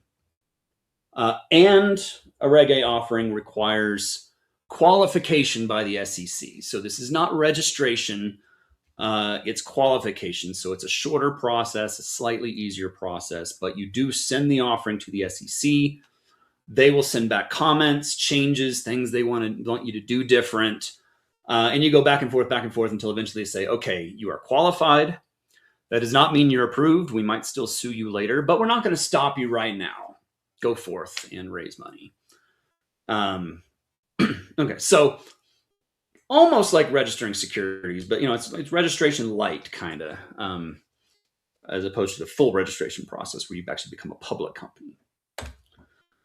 And then we come to crowdfunding. And when most people hear the word crowdfunding, they think in Kickstarter, Indiegogo, GoFundMe. This is not at all what we're talking about. Kickstarter and Indiegogo are basically pre-sales of products. GoFundMe is donations. We are talking about regulated investment crowdfunding, or regulation CF, regulation crowdfunding. And under regulation crowdfunding, you can raise up to $5 million per year, so a bit smaller than the $75 million under Reg A. This used to be like 1.7. It was almost not worth doing, but they raised it a few years ago. And again, anyone can invest. But again, we have limits on how much unaccredited investors can invest. It's either 5 or 10% of their net worth or income, depending on the size of their net worth or income. So there's a formula that you'll follow. General solicitation is allowed with content restrictions. So what you're allowed to do is called a tombstone advertisement, which is kind of just the facts. With this company is raising this much money. It's being raised by on such and such platform. Go to the platform to learn more. And you have to use either a FINRA registered crowdfunding portal or a registered broker dealer. Broker dealers are also regulated by FINRA. So basically, businesses that are licensed to sell securities or host sales of securities on their platforms on your behalf. And so the bulk of your advertisement, instead of advertising the securities themselves and trying to sell people on them, you're going to advertise to get people to the portal. And then the sales and the videos and the pitch decks and everything all live on the portal. And that's where the sale is made. That's where the investors put their money in, put their credit card and whatever to make the investment. These offerings do go to the SEC. They are up on Edgar for everyone to read publicly, but the SEC is not reviewing them. Or if they are reviewing them, that probably means that there's problems coming and you really don't want them looking into it. But it will be sent to the SEC, but the SEC doesn't really do anything other than host it online. Okay, so who is regulated investment crowdfunding for? Well, this is great for small businesses raising capital. Businesses that have relatively small capital needs. As you saw, the cap is only $5 million. I say only, I know $5 million is a lot of money, but it's not a lot of money compared to $75 million or an unlimited amount. But so raise up to $5 million. Typical raise is actually closer to about $500,000. So we see a lot of very, very small raises on crowdfunding platforms. And then the biggest point of what should I say? I guess the most important thing to have, if this is going to be for you, is a community of customers, fans, followers, supporters that are interested in investing and becoming part of your business. So these are, I've got this business. I have a lot of people that love my business, and I'm giving them an opportunity to invest money alongside us and grow this business and hopefully make a lot of money in the future. That's really the heart of crowdfunding, is you've got these fans, these supporters that are willing to come with you on this journey, and regulated crowdfunding lets you give them that opportunity. All right, so where do we go from here? You got a business, you want to raise money, you think a crowdfunding or another exemption is going to work for you. What should you do? I'll admit I'm a bit biased, but I think the first thing you need to do is consult with a securities attorney. And I hate to have to say this, but some people don't seem to understand. The internet is not a securities attorney. The internet does not have securities E&O insurance. Most attorneys don't have securities E&O insurance because it's a rider. So if they don't do securities as a regular thing, they're probably not even carrying a policy. Very expensive. I must also add, nowadays, ChatGPT as well is not a securities attorney. ChatGPT is prone to hallucinations and mistakes, and it does a whole lot of things wrong that you really, really need a human attorney with a good insurance policy working on your stuff. I just happen to be a securities attorney. I work for crowdfunding lawyers. We do primarily securities offerings and compliance. We also do business planning, structuring, how to set up your business, your LLCs, your managerial structure. We offer fractional general counsel. So if you have corporate issues on the regular and you want an attorney assigned to you for a certain number of hours a month, we do that. And we can help you with other things like asset protection, estate planning, and kind of things that are tangential to running a business and offering securities. So that's what we do. Here's my contact information for anyone. If you have questions, please email me or call my office. The QR code will take you to our website where you can book a consultation. And with that, I will jump back to Devin in the studio. Hey, Richard, I really appreciate your thoughts. This is all so confusing to people. And there is a temptation these days to try and rely on ChatGPT for the three hands man to do your legal work. And it's a good reminder that ChatGPT doesn't have the insurance policies, doesn't have the genuine expertise, can't check itself, not self-aware. Yeah, good message. Richard, what are some of do you have a story of a client that really had a blow up because, a deal crash, crater, tank, because they did something wrong before or against before they got your counsel, against your counsel? Put me on the spot. Well, I'm going to give you an example. Actually, it's not securities related, just business related, where there's a thing called piercing the veil, where your LLC is not going to protect you liability-wise because of things you did. And so what this individual did, we'll call him Bob Smith. And Bob Smith formed the Bob Smith LLC. And he went out and he did business with people. Now, one of the rules with LLC, you're supposed to do business in the name of the LLC, not your own name, because you have to distinguish between yourself and the business. So he would do business with people, and people would write him checks. This is back when people wrote checks. Write a check to Bob Smith. Bob Smith would whip out a pen and put LLC at the end of the check and deposit it in his business account. Fast forward years later, something happens. He gets sued, and the court, looks at his LLC and his practices and says, you were not distinguishing between yourself and your business. Your business is simply an alter ego, and we are not going to protect your personal assets in this lawsuit. So please consult with your attorney about business structures, about securities offerings, about all these rules, and follow them because there are real consequences. Yeah. If you fail to. Just so painful. And the securities arena is particularly arcane. I think that's why so many attorneys don't do securities law. They don't get the riders because this is not your basic contract law. It's different, isn't it? It's a lot of arbitrary, difficult rules. There's not a lot of rhyme or reason to them.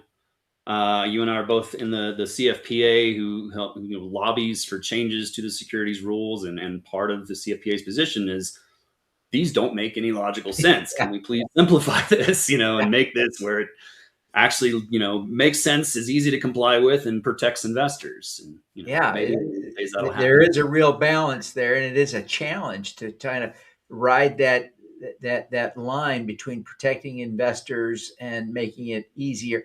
But some of just removing some of the nonsense so that the rules better reflect good business judgment would help. So well, Richard, thank you so much. Thank you for sponsoring this event. We really appreciate you stepping up to make this event possible. You really helped us out in a big way, and we appreciate that. We honor and respect you for that. And thank you very much for being with us. I'm happy to do it, my friend. Take care. All righty. Thank you. All righty. The next, person on the program is, I just couldn't be more excited. Izzy Francis is a musician. She's also a writer. She is currently a student at Cambridge University in England. She is truly remarkable, and I'm so grateful that she agreed to be on the program. We reached out to her because she is passionate about climate solutions and incorporates some of those themes into her music. Beautiful stuff. Izzy did get injured recently, and she has not been feeling well off and on.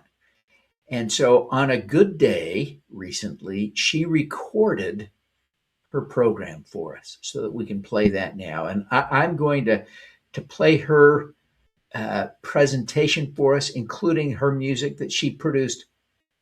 She produced this presentation just for us.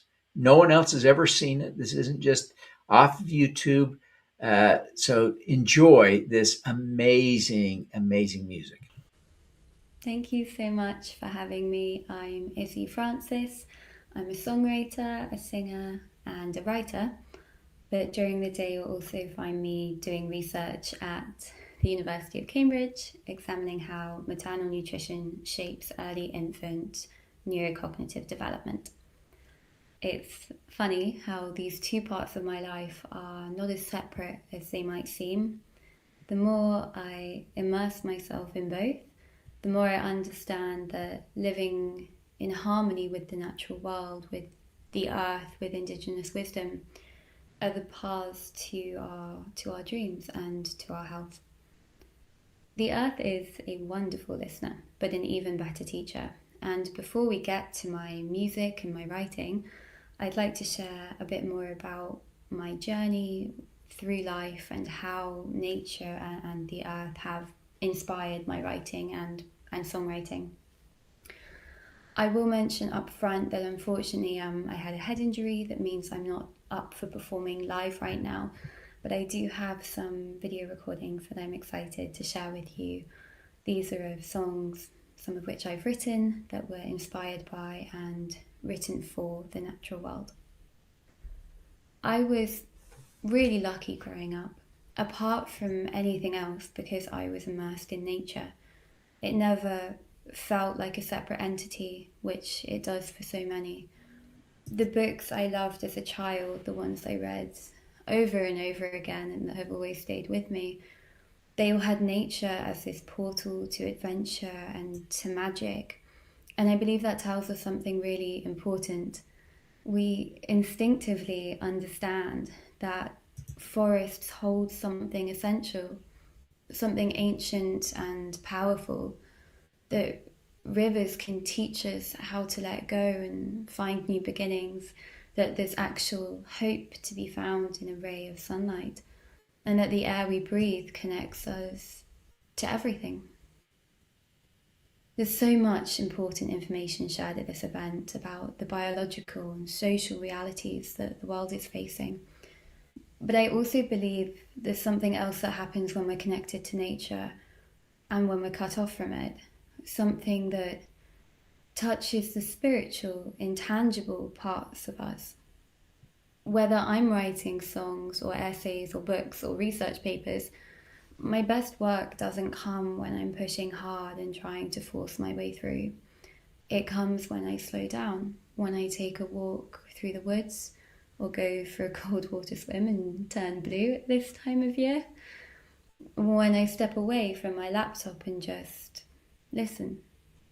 It's hard to hear anything when you're caught up in all the noise of society and media telling us that we need to be more, achieve more, buy more, prove more. These concepts and ideas not only damage the planet through waste and mindless consumerism, but they damage humanity. There's so much wisdom in the natural world, in the indigenous people who have been caring for the land for generations. Wisdom about how to survive hard times, how to let go of what's not serving us anymore and be born anew, how to go slowly and deliberately instead of frantically pushing and searching for things that ultimately do not matter. As Suzanne Simard says, the scientific evidence is impossible to ignore. The forests are wired for wisdom, sentience, and healing. Nature is the best teacher and the best healer. It is the place we need not be afraid of being honest and real instead of constantly performing. And speaking of performing, I thought I would share first an acoustic version of a song that I wrote. I wrote this with two other remarkable songwriters and producers, Helen Boulding and Jonas Persson, and the song is called Beautiful World. It was written to support the Sacred Nature Initiative, which is being set up by the incredible Angela Scott and Jonathan Scott. They are wildlife photographers, documentary makers. They are remarkable human beings, and I definitely think you should check them out if you haven't before. And this song was written in partnership with them as an antidote to despair, because hope is the fuel that lasts. Fear and doom exhaust and paralyze us, but hope makes us dangerous in the best possible way. It motivates us into lasting action. And this song is our attempt to help us remember what's worth fighting for, not through guilt or terror, but through wonder, through remembering the magic that grows in the cracks of sidewalks, that shimmers in the morning dew, and that whispers that together we can find healing. Staring at the concrete in my mind, built by men to leave the past behind. Where have we come to? An ash turns to ash. No silence in the city, but no life. Who made our earth the final sacrifice? Forests are empty, fuel in the fire. Water is thirsty, we're bleeding her dry. Beautiful world I am living in. Beautiful world I am living in. The force within me. Who's gonna change if I turn away? I see the stars like the oceans on its heart, and I just can't stand and watch it fade away.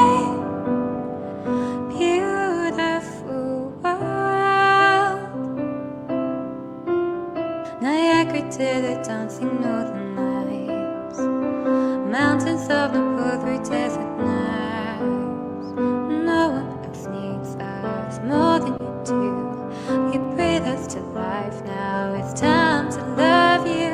Beautiful world I am living in. Beautiful world I am living in. The force within me.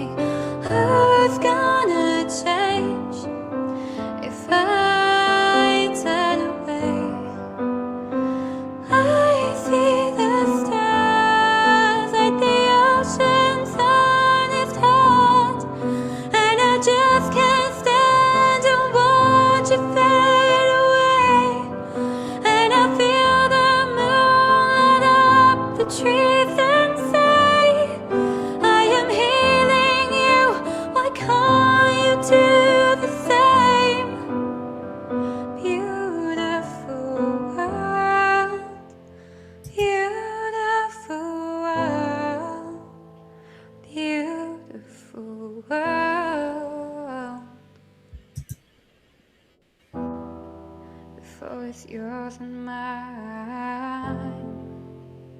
Beautiful world, beautiful world. Yours and mine.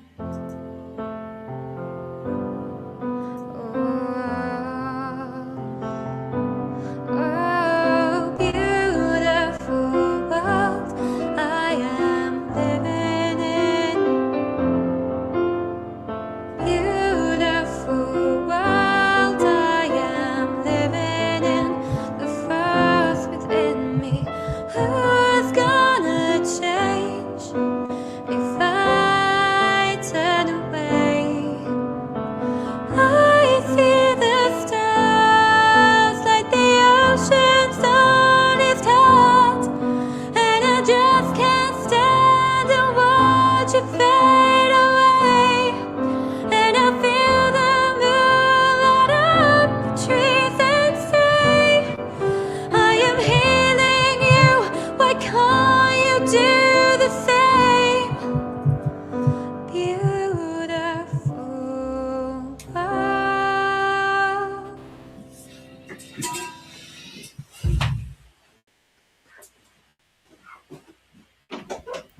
before sharing some more music, I thought I'd share an essay I wrote called Inflammatory.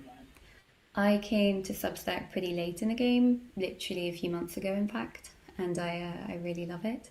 It's truly inspiring to connect with others who hold values of wanting to help and learn and heal, who have found the gold mine that is living quietly. So this is a piece I wrote about how the earth and our own health are interconnected and mirrored in each other. Inflammation is a buzzword. Most researchers working in fields related to health at the systemic or molecular level know and cite it. Yet in the past, inflammation was not always thought of as bad, and perhaps in the future, we may not think of it as unique to the human body. In the time of hunter-gatherers and still today, inflammation kept us safe. It's the body's alarm system, gathering and calling to arms those who can protect it. Inflammation could force us to lie low, keeping us away from potential threats when we were not at our strongest. It could swell and help wounds heal. But in today's world, many inflammatory molecules swirl through blood and flesh in the absence of acute threat or injury, eating away at our health and well-being and invisibly turning us against ourselves. Forests and the earth have followed a similar pattern. Once fires burned a path to new life, clearing the ground so that new shoots could breathe. Ash, rich with minerals, would nourish the soil. Heat cracked the husks of stubborn seeds. Now, though, the earth is caught in a chokehold of human design. The inflammation that we feel in our bodies, the earth holds in its soil. But it's humanity, not the earth, that has become deaf to the ancient language, crying for rest and for balance. When fire forgets to die, it becomes something else. It breathes anger and ruin in eruptive, dramatic bursts, but it also works slowly, invisible and persistent. In the human body, we find chronic inflammation clogging arteries, disrupting cognitive and emotional function, and transforming the once bustling microbial communities of the gut into habitats haunted by homogeneity. This too nature knows. There are places where the soil grows sterile from exploitation or burning, where embers smoulder until the land can no longer bear life. And there are bodies, animals and plant alike, that have become so accustomed to alarm that they forget the concept of peace. In such a state, anyone or anything can be deemed a threat. Inflammation, then, is not only a medical term, it is ecological, psychological, social, and spiritual. It is the imbalance between what we take and what we give back. In a forest, when the undergrowth is ravaged and biodiversity is lost, the smallest spark becomes catastrophic. In human bodies, when our inner ecosystems are stripped of diversity, the same holds true. We flare too quickly for too long, and we forget how to cool. Each reflects the other. The pollution that clogs our sky becomes the particles in our lungs. The chemicals that leach into soil, reducing its ability to sustain life, make their way into our guts, doing the same. The planet's inflammation is mirrored in our own. We cannot heal one without healing the other. But fear lingers like smoke, and we live in a time that has become paralyzed by it. We fear infection, we fear what is different, we fear ourselves. And our attempts to combat these things, antibiotics, conformity, othering, self-obsession, they amplify them. It's connection and diversity that can help to stem these fears, and these are what keep both forests and humans not only alive, but able to thrive. Humans are not distinct from nature, we are an integral part of it. But now we are the inflammatory signaling molecules, turning on the feedback spiral and stoking the fires that consume our planet. But we can change the role we play. In the same way a forest can recover after fire through diversity, rest, slow-growing moss and shade, the body too can relearn. We can sing and hum our vagus nerves into action, telling the body it's safe until we're quiet enough to listen to voices wiser than our own. We can support organic and regenerative farming to nourish the microbes in the earth and in ourselves. We can protest the use of chemicals that poison the world's water for the benefit of humans, plants, and creatures alike. We can support full circle enterprises and consume less meat, less clothing, less media, less toxicity, reducing our carbon footprints and stepping out of our echo chambers. The answer is not in extinguishing, it's in dampening and softening. It's in recreating balance and realizing that in this ego-obsessed world, we are more interconnected than we know. And for every harm that we issue outside of ourselves, we will find it reflected within. So I've got 2 more songs to share with you. The next I wrote on a pretty ordinary day, sitting on my bed in my pajamas, and it was raining heavily outside. But pieces of the song had floated down to me on the river I'd walked by earlier, as water crystals played gentle percussion on the water below me. It sounds like a love song, and it is a love song, but not one for another. It's for the self. And to be true to yourself, you also have to be true to the rest of the natural world. I'm looking at you, you're looking at me. Pierce my soul fundamentally. They can't see what we see. We don't quite know behind these walls all the beauty. So if we want to go, if we want to go, be swallowed by the night. And if we want to hide, if we want to hide, where they'll be blind.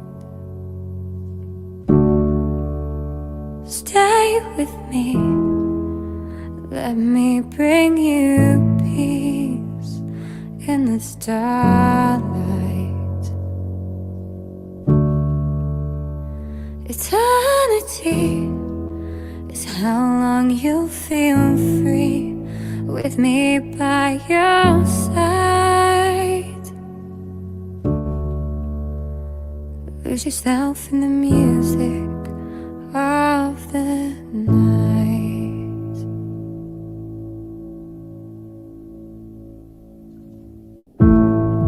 It's been too long away from me. I don't care now about it all, just want to be. Don't quite know what to think. Just let go, embrace it all, embrace the feeling. So if we want to go, if we want to go, be swallowed by the night. And if we want to hide, if we want to hide, where they'll be blind. Stay with me, let me bring you peace in the starlight. Eternity is how long you'll feel free with me by your side. Lose yourself in the music of the night, where all the people are on fire. Lose yourself, forget about your life. The problems fade for a while.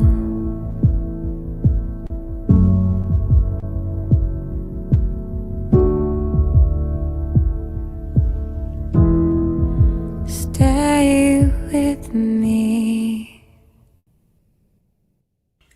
And finally, I'd like to share one more piece of music. This is actually a cover of a song called The Water, and I perform it here with my very talented and brilliant friend, Michael Barber. I encourage you to listen to the lyrics. I think they will really resonate, and I really hope you enjoy it.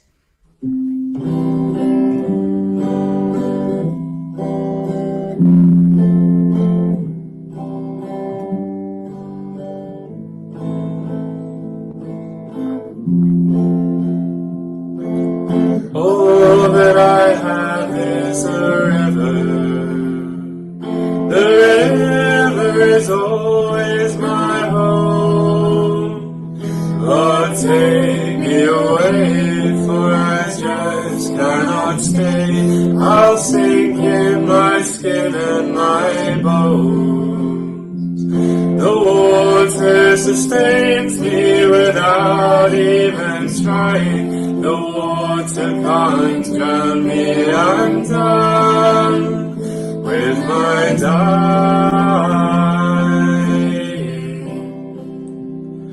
Please help me build a small boat, one that'll ride on the flow, where the river runs deep and the larger fish breathe. I'm glad of what keeps me afloat. The water sustains me without even trying. The water can't drown me. I'm done with my dying. Now the land that I knew is a dream, and the light on the distance grows faint. So wide is my river, the horizon's a sliver. The artist has run out of paint. Where the blue of the sea meets the sky, and the big yellow sun leads me home. I'm everywhere now, the way is a vow to the wind of each breath by and by. The water sustains me without even trying. The water can't drown me. I'm done with my dying.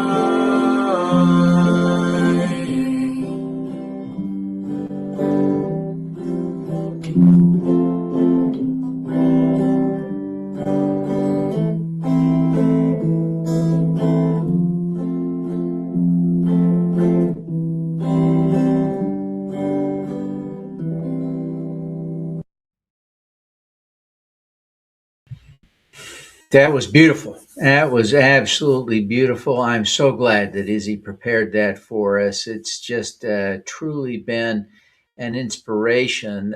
We've got a great panel discussion about to begin, and I think it is just a brilliant opportunity for us to look at all the different range of things. It's so easy. I'm guilty of it myself, but we've talked a lot about renewable energy, and we will continue to talk about that throughout the event. But this next panel, we're going to be talking about the opportunities for us to deploy, climate saving technologies that are not wind and solar. So stick around. This is going to be, I think, a really important conversation. Again, this will be led by our co-host, Alan Tratner. He's the CEO and founder of Green to Gold, our partner for this event.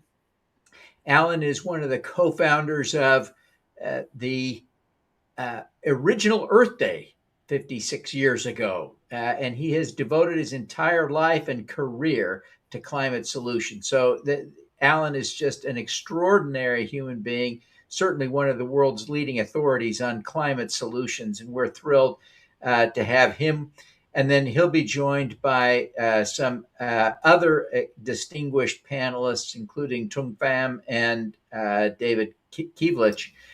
So great discussion coming up here. Stick around. You don't want to miss a minute of this.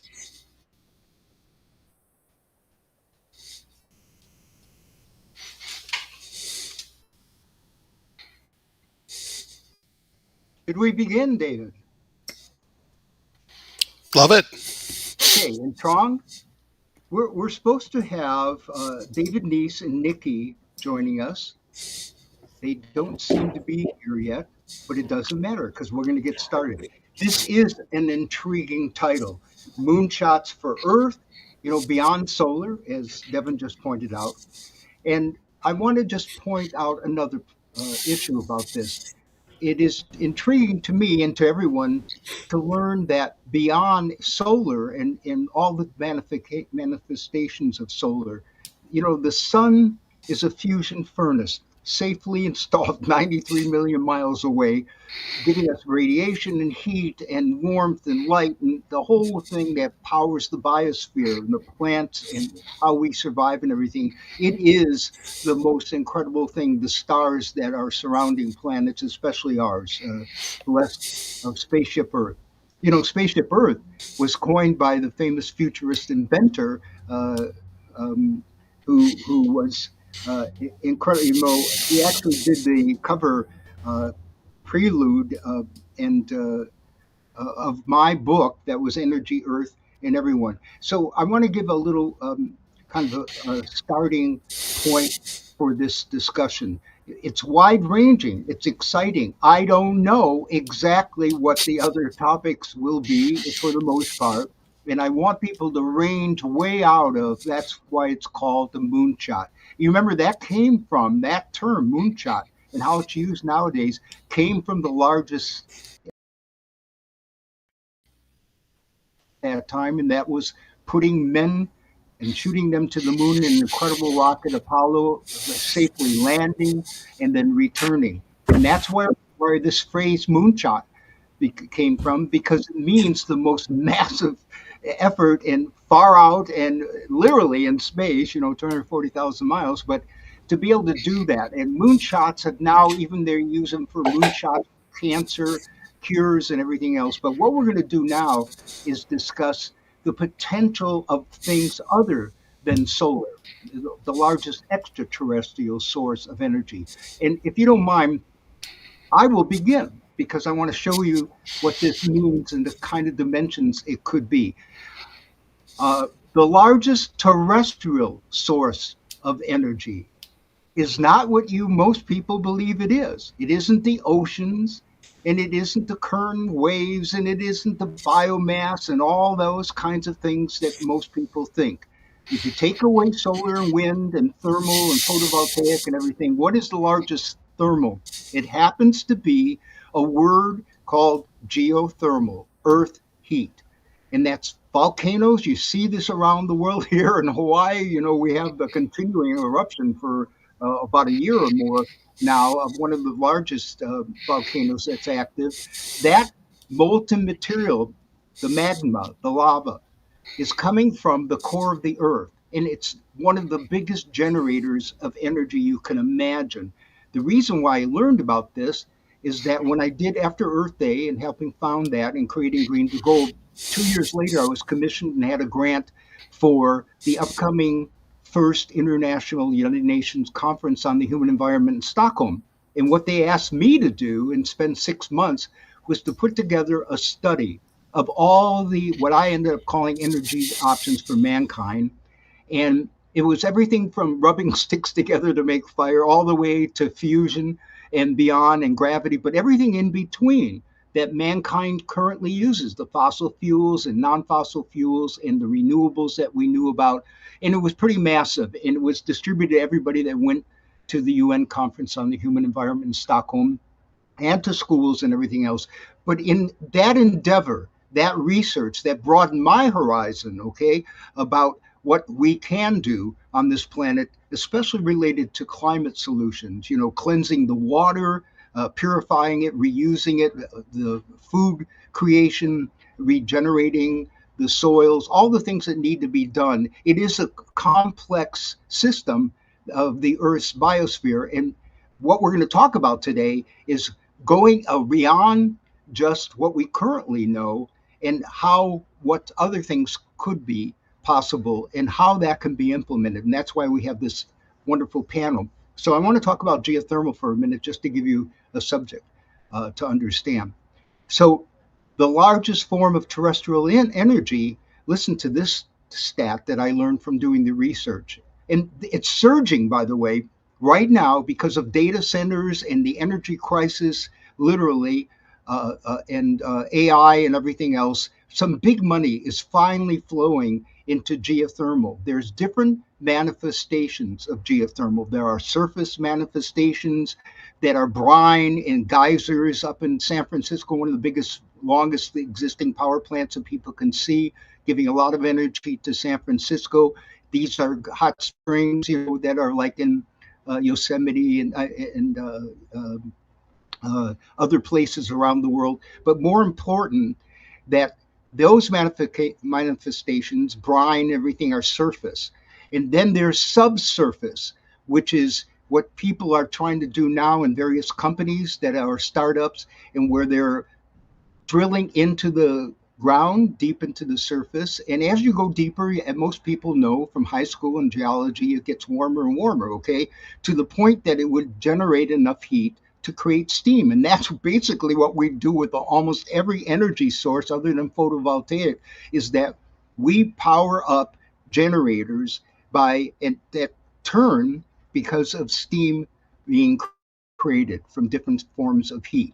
Working fluids, not necessarily water, but even that, it's vapors that are running the turbines to make the generator move and create electricity. But what's interesting is that you can drill down within conventional drilling, oil and gas technology nowadays, and get to that point where you can have sufficient heat that obviously drives turbines. And that's being done. I've been to all these places, New Zealand and all around the world, incredible places where they're tapping into, and it's historic. It was used by the Romans, and it has, in ancient times, they found evidence of geothermal energy being used. So it's been around because it's part of our Earth. But here's the statistic that blew my mind, and this will set us off. Do you know that if we tapped the 1/10 of 1% of the energy that's flowing from the core of the Earth, constantly being created by a lot of different forces? I won't get into all the physics, although I'm a professor of environment and energy, I could do that, but I won't talk about that. We all know, we see the manifestations in volcanoes and everything, the power of all. But this is under everyone's feet. It's under the sea, hydrothermal vents. The energy that's flowing from continuously from the center of the Earth out eventually to space. If you tapped 1/10 of a percent of it, we could actually drive our entire current civilization for 20 million years. That's how large this largest form of terrestrial energy, and the opportunities are incredible about technology breakthroughs. In Green to Gold Incubator, we have a number of these about desalinization and obviously direct energy. But there's thermal, just like in solar, there are thermal opportunities, mechanical energy from that, heating and cooling, lots of opportunities. Geothermal is a wonderful source. Terrestrial, it's renewable all the time. It's clean when you don't let the gases escape in some of these situations, and they can scrub those and collect those. But normally, when you're just tapping into the heat of geothermal, it is totally renewable, totally usable, and countries are stepping up to it. And that's why it's a moonshot type opportunity. So, given that prelude about the extent and the power of what this Earth does for us, the biosphere of Spaceship Earth, I would like to maybe move over to David. David's going to go in whatever direction he feels and share his moonshot ideas and what he believes should really make a difference. So, David, please take a little time to introduce yourself, as we mentioned earlier, and then we'll get right into your presentation. We'll do the same for Trong and David Neese. And I think Nikki is still supposed to be here. If they show up, then we'll go to that. But we'll start with David. Tomorrow.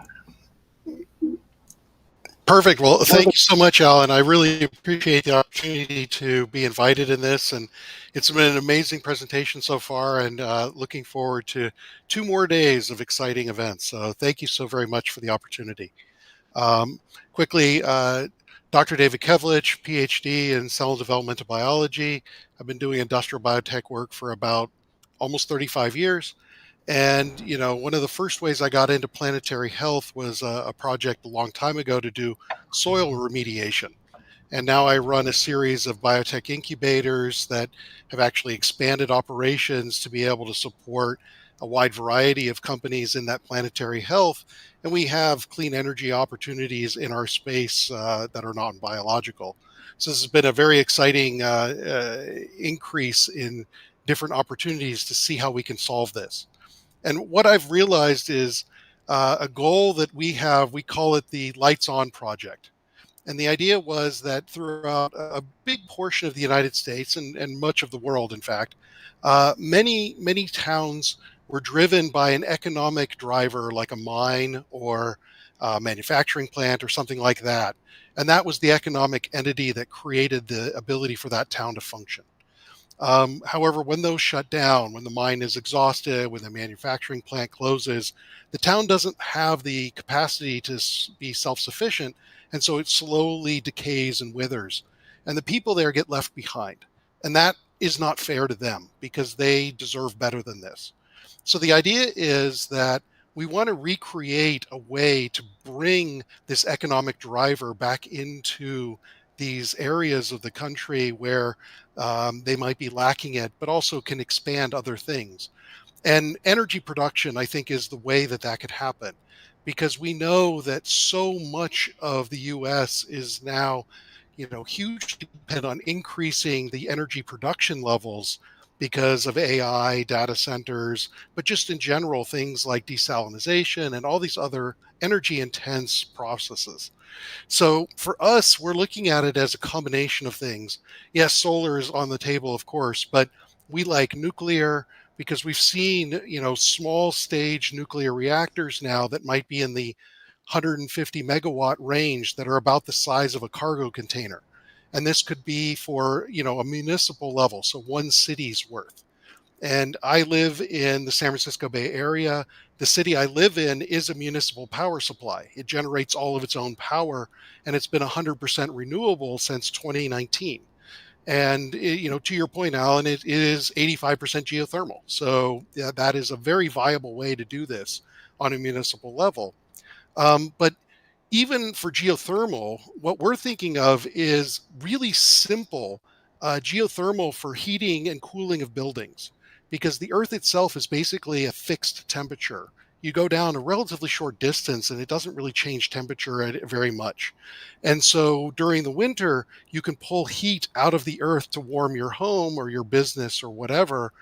And during the summer, you can push that heat back into the earth to cool your home or your business. And just that process alone, which is what runs my home actually, it's a very, very inexpensive way to do this. And so that would free up a tremendous amount of electricity for air conditioning and then natural gas for heating to be able to reuse those for other purposes that would be much better. So we want to see that being adopted in these electric heat pump methods, but using the earth as basically a stable source of temperature instead of air, which varies a great deal. We also really like the new concept of the wind turbines like heights, where you can send them up to extremely high altitudes where the wind is basically permanently blowing. And that way you get around the problem with wind's inconsistency, because when you get up into the jet stream, for example, now the wind is effectively constant at several hundred miles an hour. And so if you had sort of like a kite model, you could actually make that a very sustainable but very consistent energy source. And so we're looking at bringing all of these different models together so that these individual towns now have an economic driver, which could then be useful to build other resources, micromanufacturing, education, housing, all of those other options could be run off of the revenue from all of these different energy generation sources, which all intrinsically would be very sustainable and renewable. And so that's the goal of what we're working on. Would you do me a favor, because I know this from my discussions with you? Would you, David, talk about the bio-base, the concept of that you were really wrapping yourself around, what a difference it could be to doing it from a biological base, and what you do in your companies, Tomorrow Biotech, et cetera, the incubators. Would you touch on that a bit? Sure. Well, on the biology side, we've seen a wide variety of really interesting outcomes that could be incredibly powerful. I'll give you one really wild example, which comes from Chernobyl. There's a fungus that grows on the ruins of Chernobyl, and it's using the radiation from all of that radioactive material as energy directly. And what it's done is it's basically converted photosynthesis, which is how green plants capture the sun's energy and turn it into sugar. This has done a very similar thing, but instead of chlorophyll, it uses melanin, which is the pigment in people's skins that protects us from the sun. So this fungus has actually taken this melanin and converted it into a way to capture that energy from those radioactive sources to be able to use it. And this could be a really fascinating way to make nuclear another way to produce energy beyond just trying to boil water from it. And that is a really wild idea. Where nature has enormous potential to solve all of these problems because life is particularly stubborn and will find a way to take advantage of any opportunity it can find. Beautiful. And I know that isn't the end of it, but we'll circle back around depending on how much time we have. Let's go to Trong for a moment and let him introduce himself and talk about his moonshot ideas. Hi, Trong. Thanks for having me, guys. Can you guys all hear me? Yes. Perfect. So I'm not sure if I would call this a moonshot today. I think it's going to be more realistic because of the advancements in AI. But our technology is very simple. We create these little robots that you attach to your existing window blinds and shades, and it automates its control. So traditionally, when you install window blinds and you want to get them automated or motorized, it's installed into the actual window shade. So you're buying new shades and you upgrade to get them motorized. Now imagine a all glass commercial building in Chicago, in Phoenix, in California, in any hot region, and the shades are all manual. Well, what happened there is that when the sun, on a hot sunny day, when the sun is blistering up, all that solar heat gain is going into the building and heating the building. And what it does is it causes the HVAC to cool the space. Now let's add another assumption where the space is empty, for example, during COVID, or it's a weekend. So there's not a lot of occupants, employees in the building. The HVAC is then cooling an empty space, and that's just wasted energy. So what our technology does is there's two sides to the business. There's the hardware, where we enable the motorization and automation of the existing shades.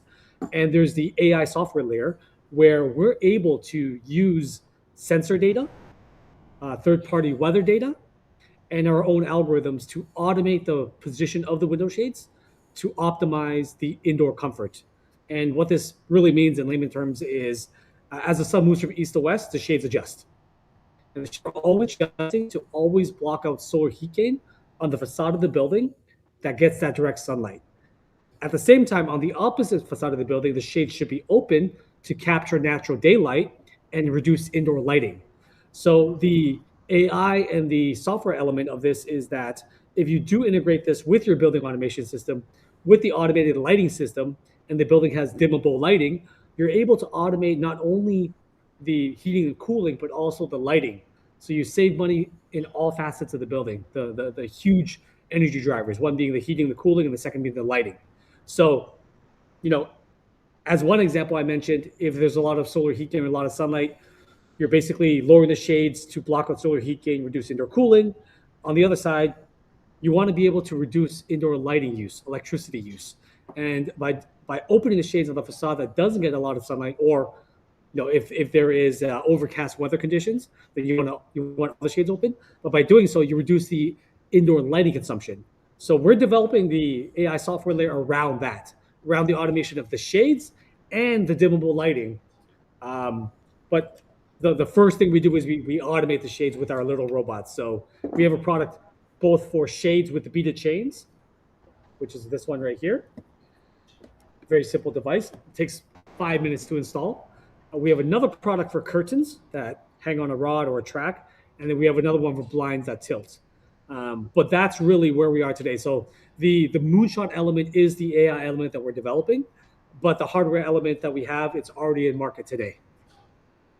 That's terrific. You're bringing up a whole sector that is ripe for opportunity, which is energy efficiency and the cycle of energy that happens in buildings. Buildings around the world are one of the prime contributors to climate change, and the gases and every energy to cool them, heat them, light them. This is brilliant.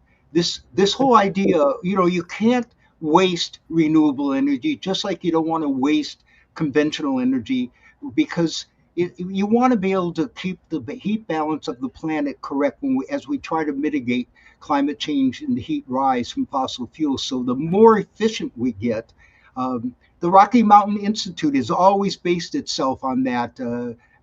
Just amazing technology and a push for decades about energy efficiency and what could be achieved in vehicles and buildings and manufacturing, etc. So I think this is a wonderful thing that you're doing, not only from a technological and climate-driven enterprise opportunity, a green product, green tech, but it tells us and reminds us energy efficiency is something that we have to do in concert with all these new forms of energy, and it leads itself to possible spin-offs. If you capture heat and control heat, then and you also help cool at the same time and affect lighting in a symbiotic relationship, that is a beautiful breakthrough. And that could be done virtually, as you said, with shades and blinds and everything else that is going on in buildings everywhere. So I applaud this. This is not only just what you're doing now, the beginning of this technology and using AI, which is driving so much and can do so well for us if we control it properly and use it right, but the efficiency opportunities for inventors and entrepreneurs and people to work into that on everything that we do in the shipping industry and the big cargo ships, and that sailing is coming back.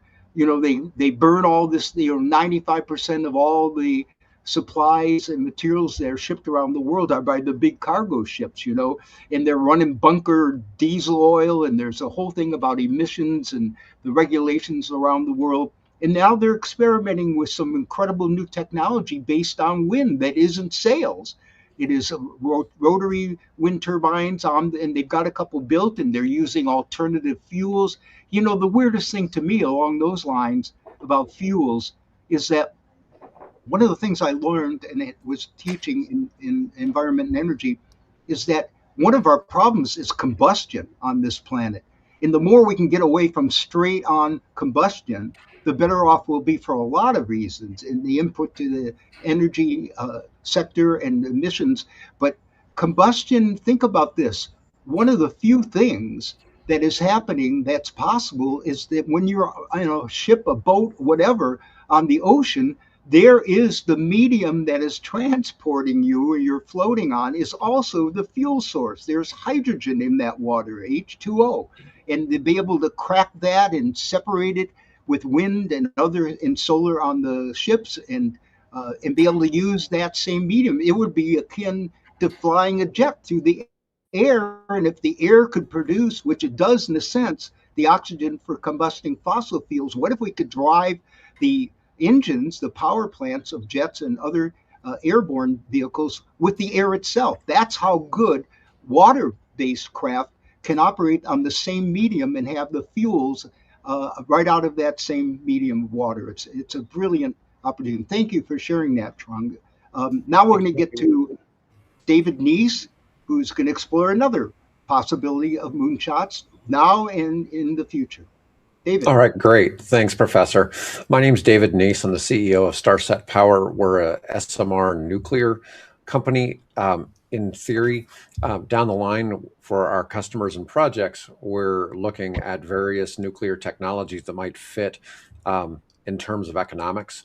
We're sort of a business development firm. We go out and we find projects, we get the funding for those projects, and we determine what the fastest path to energy for those projects may be. So realistically, I just bounced around. In the next, for SMR nuclear to really be commercially viable, we're probably still talking 5 to 6 years to getting it to customers. Most of the customers can't necessarily wait that long. So one of the things we're looking at is other forms of energy to start with. We're very agnostic to what that could be. We're exploring some things in the waste to energy space. Even still maybe doing some things with natural gas and propane until we can replace those with waste to energy, and then eventually move on to nuclear energy. And beyond that, so currently all nuclear energy comes from fission. Down the line, we'd like to see a switch possibly to fusion if it ever becomes commercially viable, which there's a good chance that it'll be commercially viable in the next 5, 6 years, but there's also a good chance it won't be commercially viable for 10 or 20. So that's kind of a bit of a coin flip, and I'll get into a little bit of that. Now, one of the things I want to discuss a little bit about the history of nuclear energy. So when somebody's driving by a nuclear power plant, they see these big cooling towers that are very tall, and each one of those represents about a gigawatt of energy output of electricity, or a gigawatt hour.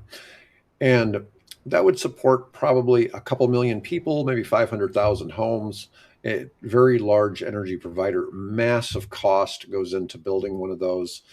And when we're talking about small modular reactors, now the other David was talking about 150 megawatt. I'm targeting things more in the 15 to 20 megawatt hour space per reactor. But we might stack 6 to 12 reactors in a single project. But we're looking at 4th gen technology. It's something called a high temperature gas reactor. It doesn't use water. It uses helium to cool the reactor. And when you look at these older style reactors, they're almost all 2nd generation reactors. And there was some well-known accidents that happened with 2nd generation reactors. Most of them are very safe. There's not a lot of 3rd generation reactors, but a lot of technology that's coming out is what they call generation 3+. And it's still very safe, still light water reactors. We're focused more on 4th gen.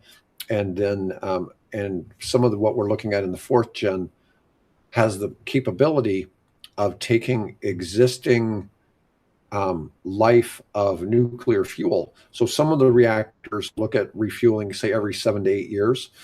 One of the technologies we're looking at would refuel every 25 years, but would squeeze so much energy out of the uranium that it would take the half-life of the nuclear waste from 10,000 years to 150, which instead of making it like a geological timeline, changes it to more of a human timeline. And so that would be a significant change in what we're seeing. But at the same time, and I've known Professor Tratner for a few years. He's heard me talk about the economics and things like that. I have this mission to end energy poverty. And a lot of this is around the fact that somebody can't go in and have an ongoing business or entity without having some source of power. And what's happening in the small modular reactor space is we can site the energy, the nuclear reactor, right where the energy is needed. So we cut out transmission costs, infrastructure costs, and so that customer is able to take advantage of inexpensive power compared to other terrible, like Professor Tratner was mentioning how bunker fuel is used in seagoing vessels. Well, it's also used extensively in a lot of island nations to power generators for their electricity. And so a lot of countries that are island countries specifically do that. And even then, it's still not 24/7 energy. Now, when we have I'm going to talk a little bit about the difference between fission and fusion. So in a traditional nuclear reaction, we're splitting atoms. When we go to a fusion, we're going to be combining atoms. Now, there's some issues with fusion in that fusion combines something called deuterium and tritium, and tritium is an incredibly short supply. Tritium is predominantly comes from manufacturing it in a nuclear fission reaction. So those fusion reactors are still going to need fission reactors producing energy and enabling the ability to manufacture that tritium for nuclear fuel.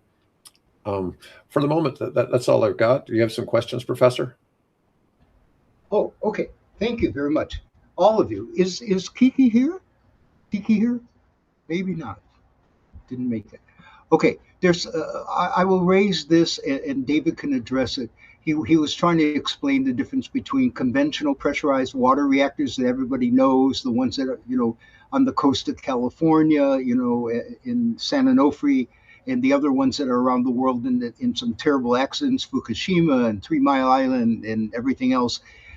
Those were those first early generation reactors, and they do have a certain lifespan, and then they shut down, and all that waste that was liquid and gas and solid has to be sequestered, and that's a big issue with all of that stuff. And part of that came from all the weapons that are produced in the world, and what to do with all that waste that can go 250,000 years and more. So sequestering it and protecting it and keeping it out of the hands of bad actors and all that kind of stuff is there. But what he's talking about in these very small nuclear reactors, the new Gen 4, I guess you're calling it? Gen 4. Gen 4 is, I read a whole bunch of reports since we've been working on this from the UN and other sectors in the atomic energy industry and the bold atomic scientists and all that, about how safe they really would be. And some of them are planned to be unbelievably, they're going to drill a mile down and site the reactor down there for the ultimate leap of protection and putting it there. But it won't be necessary in some of the ones that David was mentioning. The containment buildings, the cooling systems, the different systems that are being used, we still have to wrestle with whatever waste there is. But I know David can explain that in several of these ideas, the waste itself is reprocessed again and again and again. And so there's a kind of a recycling that's happening that would make the uranium or the fuel be better used, more efficient. So there are a lot of questions, but it is interesting. Science fiction forever was about the time that we would split the atom or have the power of the fusion of the sun. I mean, when you look at Star Trek and Warp Drive and everything else and what we're doing, this is science fiction, but it's becoming, as all science fiction has, becoming fact.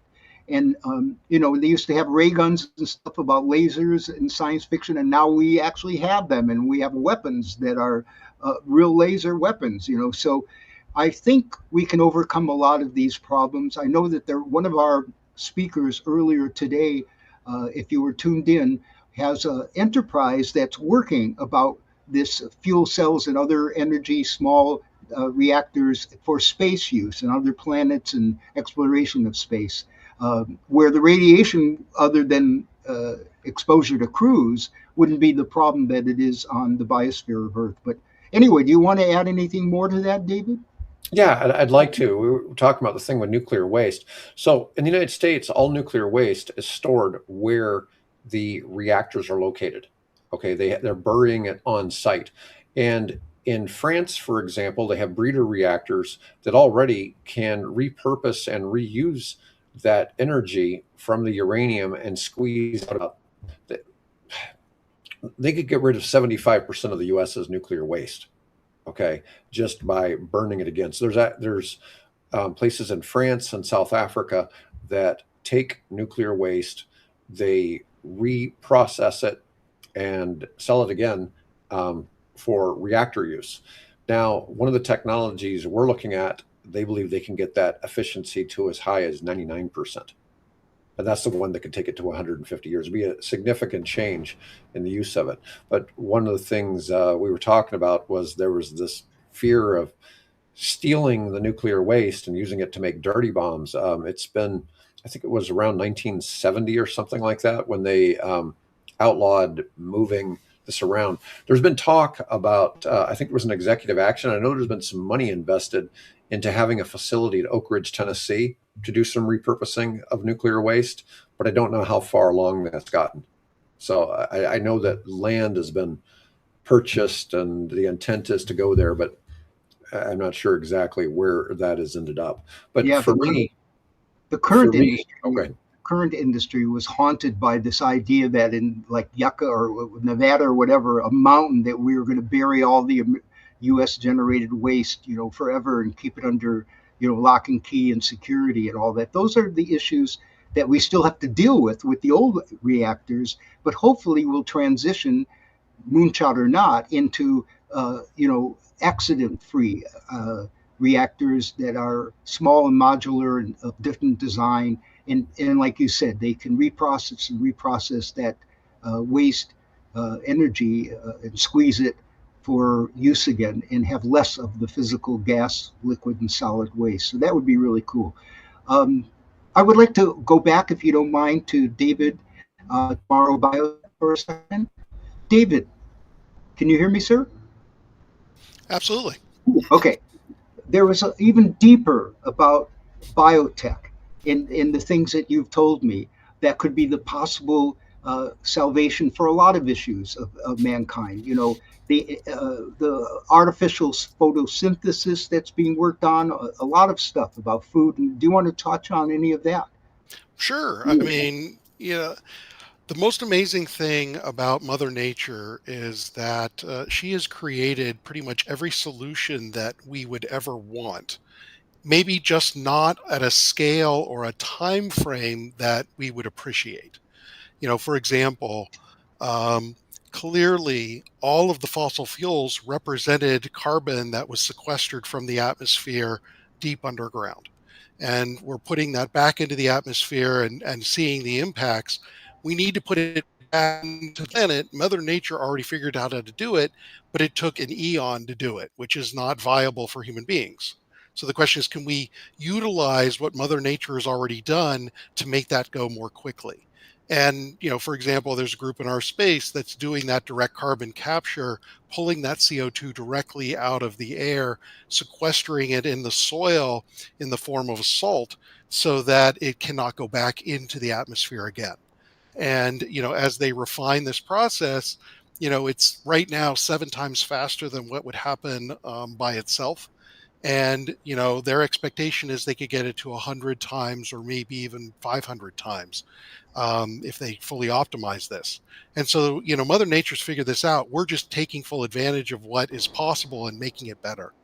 Same is true for hydrogen production. So hydrogen is a very interesting energy source, but right now it's primarily done from the electrolysis of water. So we put electricity into water, force the hydrogen and the oxygen apart, and then capture that hydrogen to use it later, typically in fuel cells, to be able to generate energy. That's great, but you still have to put all that energy into the process to make it happen. It turns out that we can take various plants, modify slightly their photosynthetic machinery so that now they do that automatically. They take water and they convert it into basically hydrogen just through photosynthesis. So no, you no longer have to put all of that energy into the system to get it back out. You can just simply let the plants and the microbes do it for you. This is also well known for things like wastewater treatment plants, where all of the organic waste that's in that material can be used by microbes to generate electricity. And there are examples now where 1,000-liter reactors are generating electricity simply because of the municipal waste that's flowing through them. And that is, again, a really wild way to couple both remediation as well as energy generation. And this is all biology doing it. And I think the last one that's really fascinating, to your point, Alan, about how combustion is the problem, there's a concept called gasification, where you take organic material and you generate energy out of it basically in the absence of oxygen. So you're not creating combustion in the traditional sense. So the end result, instead of being carbon dioxide, is this really fantastic material called biochar.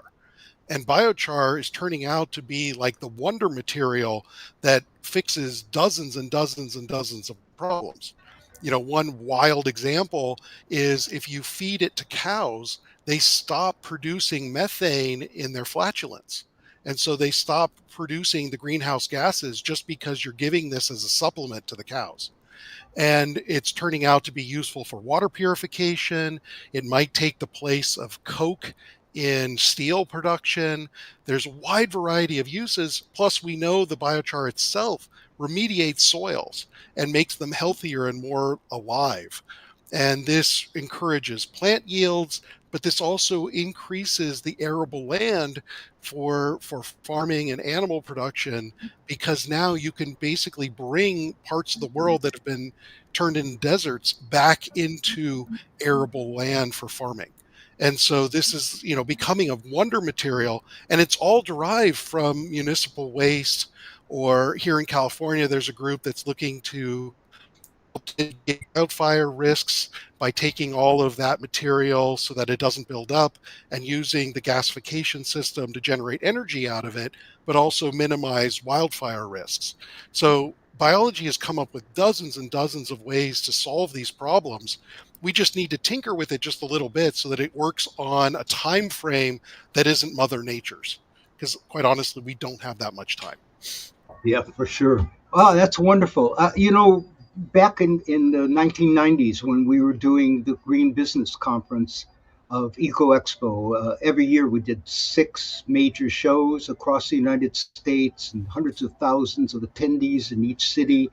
Uh, the U.S. Department of Agriculture at that time had a whole plan for a bio-based economy that fit perfectly into what we were doing about, the green economy, because everything that could be grown from, for food security first, and then for all the waste materials, we'd see a little bit of that happening, and it's growing about bio-based plastics instead of fossil fuel that come from plants and et cetera. But the bio-based economy was pretty amazing, that the farmer, once again, would be the centerpiece of what civilization is, in that sense of feeding us, but also giving us all kinds of practical materials. And you just pointed out biochar, which is just an amazing substance. So the biological side, there's even the idea of biomimicry, in which we copy, what what nature does and replicate that. They're doing that in architecture and all kinds of engineering things about, substances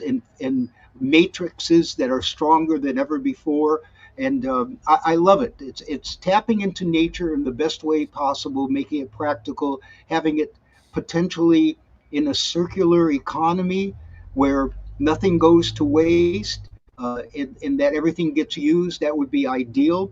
Earlier today, if all of you were tuned in or will listen to it later, we had the Promise project that will be on our demo day this afternoon. They are a plant that takes everything that would go into a landfill and mines the landfill. The dream of doing that and returning it back to its natural state and usable for parks and schools and everything else.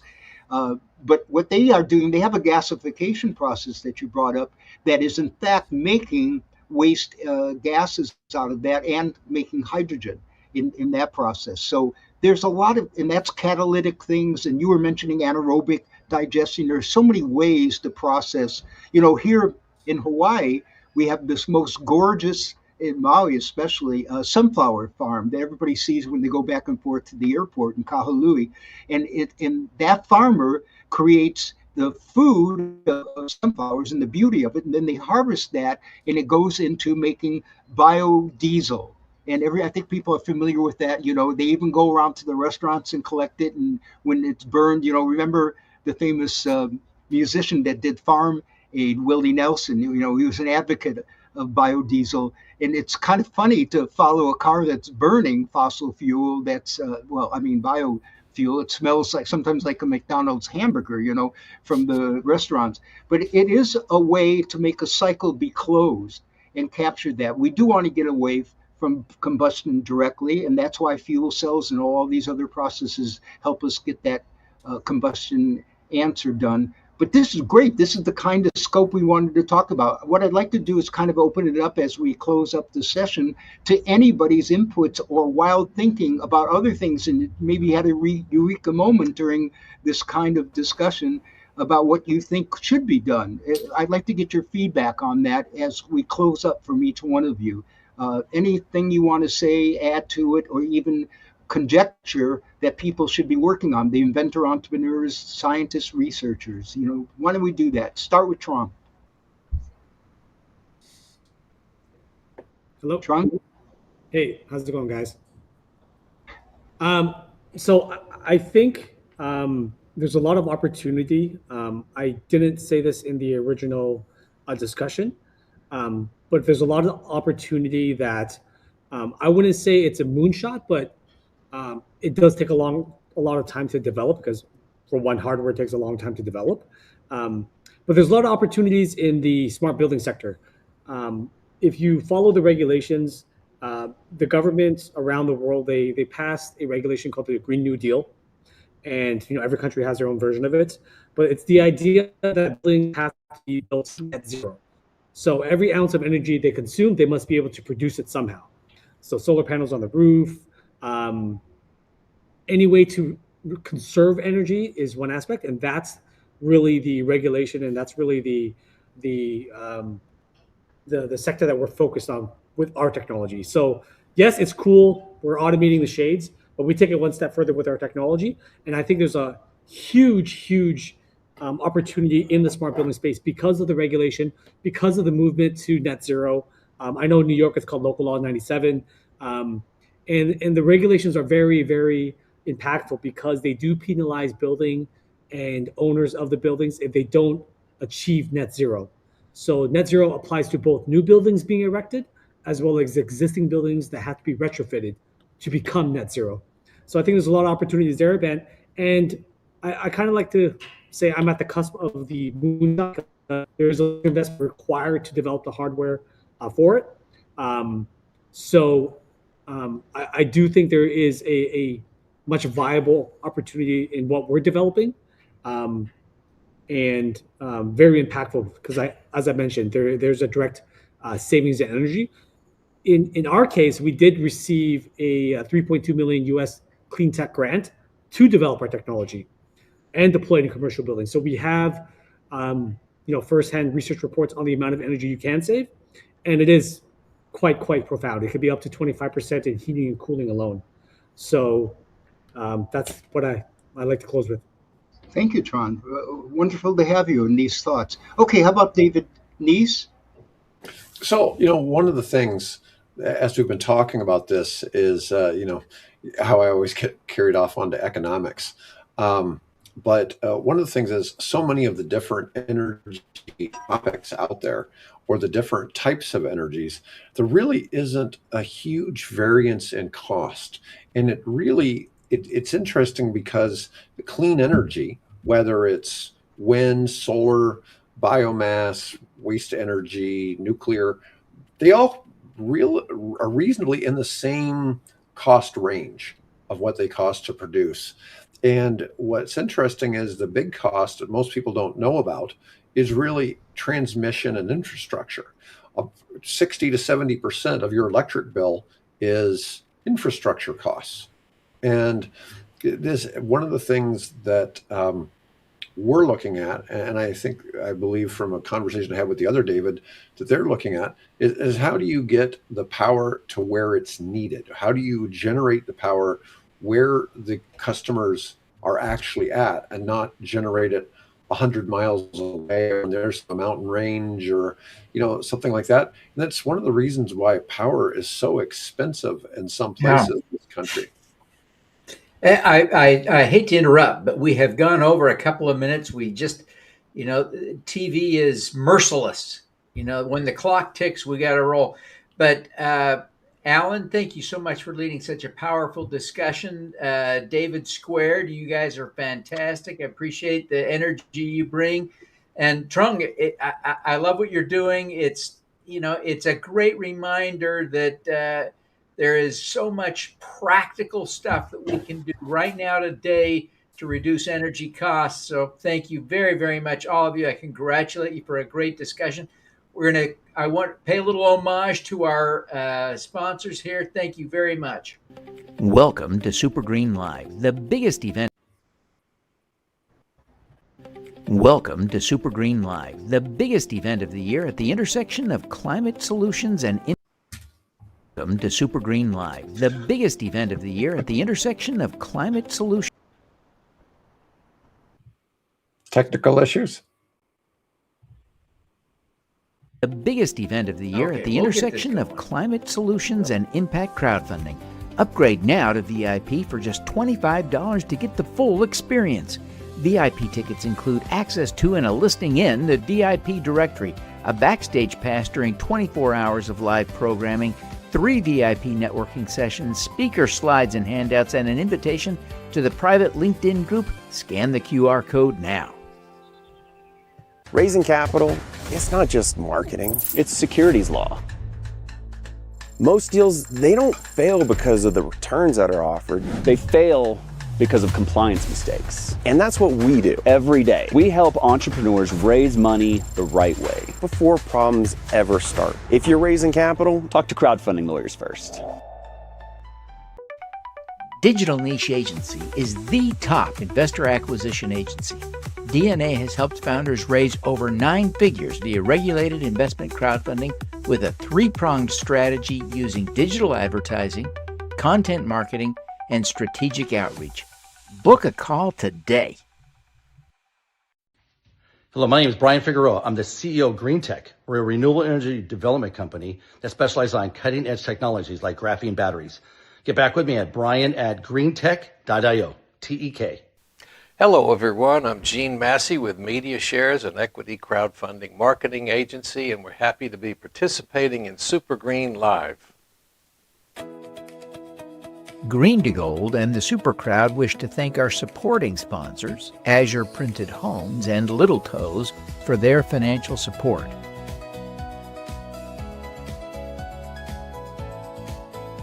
We similarly extend gratitude to our media sponsors, Regenerative Media TV and Community 3.0X. SuperGreen Live is hosted by the 501c3 nonprofit Green to Gold in partnership with the Super Crowd, Inc., a public benefit corporation. You can make a tax-deductible donation to support our climate-focused collaboration at 4sc.fund/donate or by scanning the QR code. Help us accelerate climate solutions now. Welcome back, everyone. I'm so thrilled, to be here. This is just such a fun process. Climate change is such an important problem for us to address. And as you listen to visionaries who are working on all the different solutions that we can bring together so that we have not one approach, not just solar panels, but more solar panels and more of all the other solutions as well. As we talk to the crowdfunders and we see how we can finance this, accelerate this work, I just get excited because there is so much good we're doing. The next 2 hours is just going to be mind-blowingly great because we'll have 10 different thought-provoking entrepreneurs who are going to pitch you what they're doing. This session will again be hosted by Professor Alan Tratner. He is, of course, let me remind you quickly, he's the helped organize the original Earth Day back in 1970, and he's devoted his entire career ever since to addressing climate change and preserving the environment. There's no one who can speak with more authority on these topics than Alan. We're thrilled to have you. Alan, take it away. I think you're going to actually be the first demo day presenter, right? You've got a technology you're involved with. Okay, Devin, it may not go that way exactly today because I've been so busy doing all of our wonderful sessions, I haven't been able to upload my slides. My intern is going to come in, and I think what we'll do is just lock me to the end and then start with the agenda that we have and in the sequence. It's demo day at SuperGreen Live. This is an opportunity. Everybody has about 9 minutes, and it isn't pitching to investors like is happening on pitch day if they're on an equity crowdfunding platform, and that will be judged and it'll be powerful tomorrow, and you should tune in for that and how to learn to see how it's done. But this is demonstrations about these companies, the profiles, what their mission is, what they're trying to do, what they're looking for, how you can help. Not just investment, but maybe other things, or be even involved in the company. So what we're going to do is start off right away. I got to watch a timer on this. And instead of me being first for EcoWise Innovations, I think I'll put myself at the end, if Devin will allow me. And we are going to go, we'll start off with the promise with Chris. And Chris, if you're with us, I know you are, why don't we start? We'll time you for 9 minutes. Let's learn about the promise. Okay, well, Professor, thank you so very much for having me. Again, my name is Chris Robinson. I am the founder and CEO of The Promise Worldwide. We're here, we're harnessing waste to power a healthier world. So The Promise was created to address main issues that adversely affect the United States and the world. We're doing this by combining existing improved technology, and in doing so, we are helping the Earth and providing a healthier and more efficient future for the human race. Let's see here. There we go. Okay, so we'll start this off with problems that are worth solving. So that's what we're here to do. The number one problem is obviously going to be the landfills. The landfills are just a huge problem. We need to figure out what we can do with our trash. The governments of the world are trying to figure out what they can do with the trash, and they don't want to give out any more permits for landfills. So they're trying to find an alternative to that. In the United States alone, we produced 294 million tons of municipal solid waste, and it was 2.12 billion tons worldwide. So that's a problem that needs to be addressed, and we're part of that solution. We've spoken before of in the last panel, plasma arc gasification. With that process, we're able to process 99% of the waste that comes into us. We use that waste, we turn it into a synthetic gas, which is the foundational piece for producing other eco-friendly or carbon neutral or negative products.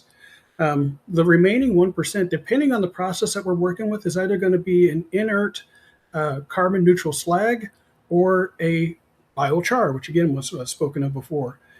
Those both can be used for either for plethora of different uses. They can either be for agricultural uses or they can be for building purposes as well. The wonderful thing about it is that nothing is wasted. Everything that comes into our facilities becomes something new and usable, and that is earth friendly, and it's just a wonderful thing. We have the ability also, as far as like with recyclables, to process all plastics, all types of glass, paper, e-waste, all different types of things. We can process all of that in-house and produce other good things out of that. So our facilities can process a minimum of 400 tons of waste per day, and we can scale it all the way up to 6,000 plus tons of waste per day. And the wonderful thing about it, the biggest thing about it, is our patent pending process. We don't release any adverse fumes or particulates into the atmosphere or back into the earth. All right, so let's talk about pollutants in the air. Let's talk about carbon dioxide. So, in the United States, historically, we've had an estimated 4.8 billion metric tons of energy-related carbon dioxide that's been produced. In the world, it's 36.8 billion metric tons. That's a lot of carbon dioxide that's being released into the air. The global carbon market, which is a system for carbon trading, is still projected to reach $600 million by 2027. And that's driven by demand for emissions reduction to meet climate targets. Again, our solution is that we utilize clean and green power that's generated by our plasma arc gasification facility. And we have the ability to operate advanced carbon dioxide carbon capture facilities, remaining removing up to 90% of the airborne carbon dioxide. That CO2 is purified, and we use it in refining process for carbon neutral fuel products and for building materials.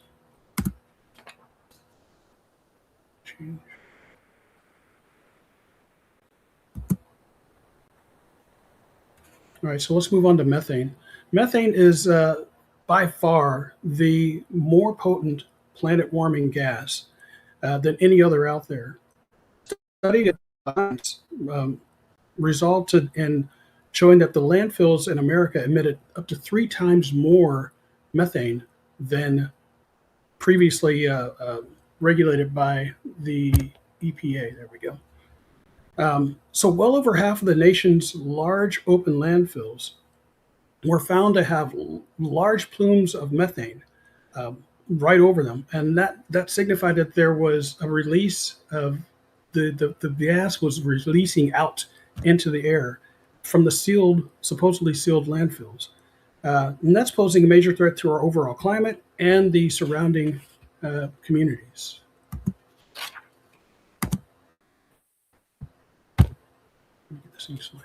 Okay. So our solution to that is our patent pending design and process utilizes stationary and mobile units to capture the methane that's released from inside of our facility and from the harvesting of the waste from the actual sealed landfills. That captured methane we use in a methane pyrolysis process to produce turquoise hydrogen. And this is a very low carbon producing method that does not produce any airborne carbon dioxide. The process actually produces carbon in a solid form that we use to create a carbon infused concrete. Now, this is considered a premium product as it offers significantly improved strength, durability, and permeability. The next thing, which is the slide that you see in front of you right now, is food scarcity. By 2025, global population is expected to be 9.7 billion souls. Our food supplies will be under further and greater stress than they are today. Demand will be up by 70% than it is today. Our solution is with our patent pending design, our controlled environmental agricultural facilities, we can harness the technology to cultivate a very large variety of crops. Using the power, water, and organic composting from our facilities, we have the ability to produce year-round with high yields, harvesting anywhere in the world.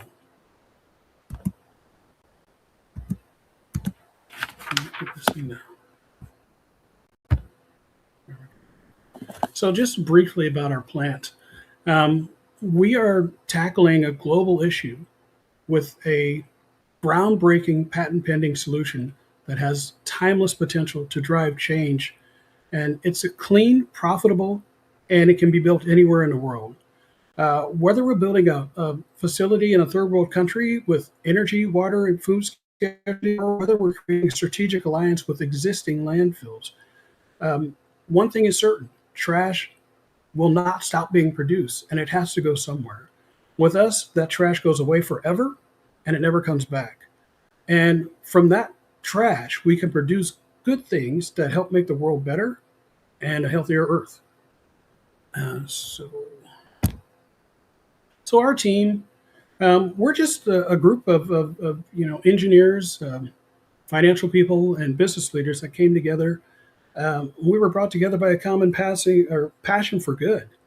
The road hasn't been easy; it's been rough, but we persevered, and we're finally starting to see the fruits of our work. So we have an international advisory board, and of course, at the head of that is our Professor Tratner. He's the founder of Green to Gold, pioneering incubators that are focused on positive climate change and sustainable green economy. He is one of the founders of Earth Day, and under his guidance, we've been able to successfully navigate to this point. He's a great man, a great mentor, and an incredible advocate for Mother Earth. So we also have a strategic alliance. We have LEC partners. Each of these folks that we're aligned with are heads and shoulders above everybody else in the world. So they're world renowned, and we work together very well with them. And we look forward to their guidance as we go forward. So that's the end of the presentation. It's kind of a little bit messed up because my computer messed up on me, but that's okay. I hope that you were intrigued by it. And if you would, you can go ahead and click on the QR code or just go to our website and click on the Contact Us tab. And let's get a dialogue started for positive change. Thank you. Thank you very much. You had a minute or less than a minute. I wanted you to maybe mention what you're looking for other than money, maybe. Oh, we're looking for collaborations. If you have a special talent that you feel that you can help us out with, and that's the reason for, I want to start a dialogue with everyone out there. We're not just looking for, for funding or treasure. We're also looking for talents as well, and people that can help us get into other communities, folks in government.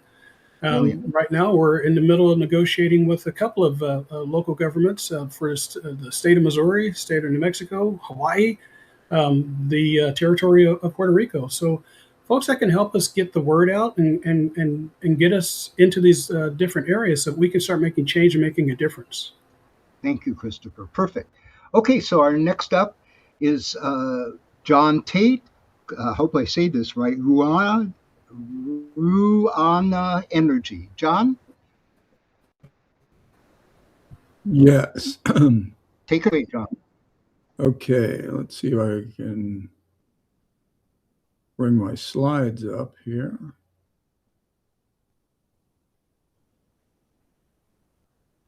Oops.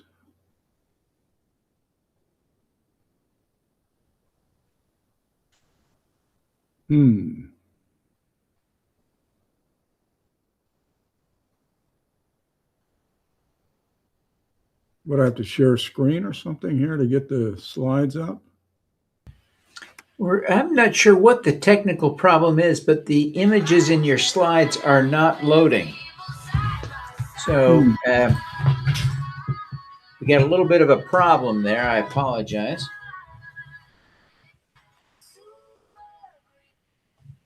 But let's see if we can. Let me invite you to reload them. Reload them. And all right. I think the next person on the list is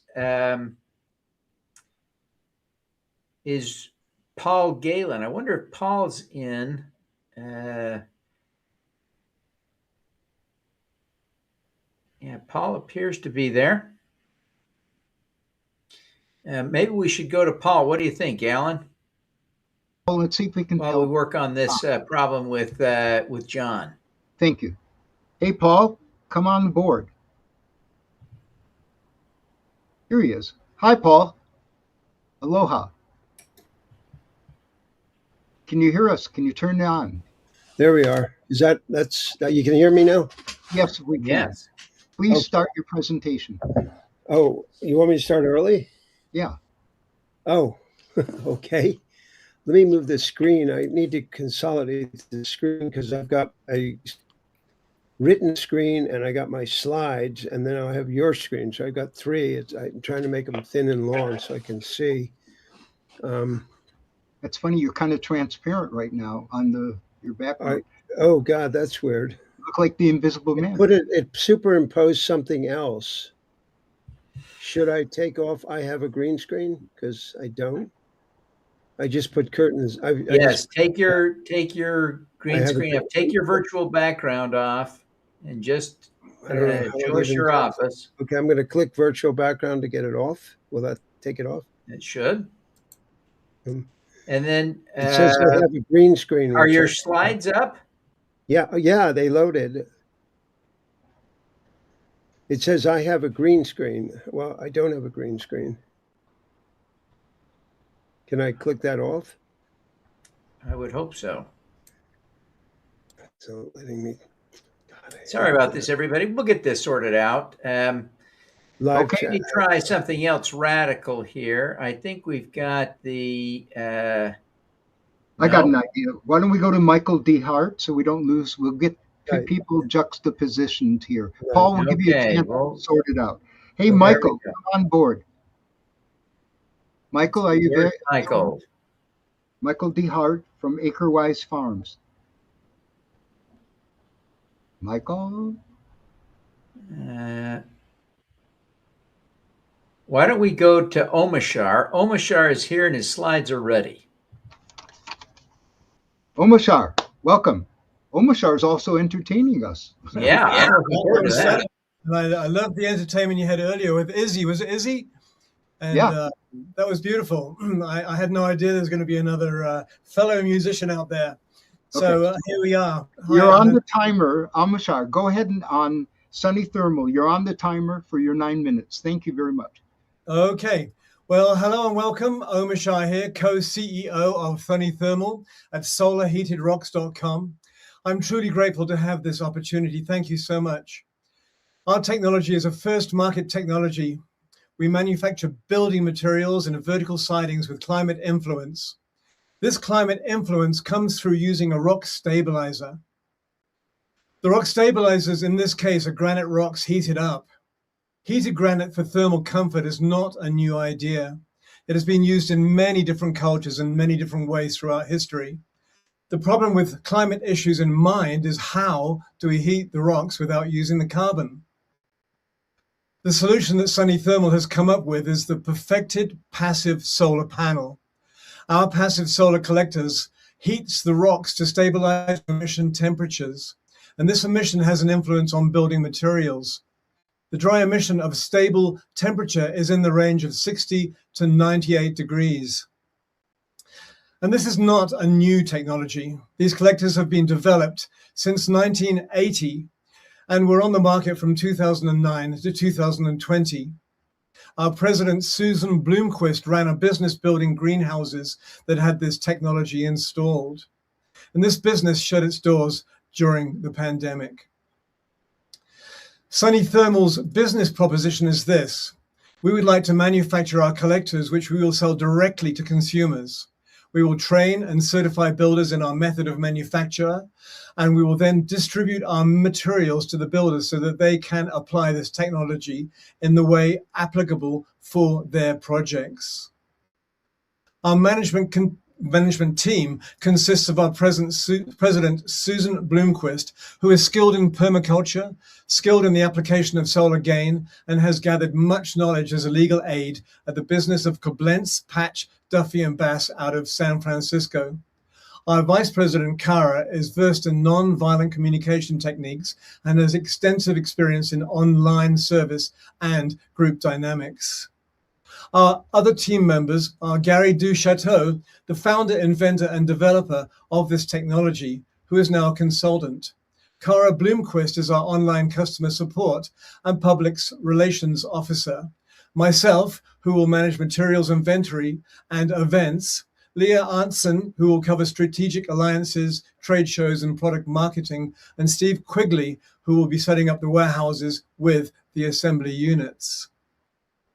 We are a green to gold incubator company, and on our board of advisors include Professor Alan Tratner, Theodosia Southern, and Scott Katumas, all highly skilled at leadership and communication, plus our founder, Gary Duchateau, who is retired. What we wish to manufacture is the perfected solar air photon collector, plus the rock stabilizer preforms for consumers. Builders will be making their own rock stabilizer preforms to the appropriate size for their own projects. And the end consumer then has the siding in the rock stabilizer box, as you see on the right, filled with granite rocks. Also, we have a market-ready sales opportunity of direct-to-consumer products like this portable greenhouse or food dryer or small animal shelter, which uses the same technology on an easy-to-move wheeled structure about the size of a stove or a refrigerator. We anticipate no barrier to market entry as the collector is approved as a building siding, and the rock stabilizer is essentially working insulation with no fire risk. Our collector is made using a specifically designed assembly unit that does not require sealant, so our collectors are durable and don't have any seals that could ever break. We will be selling to builders the easiest and least expensive way of building a perfected solar hot air collector. We have a patent pending for the assembly method, plus we have non-disclosure agreements with all of our people. Some of our strengths are the 45 years of research and development, the assembly method, ease of maintenance and ease of shipment. The scope of opportunities are manifold and have yet to be fully explored. Our perceived weaknesses are the lack of public understanding and that we need a team of professionals to help get us into every market as fast as possible because of the threat of copy products. Now, here are some market opportunities that anyone who has a franchise can pursue. Passive solar heating in new buildings, passive solar heating in retrofits, tiny home and yurt applications, animal housing applications, for instance, raising newborns, warehouses, emergency shelters, etc. These are power-independent systems that stabilize temperature.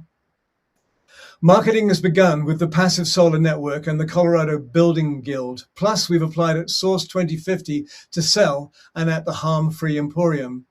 Also, we will be attending garden shows, eco-regenerative events, greenhouse suppliers and pet stores. The list goes on. And what we have here is a projection of one builder with one assembly unit.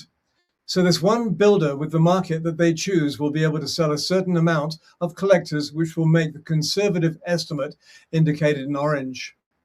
Each of these squares would have a slightly different graph, depending on the applications. One graph could be the passive solar application, one could be a greenhouse application, one graph an animal shelter application, another could be selling to Ace Hardware, Home Depot, plus overseas in places like Nepal.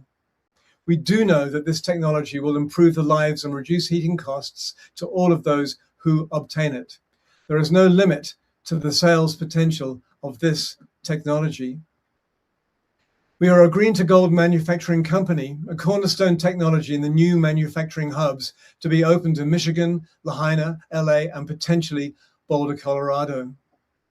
We are asking for $3 million in our first seed round. Return on investment would be a returnable note of 2 years with potential of a negotiable equity or payback of funds with a 3.5% interest.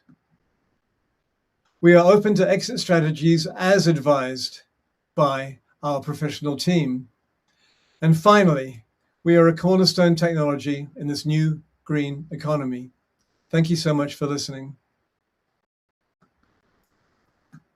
There we have it. 2 more minutes, but I'd like you to talk about what we mentioned in training. What else could you use other than the funding that you made clear? What else could be useful to you? That here's a chance to just mention those kinds of things. Are you looking for people? Are you looking for alliances, communities to adopt? What would you say? I would say communities and alliances. And here in where I am in Boulder, Colorado, there is a lot of animal places and animal shelters.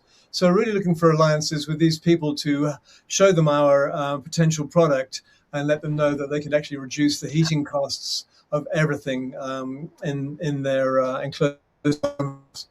And so I think in this moment, that's it, Alan. Okay, thank you. We'll look forward to you entertaining us pretty soon. That's on a Saturday morning. Yeah, Saturday morning. That's going to be beautiful. Everyone should stay tuned for that for sure. Okay, so where are we, Kevin, with either John or Paul, or should I try to move to Michael Dehart? I think it might be better to jump to Preston. I think Preston is in the room and has his slides up.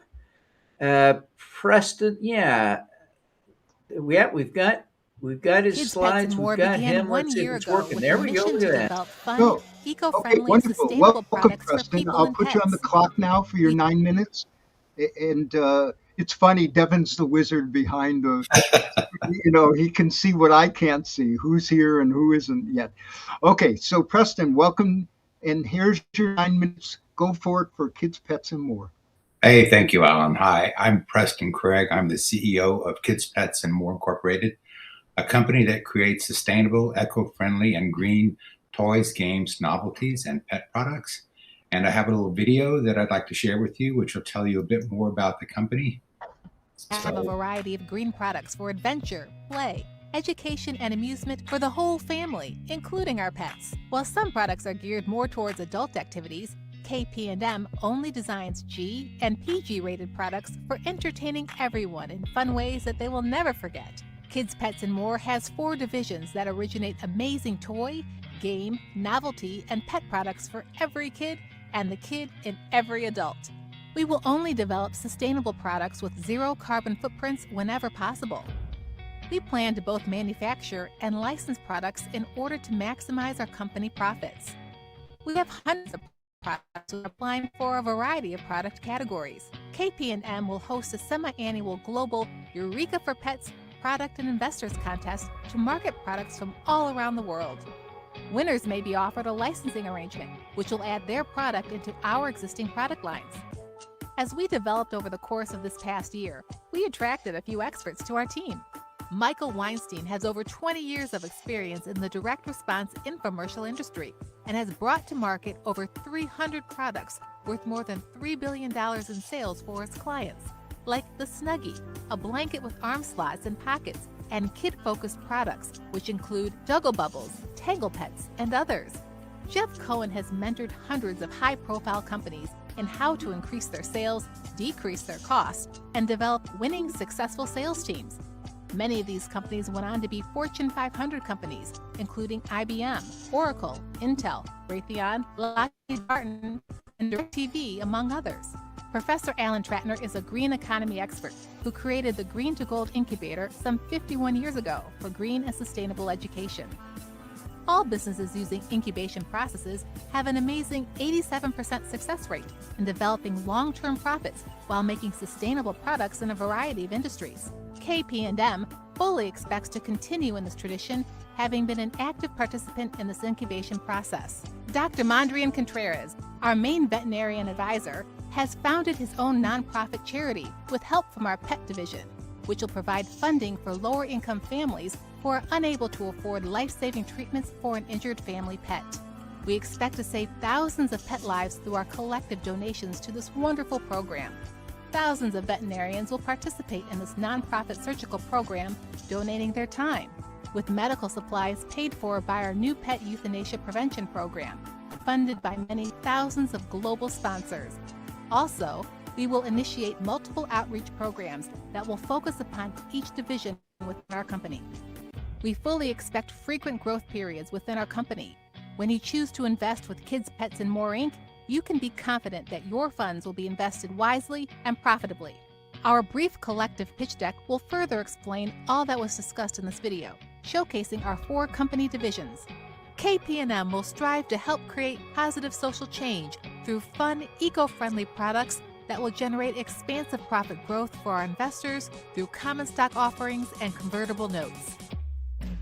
Thank you for considering our Kids, Pets, and More investment opportunity. We look forward to prospering with you into the future. Your success is our success.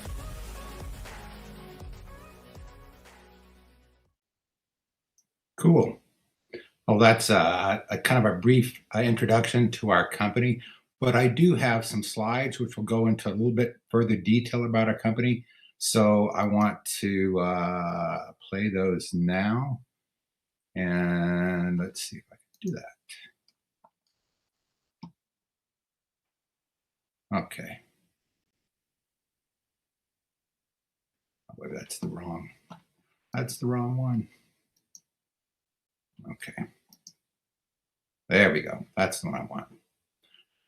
So as I stated earlier, we develop fun, green, environmentally friendly products for the whole family, including our pets.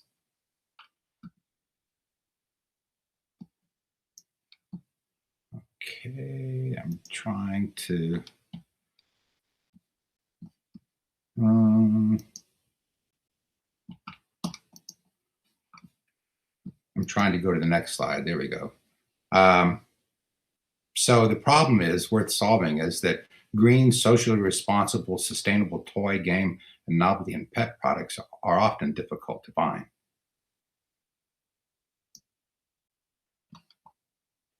Kids, Pets, and More products are made with environmentally friendly 100% recyclable materials, such as wood, bamboo, cotton, metal, and natural rubber, and we operate in a blue ocean strategy.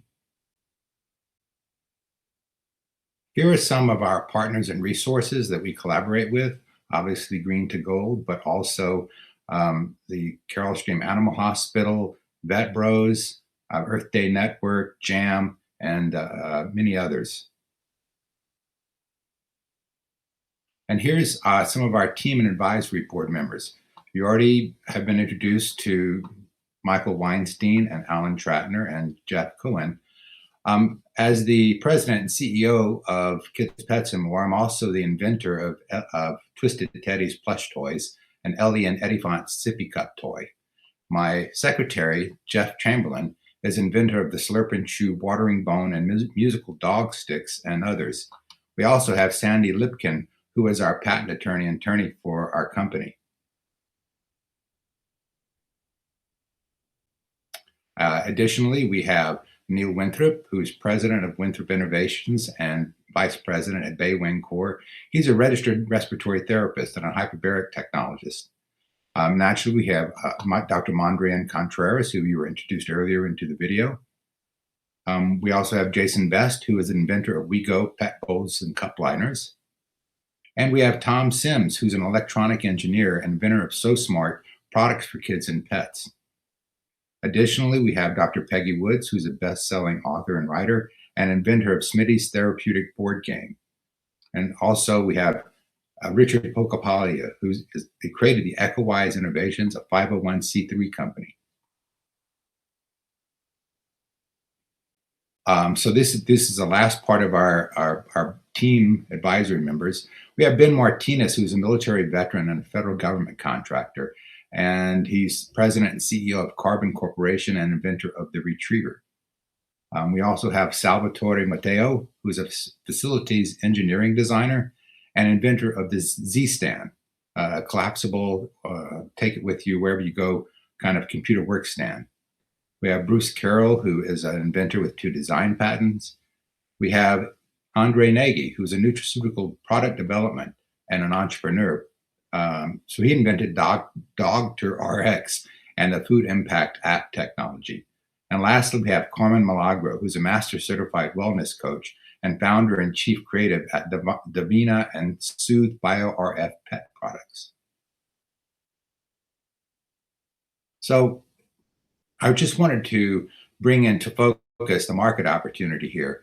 The global toys, games, and novelties and pet product markets are anticipated to reach $680.78 billion by 2033, which is an expected CAGR of 6.45%, with a market increase in green and sustainable products. And these are the websites you can go to actually check out this information.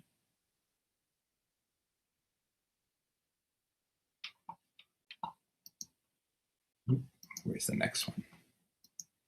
Should be another one there. There we go.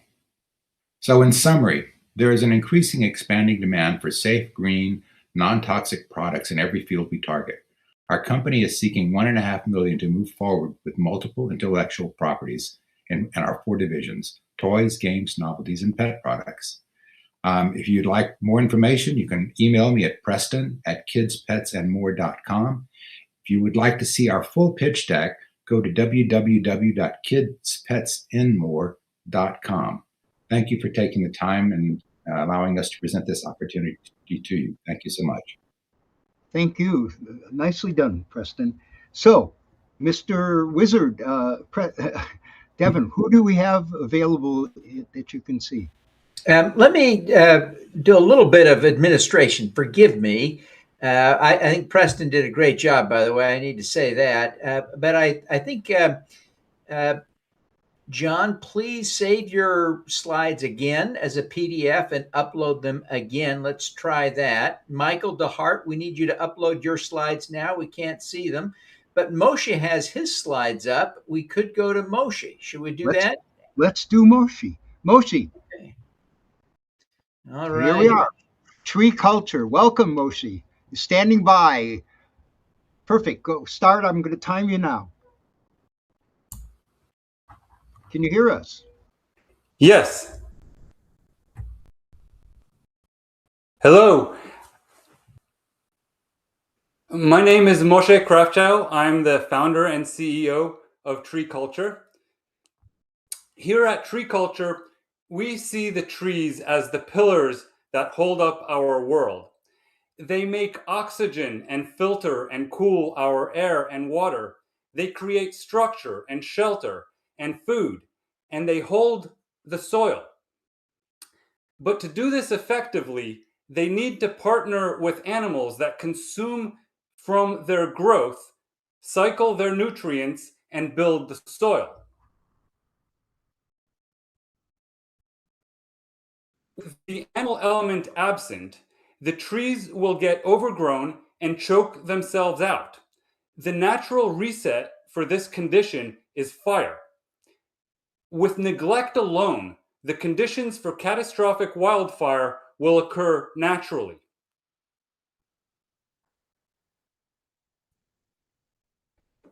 So here is our solution. The way we deal with it is by using all of the material in place to create a forest floor. The new space is open to light and wind, and the forest floor holds water and harbors nutrients and seed, and the new growth will emerge and will be of much greater feed value.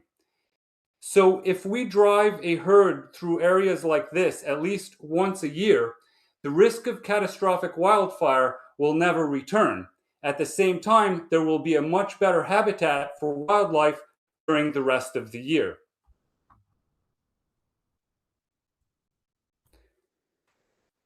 We are providing a permanent solution to catastrophic wildfire risk around cities.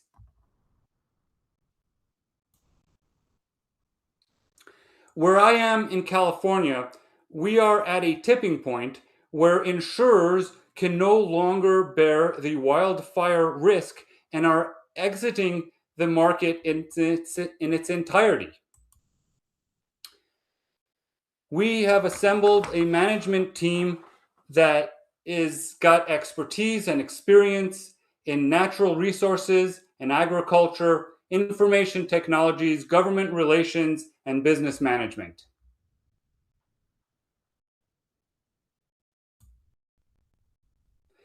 Our service is a silvicultural treatment followed by an annual maintenance plan using rotational grazing. The grazing and other forest products will become profitable in a few years, and the client payments for the service will eventually drop to zero, making this a sustainable long-term solution.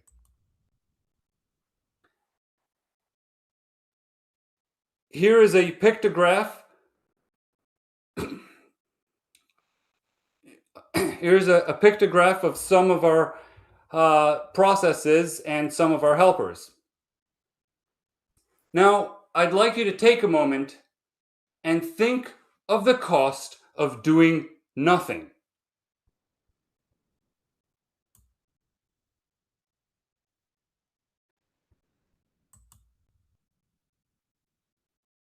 I have the wrong slide deck up.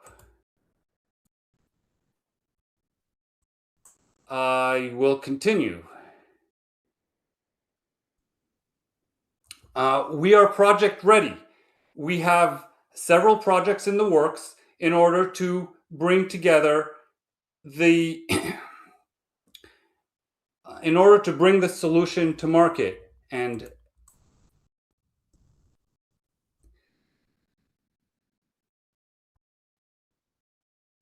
I absolutely have the wrong slide deck up, and I will upload.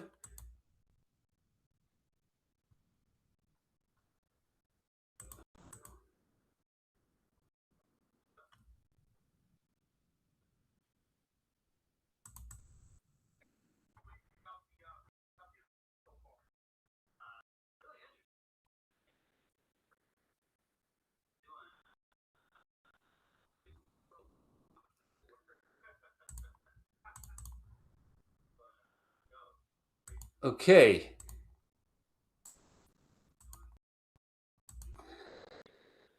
So here is another example of the problem that shows the kindling, how it's affected, and it's got low feed value and high fire risk. If you check the QR code here, you can see a transition from the previous slide showing the transition from high fire risk to high feed value and low fire risk.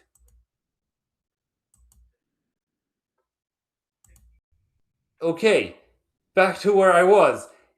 This is a pictograph of our process and some of our helpers. So here, take a moment and think of the cost of doing nothing.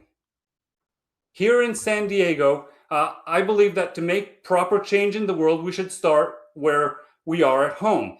This is the map of the very high fire hazard severity in San Diego, but this problem is not confined to San Diego alone. Here is an example neighborhood in San Diego that is showing very high fire hazard. This fire hazard is emanating from the open spaces in the city. If you see the red blocks, that's 100 feet from the buildings. Everything outside of that is not managed. Here is a larger view. This shows about 300 acres in the neighborhood. And if we did silviculture here, we can remove the red from the map and create a much healthier, safer community.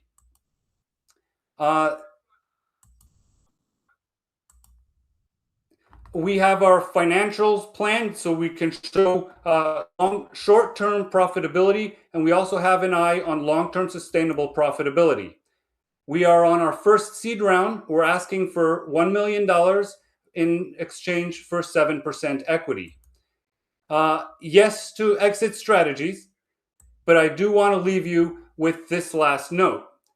Catastrophic wildfire risk is not unavoidable. This is something that we can fix. With intelligent selection and the right approach, we can take our surrounding area that is currently projecting a hazard and has no productivity, we can turn it into a buffer zone that provides safety and security, a better and healthier habitat, and it can be a long-term solution for many of our problems. Chief among them currently is catastrophic wildfire. Thank you very much for your attention, and I hope you decide to come join us. A couple minutes. Why don't you go over what you'd like to get from the audience, the global audience? Aside from potential investors, are you also looking for strategic alliances, communities that want to adopt this, talent to join you? Why don't you mention that now? Thank you, Alan. We are starting up. We have a few projects in the works. We are looking for team members. We're looking for people that want to invest, that people want to see this happen near their cities. We've got lots of cities in California and elsewhere in the world that are really looking for a long-term solution that can be done with natural-based solutions. So we're looking to connect with clients. We're looking to connect with investors. We're looking to connect with talent. We are right now in the process of getting this brand new and exciting solution into market. We want to see change today.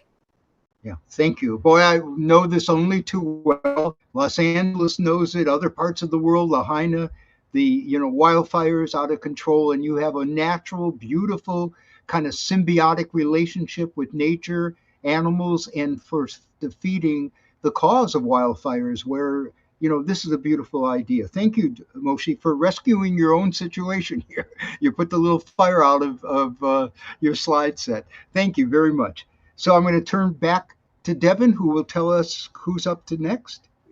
Is it Bill Smith?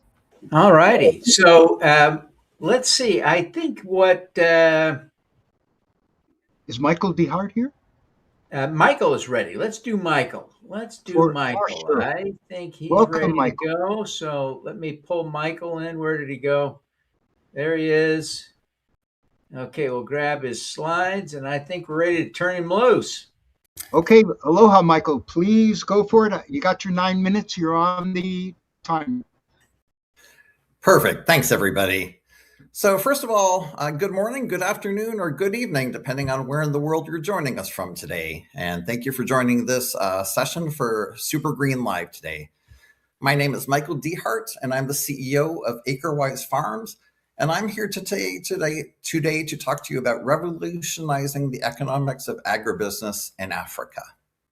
So, who is AcreWise Farms? We're an agricultural startup organization headquartered in Kajiado, Kenya, incorporated in both Kenya and the United States. And we help African people lift themselves out of poverty through environmentally sound, tech-forward, equitable agribusiness practices. Simply put, we believe ethical employers meet not only the needs of their shareholders, but also their employees and the larger community around them. So what is the big problem we're trying to solve? First of all, let's talk about the scale of the problem. This is a problem that affects about 10 million Kenyans and approximately 600 million African people in total. So the problem is this: few jobs exist for some of the most vulnerable members of Kenyan society, namely single mothers and working age youth. Most turn to the biggest industry in Kenya, which is agriculture, but wages are completely unlivable. So if we look at single mothers make on average 40% less than their married peers make. 70% of them work informally when they work at all, so no benefits, very poor wages. When work is available, it's part-time and highly underpaid. The situation is also equally dire for working age youth in Kenya, 2/3 of which are unemployed. Even with a university degree right now, and let's step back and recognize that only 5 to 10% of the population will ever have the opportunity to earn a university degree. With a university degree, average time to paid employment is nearly 2 years. Without a university degree, full-time paid employment with benefits simply never happens. So it's this disastrously high rate of unemployment that has caused a rampant homelessness issue amongst working age youth in Kenya and across Africa. So what is the solution? We understand that a holistic approach with appropriate support structures is what is needed to not only lift African people out of poverty, but to ensure that they remain out of poverty. So what does this look like? It looks like us managing our own large farm. With sustainable and regenerative practices, this will create thousands of jobs. Now, this flies in the face of what has been done over the last 20 to 30 years in Africa, which is largely trying to support and prop up small farmers. This hasn't worked. The best small farmer projects, small shareholder farmer projects across Africa maybe increase profitability by 15%. This sounds great. But if you're living on 1/3 of what you need to survive, an additional 15% simply means you eat maybe 2 meals a day instead of 1. It doesn't mean your kids go to school. It doesn't mean you live in a safe community. So in addition to managing our own large farm, it means tailored employee support programs. This includes not only fair paying jobs, but counseling, on-site childcare so women have a safe place to bring their children while they work. It means financial literacy education programs. It means on-site housing for our previously unhomed employees, and it means saving programs at the very least. It also means operating our own logistics and distribution systems, which ensures that we can keep more fair-paying jobs in the value chain and retain greater profits to return to our shareholders. So what are we really proposing? It's quite simple. We're building a scalable and replicable venture in a high-growth sector. Emphasis on scalable and replicable. We believe that this is actually a highly profitable 3 to 5 year pilot project. Why do I say that? Because at year 3 or 4, we'll have enough cash on hand, we'll have proven ourselves enough that we can go to large international NGOs and nonprofits, as well as governments themselves of emerging market economies across Africa and across the world, and show that we can help rebuild your environment, we can clean up your water, we can create jobs, and we can contribute to your GDP all at the same time. So let's look at who we are in terms of people, because this is really where the rubber meets the road. We all know you all invest in good team members before you invest in good ideas. So I spent about 30 years, or about 25 years, working in the United States, although I managed operations for companies in 26 different countries. I've been a senior executive in strategy and management consulting. But for the last 10 years, I've spent my professional life working in and around Africa on startups.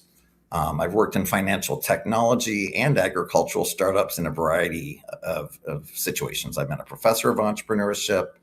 I've been an executive myself, and I've been an advisor. My co-founder is a gentleman I've worked with for more than 10 years, Wesley Musevi, our COO, who has a deep agribusiness background. We're joined by Fred Okello, who brings 25 years of business development experience, Tabitha Njogu, our acting CFO, and Priscilla Githinji, helping us with Kenyan and cross-border tax and law issues. On the advisory board side, we're joined by Alan Tratner, who you all know well. Rose Maturi. Rose is the founder of DLAC, which is the Digital Lenders Association of Kenya.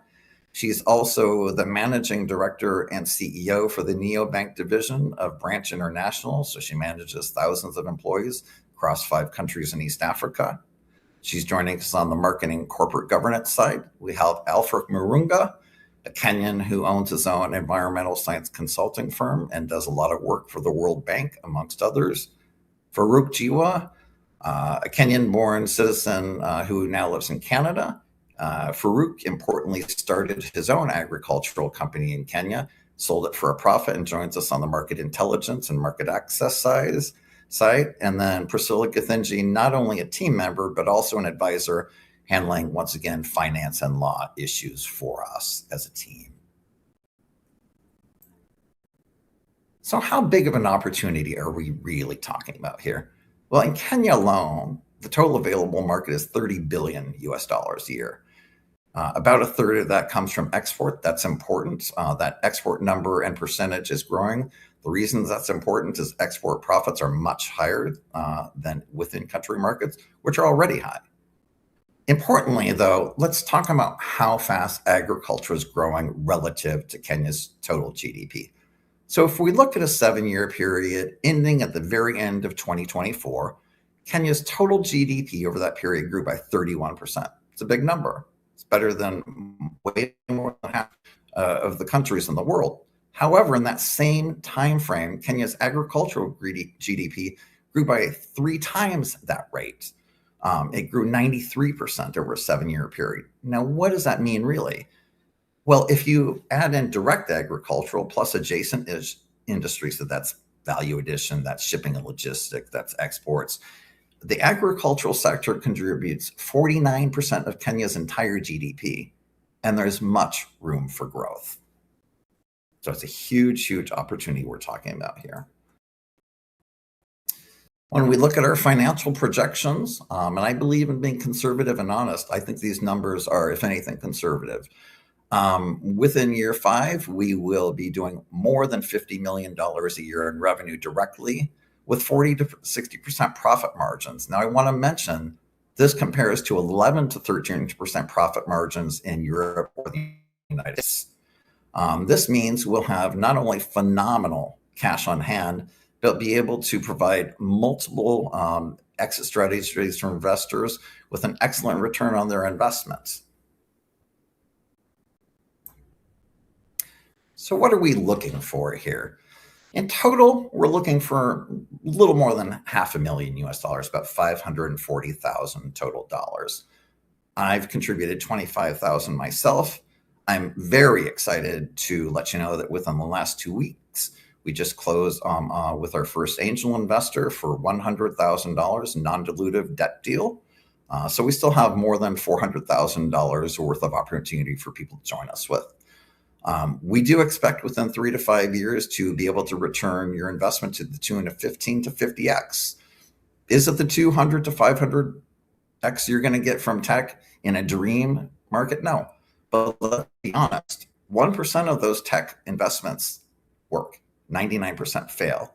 In agriculture, for people that invest more than 100,000 US dollars, and we're talking about significantly more than that, in Kenya, 70% of startups succeed. We're almost guaranteed to succeed. So at this point, I'd like you to take out your phone and take a quick snapshot of this so you have our contact details. I think that's the best way to do this. So how can you get involved with us? Really, there's three main ways to get involved here. First is connect with us. So visit our website, send me an email. Let's set up a time for a phone call, a Zoom meeting, or an in-person meeting.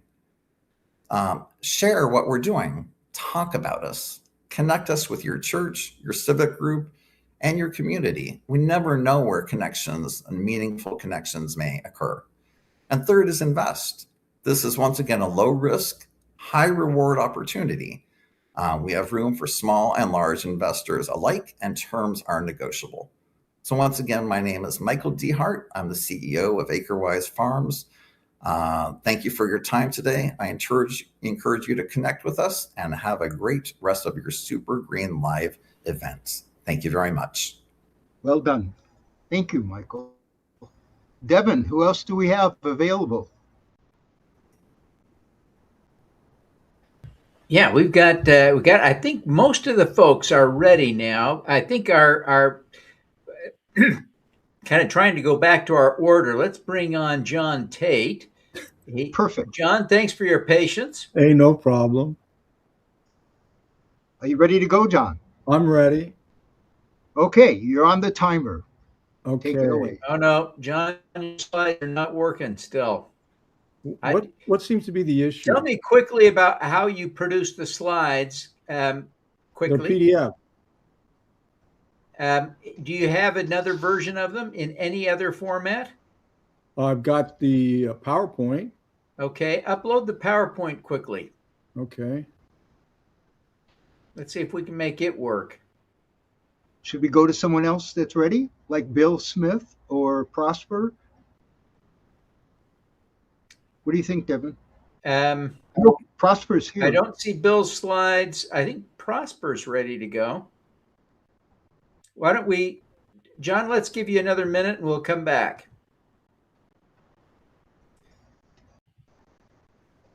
Prosper, are you there? I see him. Prosper, are you there? Can you hear us? Yes. Great. Okay. Why don't you take it away? From Nigeria. Yeah, please start your presentation. You got 9 minutes. Go for it.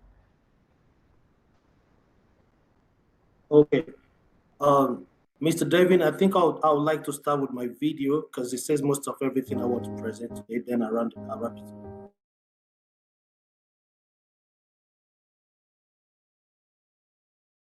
Geopad DC being the initiator of ITTMS, that is Integrated Tricycle Transport Management System, which is the first of its kind on the plateau and was endorsed. The state government actually gave an MOU, signed an MOU with Geopad DC. Keta Africa Energy Limited is building 10 solar-powered EV charging and battery swap stations, leveraging Geopad DC's partnership with Plateau State governments. Keta Africa is going to close that gap and build these charging stations for Geopad and the Plateau State government, so that we'll be able to see that, particularly we should have the last mile deliveries for food and also for commuters, so that everything works effectively. And like this, if we're able to do this, we're able to achieve solving the problem of health. We are achieving solving the problem of closing up our carbon footprint, also keep a clean environment. The solar-powered EV charging stations will not only reduce reliance on fossil fuels, but also provide a reliable source of energy.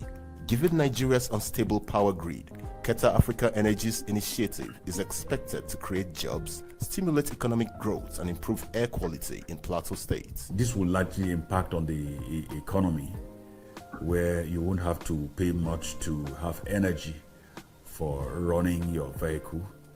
And of course, it will have a very serious positive impact on the citizenry, because by the time you are using a cheaper source of energy, the fares will for sure come down. Subscribers, transporters, these passengers will be paying less, for vehicular services rendered. And so it's one thing we are up and running to see how best we can bring it to fruition on the plateau. This project advances renewable energy and sustainable transport, reducing urban emissions and food waste. We have the economic and the health and environmental benefits accrued to it. So it's one thing we've really been looking into. We've had a lot of consultants that we are reviewing the submissions. We are open to partnership with those who would give us better deals, where the prospective beneficiaries won't have to, suffer. We are very considerate that if Qatar Africa comes in to give us good deals, where we would have the prospective beneficiaries, not subjected to some sort of turmoils. The project aligns with Nigeria's efforts to promote electric vehicles and reduce carbon emissions. According to the National Automotive Design and Development Council, Nigeria aims to have 20% of its vehicles electrified by 2030. There is a need to be able to have data for the need for tricycle operations in the state. Because of the high numbers, you have emissions.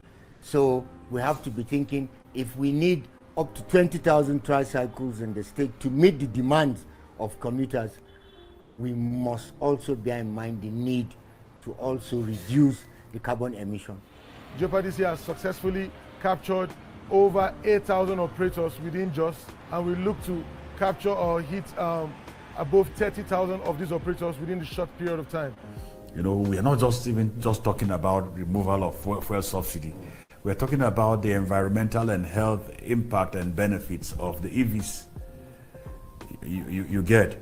So the EVs are of enormous benefit. Honestly, introduction of electric tricycles to Plateau State is going to be a good idea, and a lot of my colleagues, the keke riders, would be interested in them. But we hope that the introduction of electric tricycles is going to come very cheap for us. Qatar Africa Energy, JOPA DC, and the Plateau State government are driving Nigeria's sustainable transport future. Qatar Africa and JOPA DC seeks to bring in a system that will help, offset or reduce the amount of carbon that is being emitted through these vehicles using petrol engines and fossil fuels. So this is where we are closing the gap. So Qatar Africa Energy Limited and JOPAT would make this happen, and this is where we want every kind of supporters and investors to come in so that we achieve it.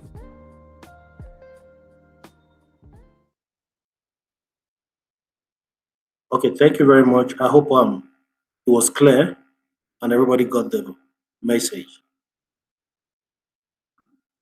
So my name is Prosper Ikechukwu Egono. I am the founder CEO of Qatar Africa Energy Limited. We energize communities and we enrich lives.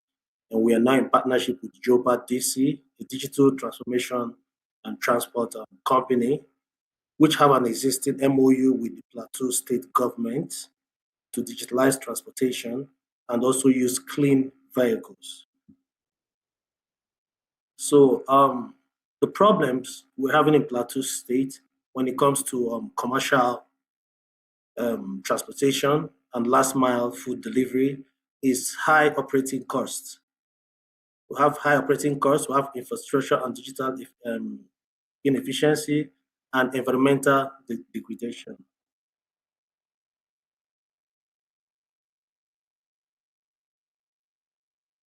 I can't see my slides again. Okay. So, and the solution, we are trying to make a solution by bringing electric vehicles into Plateau State. JOPA DC is the digital company, and they already have the data for all these commuter operators. And It's estimated for like 3,000 tuk-tuks in Plateau State. Tuk-tuks means keke. We call it keke in Nigeria. So there's a need to bring in electric vehicles, and this is where the charging station we're trying to build comes in. This is why Jopat met Kita Africa Energy Limited to build that station for swap batteries and still charging. That should be the system of the station.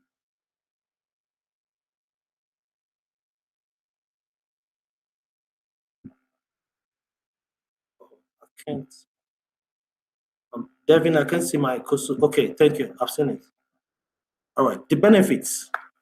So our project is going to benefit Plateau states with reduction of carbon emission, improved air quality, enhanced efficiency, and economic opportunities, such as employment, new jobs, investment, and innovation.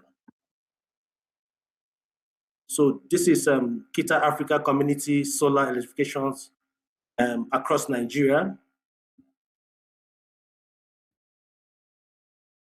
Okay, this is when Jopat was having the official signing of the PPP agreement for us to build the station and also digitalize the transportation system, which is this MOU that Kita Africa is leveraging on to build the stations. So we have de-risked the project already. This is the presentation of the PPP agreement. This is when we launched the EV, the electric tricycle. So that's the commissioner driving the tricycle. So this is when I was congratulating my partners, Jopat Limited, the day they signed the PPP agreement. And once again, this is me, Prosper Ikechukwu, founder, CEO, Kita Africa Energy Limited. And I am also a U.S. Department of State Go Green champion. And this is my contact address. That's our website. That's our numbers. And that is my email in case anyone wants to get to us. Thank you very much.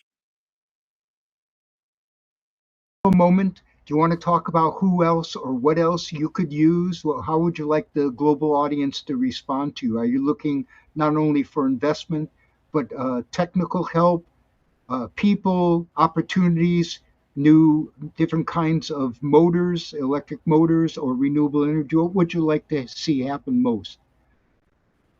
Okay, this is what I want from anyone who is interested in this and wants to invest in this project. Yes, we are looking for people who can also bring in EVs that is affordable. Yes, we need that technical expertise from abroad. Although Kita Africa Energy have the agreement for 10 years to build and to operate and transfer for 10 years. And so any investor coming, when we build these 10 charging stations, we will need experts to be part of it. We need more staffs, and we want to train the community. So we need educators that can train the community, because we need to start doing this project as soon as possible because of the smog that we have, and be able to reduce our carbon footprint. So we need that technical assistance. We need people that can also build. We have the local builders, but we need that partnership to make us do our work better. Thank you. Thank you very much. Appreciate it.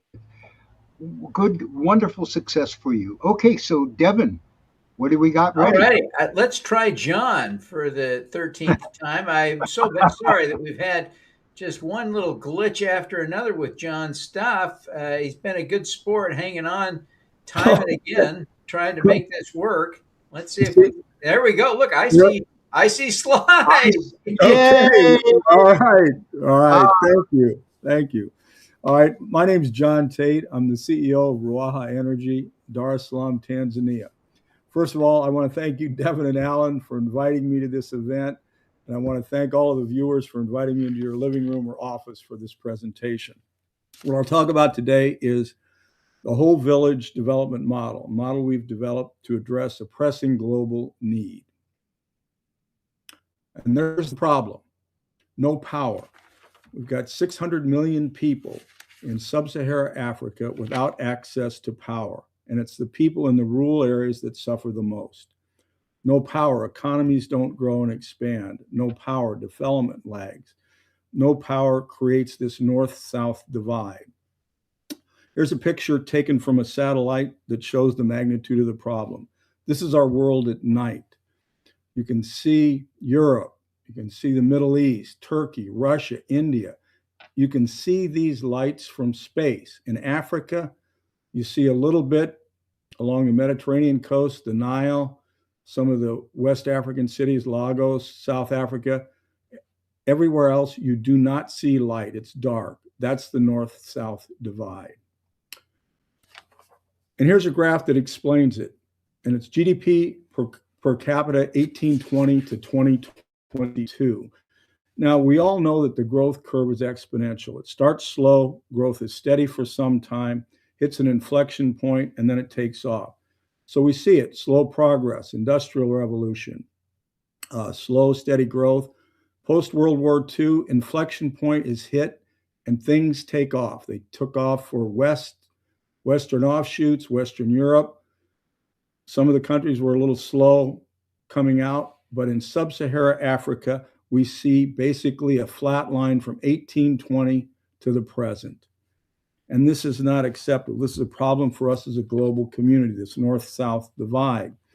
And as we saw in the last slide, no power is a foundational problem, but it's only part of the picture, one of the no's. There are actually 4 no's. No power, no equipment, no market, no money. No power. You've seen the slide, 600 million people without power. Because they have no power, they have no equipment. You can't run equipment without power. Productive use equipment, things like mills, grinders, roasters, welding machines, carpentry tools, things like that. Products that can turn, equipment that can turn raw products into value-add products. No market. In rural Africa, by the time harvest comes around, rural farmers are broke. Everybody's bringing their produce to market at the same time. Market prices are at the lowest, but they need the money. So they sell at the bottom of the market to middlemen who buy it, hold it, process it, and get the profits. Farmers are left with little cash and post-harvest losses in the 30 to 50% range. No money. Small-scale farmers have had no income during the planting, growing, harvesting season. They sell at the bottom of the market. That means they have limited capital left over to buy equipment, to store or process production until a market turns up. So to address this overall problem, the 4 no's all need a yes. And finding a path to yes to each of these no's is what we're doing with the whole village development model. Yes to power. That's the first step, delivery of power. But it's not just any power. We must deliver triple phase power, the power to run equipment. We've seen a lot of initiatives in Africa. Someone delivers a couple of light bulbs and a phone charger. Okay, it improves the quality of life in that house, but it doesn't move the development needle. To unlock the development, we need triple phase power to run equipment that keeps more of the value chain in the village. So in theory, this is great, but if people can't afford the equipment, the theory remains a nice slide in a presentation. So what's the answer? Yes to capital, micro lending. We set up a captive finance company and we put an office in each village, staffed with locals who know the local people. So now we've got a great system. People have power, equipment, access to finance, and finished product. But without market access, the system implodes. So the final yes is yes to market access. We've developed a farm-to-plate digital marketplace, direct linkage between farmers and agro-processors in a village and their customers abroad. And we call this the African Farmers Market. We're helping to build a global village. How big's the market? Well, you saw the slide, 600 million energy-hungry customers. What's the service addressable market? Well, the World Bank and the African Development Bank came forward with an initiative a couple years ago, Mission 300, connect 300 million people in sub-Saharan Africa by 2030. So the political will is there. There are support structures that help make this happen. How do we internalize that at Ruaha? Our vision is 1 million customers, one village at a time. And what's the impact of all this? Well, 600 million people with access to electricity. Sub-Saharan Africa hits the inflection point on the exponential growth curve. We've got equitable and inclusive development because power does not discriminate. We start to bridge the north-south divide. And you remember the slide that shows Africa from space. It's dark. When we're successful, this is the world we will see. Africa lit up just like every other continent. Who are we? A little about us. We're a Tanzanian company, diverse shareholder base. We've got 3 facilities. Our headquarters is in the Benjamin William Mkapa Special Economic Zone in Dar es Salaam. We've got a Colosa Operations Center in the Kibaoni Industrial Area in Colosa that will support our solar project in Colosa.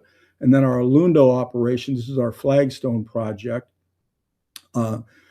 This is under construction. It should be done this week, completed this week or next, and we expect our team to move in by the end of the month. Our projects. Current projects on the energy side, again, Alundo, our flagship project, is a 0.56 megawatt mini hydro, grid off-grid hybrid. We've got in Lumumba in the Colosa district, 2 megawatt grid connected solar project. We talked about the microfinance. The farm to plate is the African farmers market. Our Netherlands team is building the digital platform, and our US team is setting up the sales and marketing operations. Our headquarters facility in the Benjamin William Mkapa Special Economic Zone will be the main export hub. The team, we're spread across 3 continents. We've got team members in the US, we've got team members in Tanzania, we've got team members in Europe. And what are we looking for? Well, we're launching a private placement, US $2 million, Series B convertible preferred at $1 a share, with a put or convert in 2032. Put for $3 per share gives you a 3x return, 17% IRR, which we believe is realistic in the impact investing marketplace. Conversion of 1-to-1. Typical liquidation, anti-dilution, tag-along, drag-along rights. And now what's the icing on the cake? Well, the icing on the cake is the Asili spoon. Asili is honey in Swahili. It's something the African farmers market team has developed. And Asili spoons are made of pure Tanzanian wildflower honey. It's a simple process. You heat the honey to 300 degrees, pour it into a mold, let it harden. It's great with tea or coffee, any hot beverage. And this is a donation item. The proceeds go to the Alundo Community Cooperative Society. Now, the Alundo Community Cooperative Society, we've partnered with them on our Alundo project. They get 50% of the profit from the electricity sales. And what happens in Tanzania, the villages do not have the ability to tax.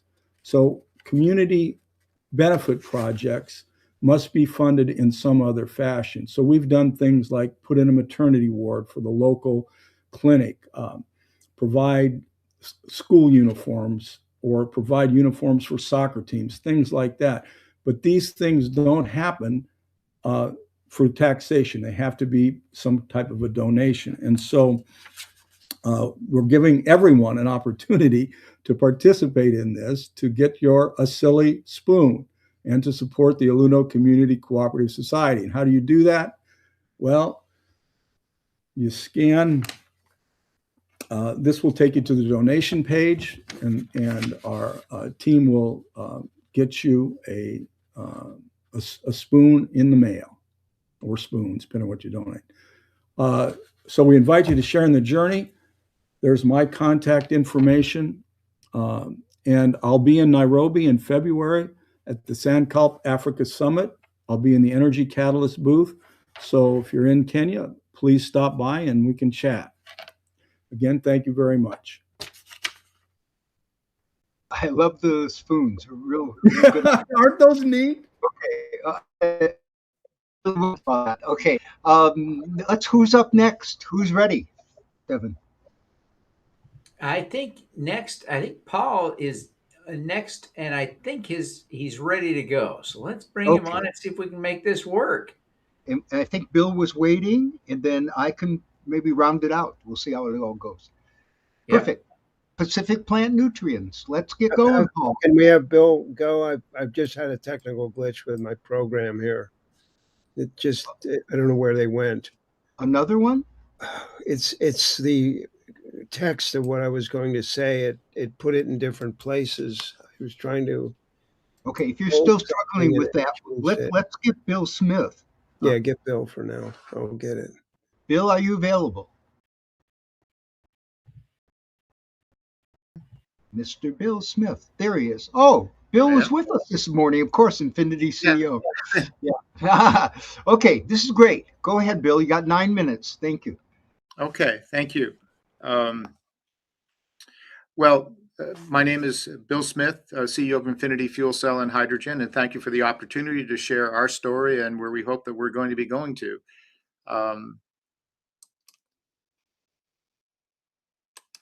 And first, an obligatory disclosure that I may be making some forward-looking statements, and everybody should be aware of that.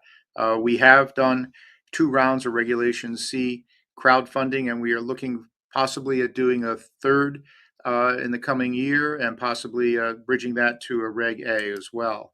Now, for just a minute, everybody take maybe a deep breath and just imagine using green energy to make hydrogen from water, and then using that green hydrogen as fuel or as a feedstock for massive carbon reductions for other industries related to food, steel, and concrete. The food you eat is made with fertilizer, and the fertilizers are made from ammonia, which is made with hydrogen. So there's pathways that have nothing to do with transportation where you can have enormous changes and improvements in decarbonization. And imagine just breathing free, breathing cleaner air. And in this world, imagine feeling optimistic again. But how? How are we doing it? How are we involved? Well, we've been working on NASA and DoD programs for many years. And what we're doing is trying to bring those technologies back down to Earth to help create a carbon-free future. And our role in doing that is we design, build, test, and deliver complete fuel cell electrical power generation systems for spacecraft, for aircraft, marine vehicles, and terrestrial use. We also do the reverse. A fuel cell takes hydrogen and oxygen and makes electricity. You turn it around and you take water and you can make hydrogen and oxygen. So we design, build, test, and deliver complete electrolysis systems that do that. We can generate clean, green hydrogen fuel and oxygen from renewables. Now, quickly, what is a fuel cell? It is an electrochemical device that combines hydrogen and oxygen across a special membrane called a proton exchange membrane. And in doing that, you get electricity and you get water. What's an electrolyzer? The reverse. Give us water and electricity made from sunlight or wind, and we get hydrogen and oxygen with no pollutants of any kind. Now, the fuel cell technology that we're working with was originally developed way back in the 60s for the Gemini program for NASA, and we've been working closely with NASA as well. And this is what they look like. These are our patented fuel cell systems. They're made by taking individual cells and stacking them up in a filter press arrangement, just like a battery in many cases. And you have as much voltage as you want by adding more cells and more current by making larger or smaller active areas. And this is showing some of the hardware that we've made over the years for different customers and different programs. And this is a cutting edge electrolyzer. This device, you put in water at ambient pressure, and you keep it pretty much at ambient pressure. But the way you generate the hydrogen, you can pressurize electrochemically. So with no moving parts, we can achieve 2,000, 3,000 PSI or higher hydrogen storage pressures. And then what do you do with those? You can combine them to make a mobile microgrid. And this is a system we developed for the U.S. Navy to support deployed marine expeditionary forces to provide a mobile microgrid solution to reduce the reliance on fuels that have to be transported by convoy to the front lines. And this we developed for the US Navy and delivered it to a place called the Naval Air Warfare Center at China Lake, California. It's about 50 miles to the west of Death Valley, and it was tested there, and it performed very, very well. Again, making hydrogen using water and sunlight, making electricity from the sunlight, and then storing the hydrogen aboard the vehicle. And what that allows you to do is to store a lot more energy than you can store in batteries. And plus, you have the hydrogen available should you need that for other uses, for instance, fueling a vehicle.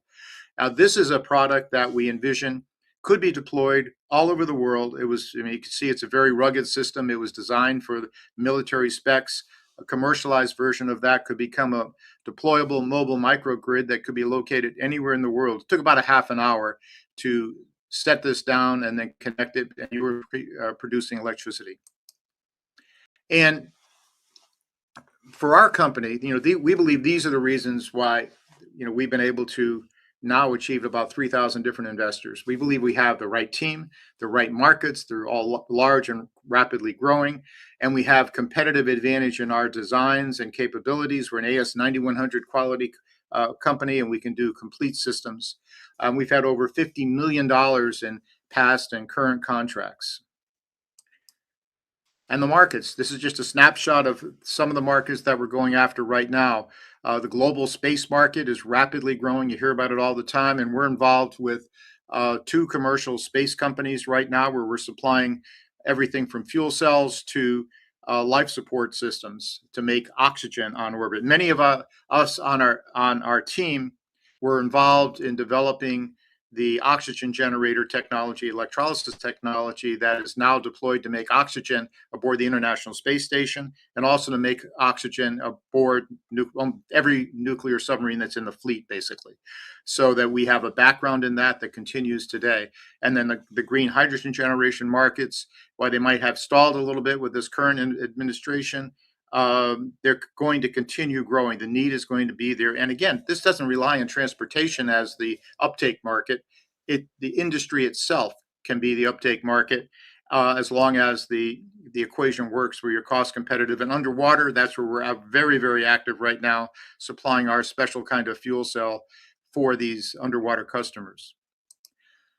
And this is just showing the traction we've had over the past years, and that continues to this day. We anticipate a very good year this year with new large contracts either signed or about to be signed in the next few days. So that is ongoing, and we expect to be hiring over the next few months as we continue to grow. These are some of our typical customers, names that you would expect for government agencies and large primes. And also, we just importantly formed a partnership with a company called Cellular Robotics that is a leader in large displacement underwater vehicles. And to give you some idea of the numbers, NASA is very excited about this technology to get through the long lunar night. And in doing that, they would make and store hydrogen by water electrolysis, hydrogen and oxygen by water electrolysis during the long lunar day, and then make electricity at night.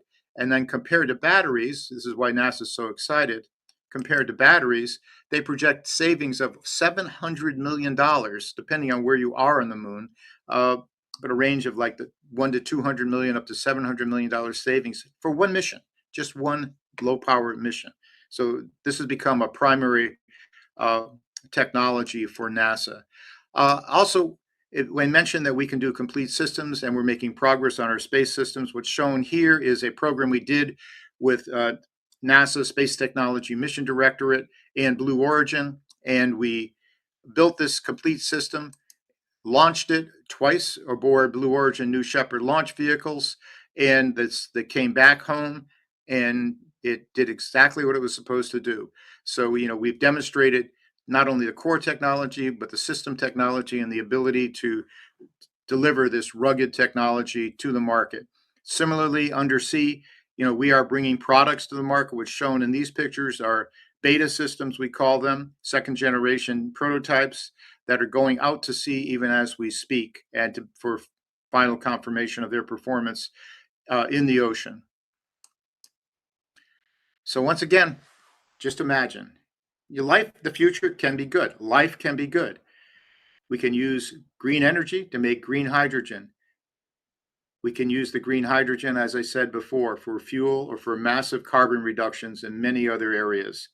And breathing free again and optimism again. Just imagine feeling optimism again, feeling good about the future, knowing that we can all live a cleaner future with less global warming, with control over carbon emissions, using hydrogen as part of the solution, not the whole solution, but a large part of it.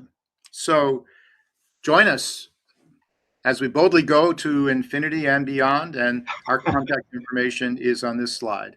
Okay. Beautiful. Well, Bill, I got a lot of presentation from you today, this morning, and now this. Just wonderful. Yeah. Congratulations. Now, Mr. Devon, do we have our last two ready? Do we have? Yeah, I think Bill, great job. Great job. I think we've got Paul ready. Let's try this again. See if we got him. See if he's ready to go. I'll try it. I mean, I lost all my text.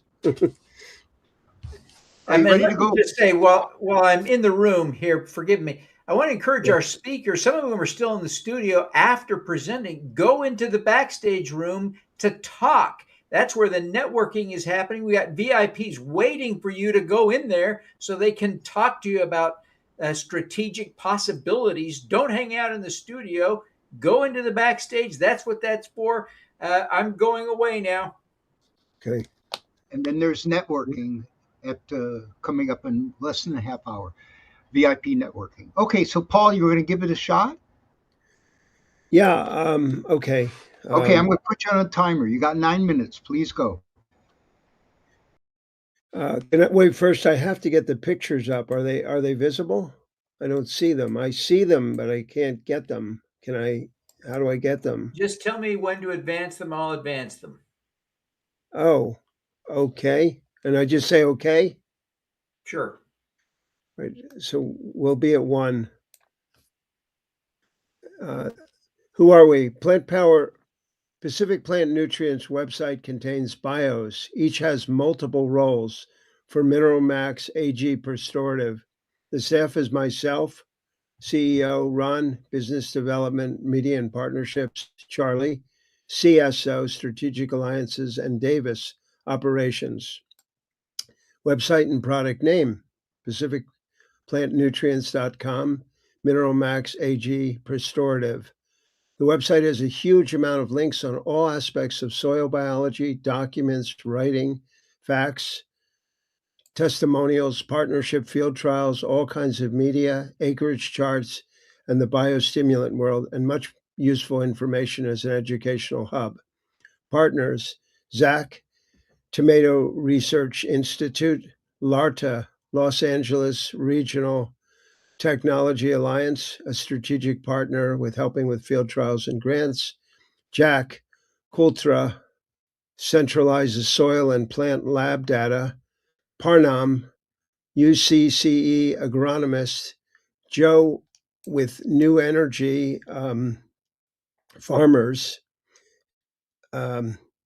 and that's for the biomass harvest for plastics derived from corn. Randy is doing Golden Seal SBIR Phase 2 trials. And Devin and Alan for organizing SuperGreen. All have been helpful. Modern agriculture, number 3. Modern agriculture depletes soil through microbial collapse, water insufficiency, and runoff. Fertilizers treat only the symptoms, not provide a solution. 4. Nutrient biostimulants, USDA mission.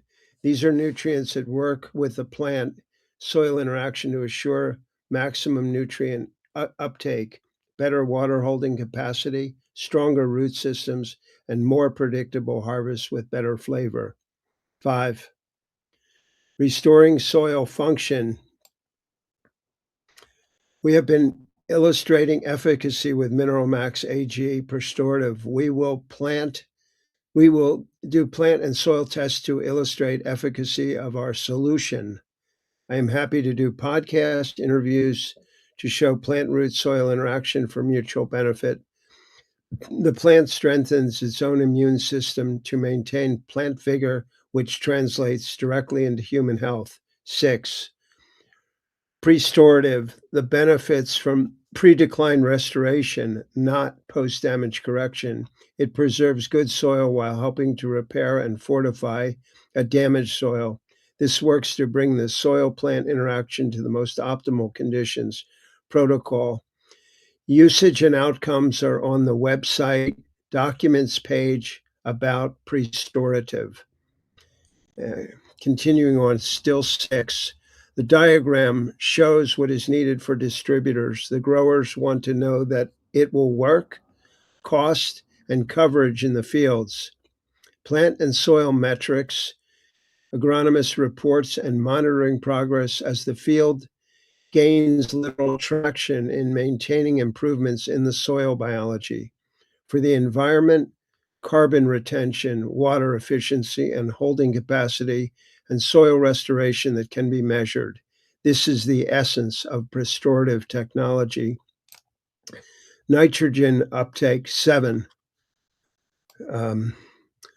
utilizes more efficiency. The rich amino acid composition helps as well. Phosphorus uptake, the activity and bioavailability can be measured. The role of potassium and trace minerals and all of the minerals, the electrical potential and the exchange for mineral uptake. The action of the acids in the soil help cleave off certain minerals required by the plant in the root uptake. Each ingredient contains a huge amount of available minerals. 8. Soil carbon amendment does these things. Increase and stabilizes organic carbon long-term while improving soil function, which is water retention, nutrient efficiency, and biology. These are 3 main types: organic input for cover crops, compost, and biochar, and adding carbon. This aligns with the USDA Soil Health Framework, the Carbon Market Language, and the SBIR grant review criteria and grower economics, both in yield and resilience. 9. Mineral Max versus competitors and competition. Savings are due to high efficiency. We'll go to 10.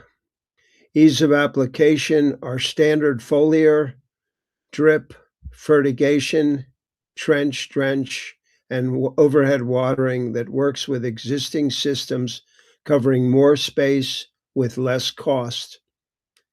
11. Market validation. Certified organic, Oregon Department of Agriculture. Usage 1.5 average ounces per gallon, 96:1 ratio, 17 cents a gallon. Affordable, especially with increased cost in the market. Mineral Max AG Restorative is synergized biostimulant, exactly what the USDA is looking for in the field trials and grants. We have 80 testimonials, including farms, orchards, and nurseries. Go on to the next one, 12. Healthy soil is one of the most scalable climate solutions. It helps hold carbon due to the humates and activated carbon.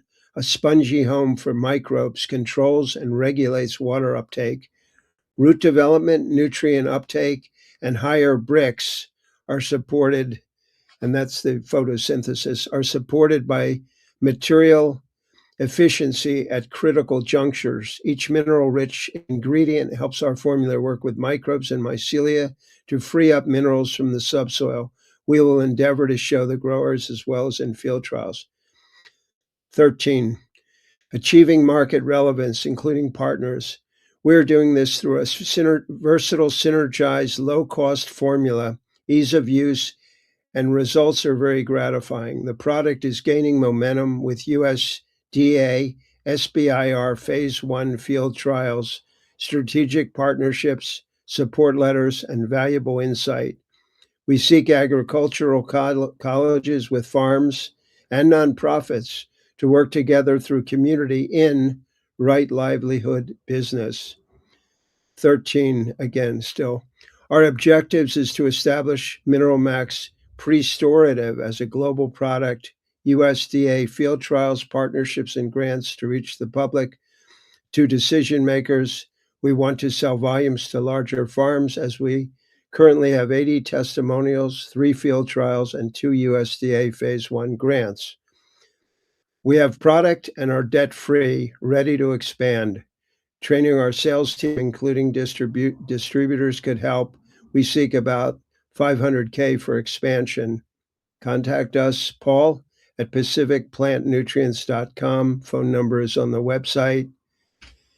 Everything happens at the right time, and that time is now. Thank you, Paul. Finally got it out. It's pretty good. Thank you very, very much for this. So I think, Devin, there's just me at the tail end. Wow, you've got this already? How did that work? I love it. Okay, so I'm on. Wow, the wizard did even more for me than I think someone else uploaded this, so you'll need me to advance the slides again. So just say when. Okay. Why don't we begin? Stay right here. Thank you very much, Devin. Okay, so I got to time myself. I'm not going to do longer than I was supposed to give everyone else. Okay, this is a little interesting tale. I'm here pinch hitting for a CEO, founder, inventor, innovator that got clobbered by, of all things, climate change, flooding, and a CEO, co-CEO, that couldn't make this, extenuating circumstances that we've now allowed me to actually hit this for you. And I just want to go through this. Will be pretty short and sweet, but it's about an extraordinary company. It's called EcoWise Innovations Unlimited, and it's all about the fact that they're innovating for greener future. And how this all began was with a project that started several years ago on that we called Forever Runs. What was the biggest problem with electric vehicles, especially with cars, but almost everything? It was called range anxiety. So what we set out to do with a bunch of incredible people that have experience in aerospace and environment and technology and energy and electrical and mechanical, and a wonderful international group of interns with master mechanical engineering and every kind of discipline, all came together in Forever Runs. And what happened, you can change the slide now. Here's the problems. Is what do you do about the limitations on range that are happening, and also the problems that have to do with lithium-ion batteries, which catch fire and can explode and leak, and when they're depleted, often they can't recharge again. All those limitations, although they're extant in the world. And so part of what we were doing was taking this challenge about how to tackle range extension. All right, next slide. There's a second issue that we did, and that's stationary conventional energy. Everybody knows about power plants, fossil fuel and coal and natural gas and everything else that's going on, and the problems that they have, that they're obviously not green if they're putting fossil fuel and carbon into the atmosphere. They have really limitations about their size and capacity, utilities that basically shove them down our throat, to be able to maximize having more people buying the energy from them. And there's a real problem about backup in this increasing situation with climate-driven disasters. Those are the two tackled problems that we have. Our solutions, next slide.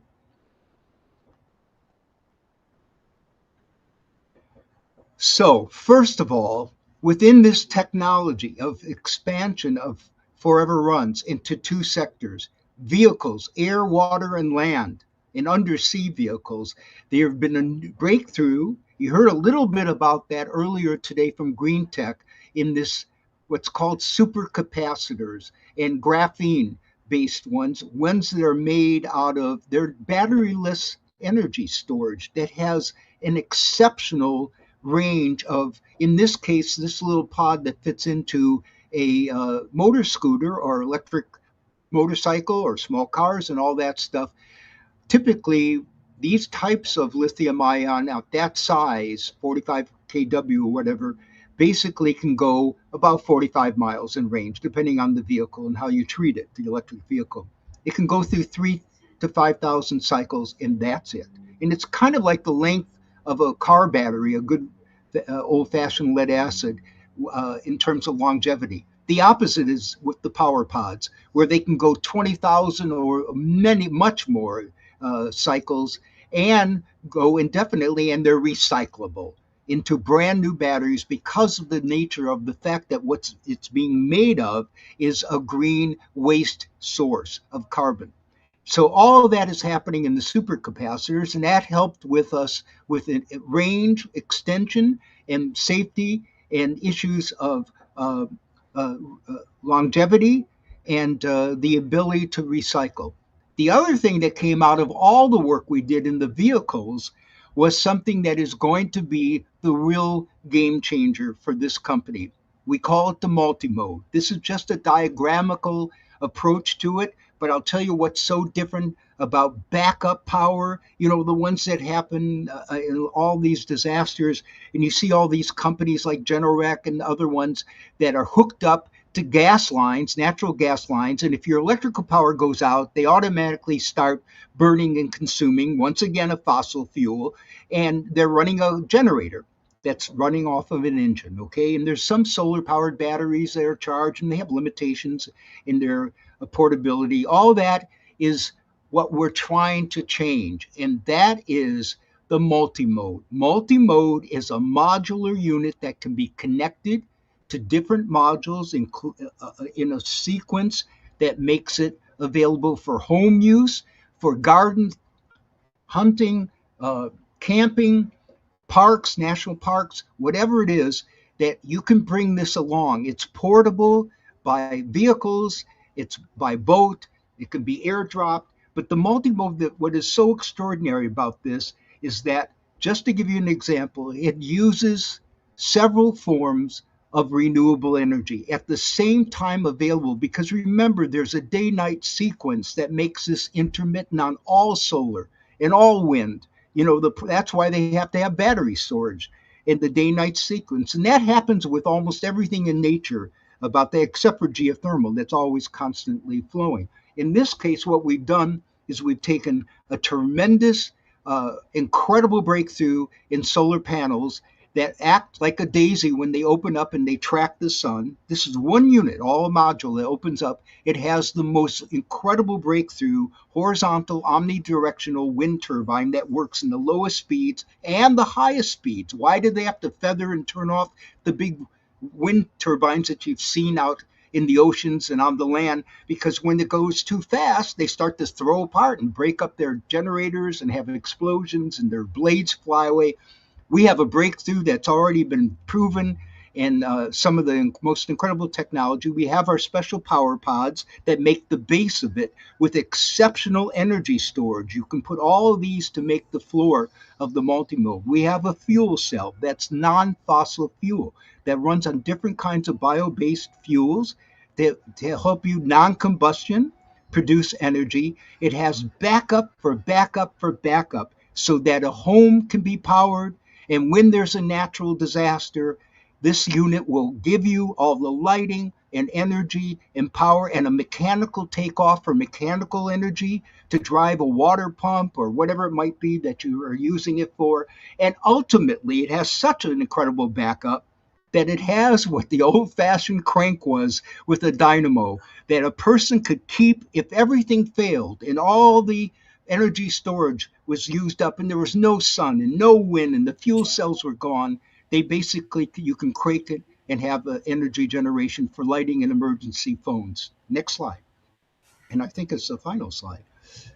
We're about out of time. You got about the company represents all these: renewable energy, nutraceuticals, innovative farm technology, long-range vehicles, innovative construction. Last slide. And this is where you can do it. This is what we're all about. That's the CEO that couldn't be with us, Tom Sims. You can call him You make it easy.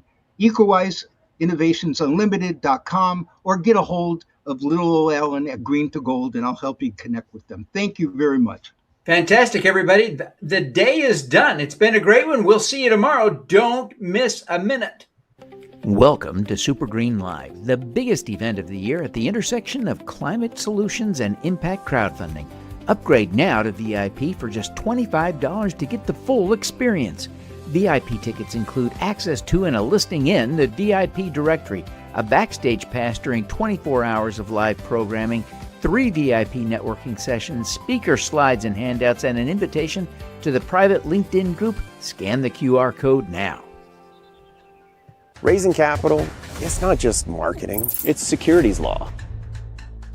Most deals, they don't fail because of the returns that are offered. They fail because of compliance mistakes. And that's what we do every day. We help entrepreneurs raise money the right way before problems ever start. If you're raising capital, talk to crowdfunding lawyers first.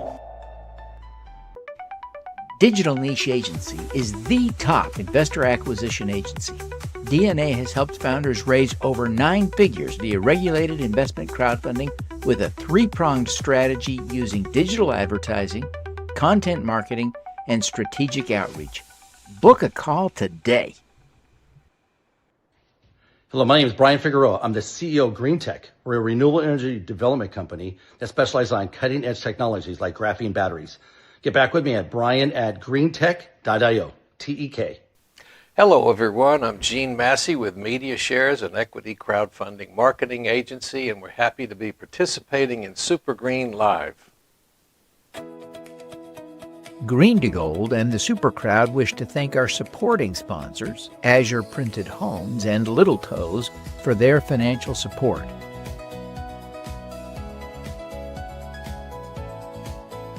We similarly extend gratitude to our media sponsors, Regenerative Media TV and Community 3.0X. SuperGreen Live is hosted by the 501c3 nonprofit Green to Gold in partnership with the Super Crowd, Inc., a public benefit corporation. You can make a tax-deductible donation to support our climate-focused collaboration at 4sc.fund/donate or by scanning the QR code. Wow. Help us accelerate climate solutions now.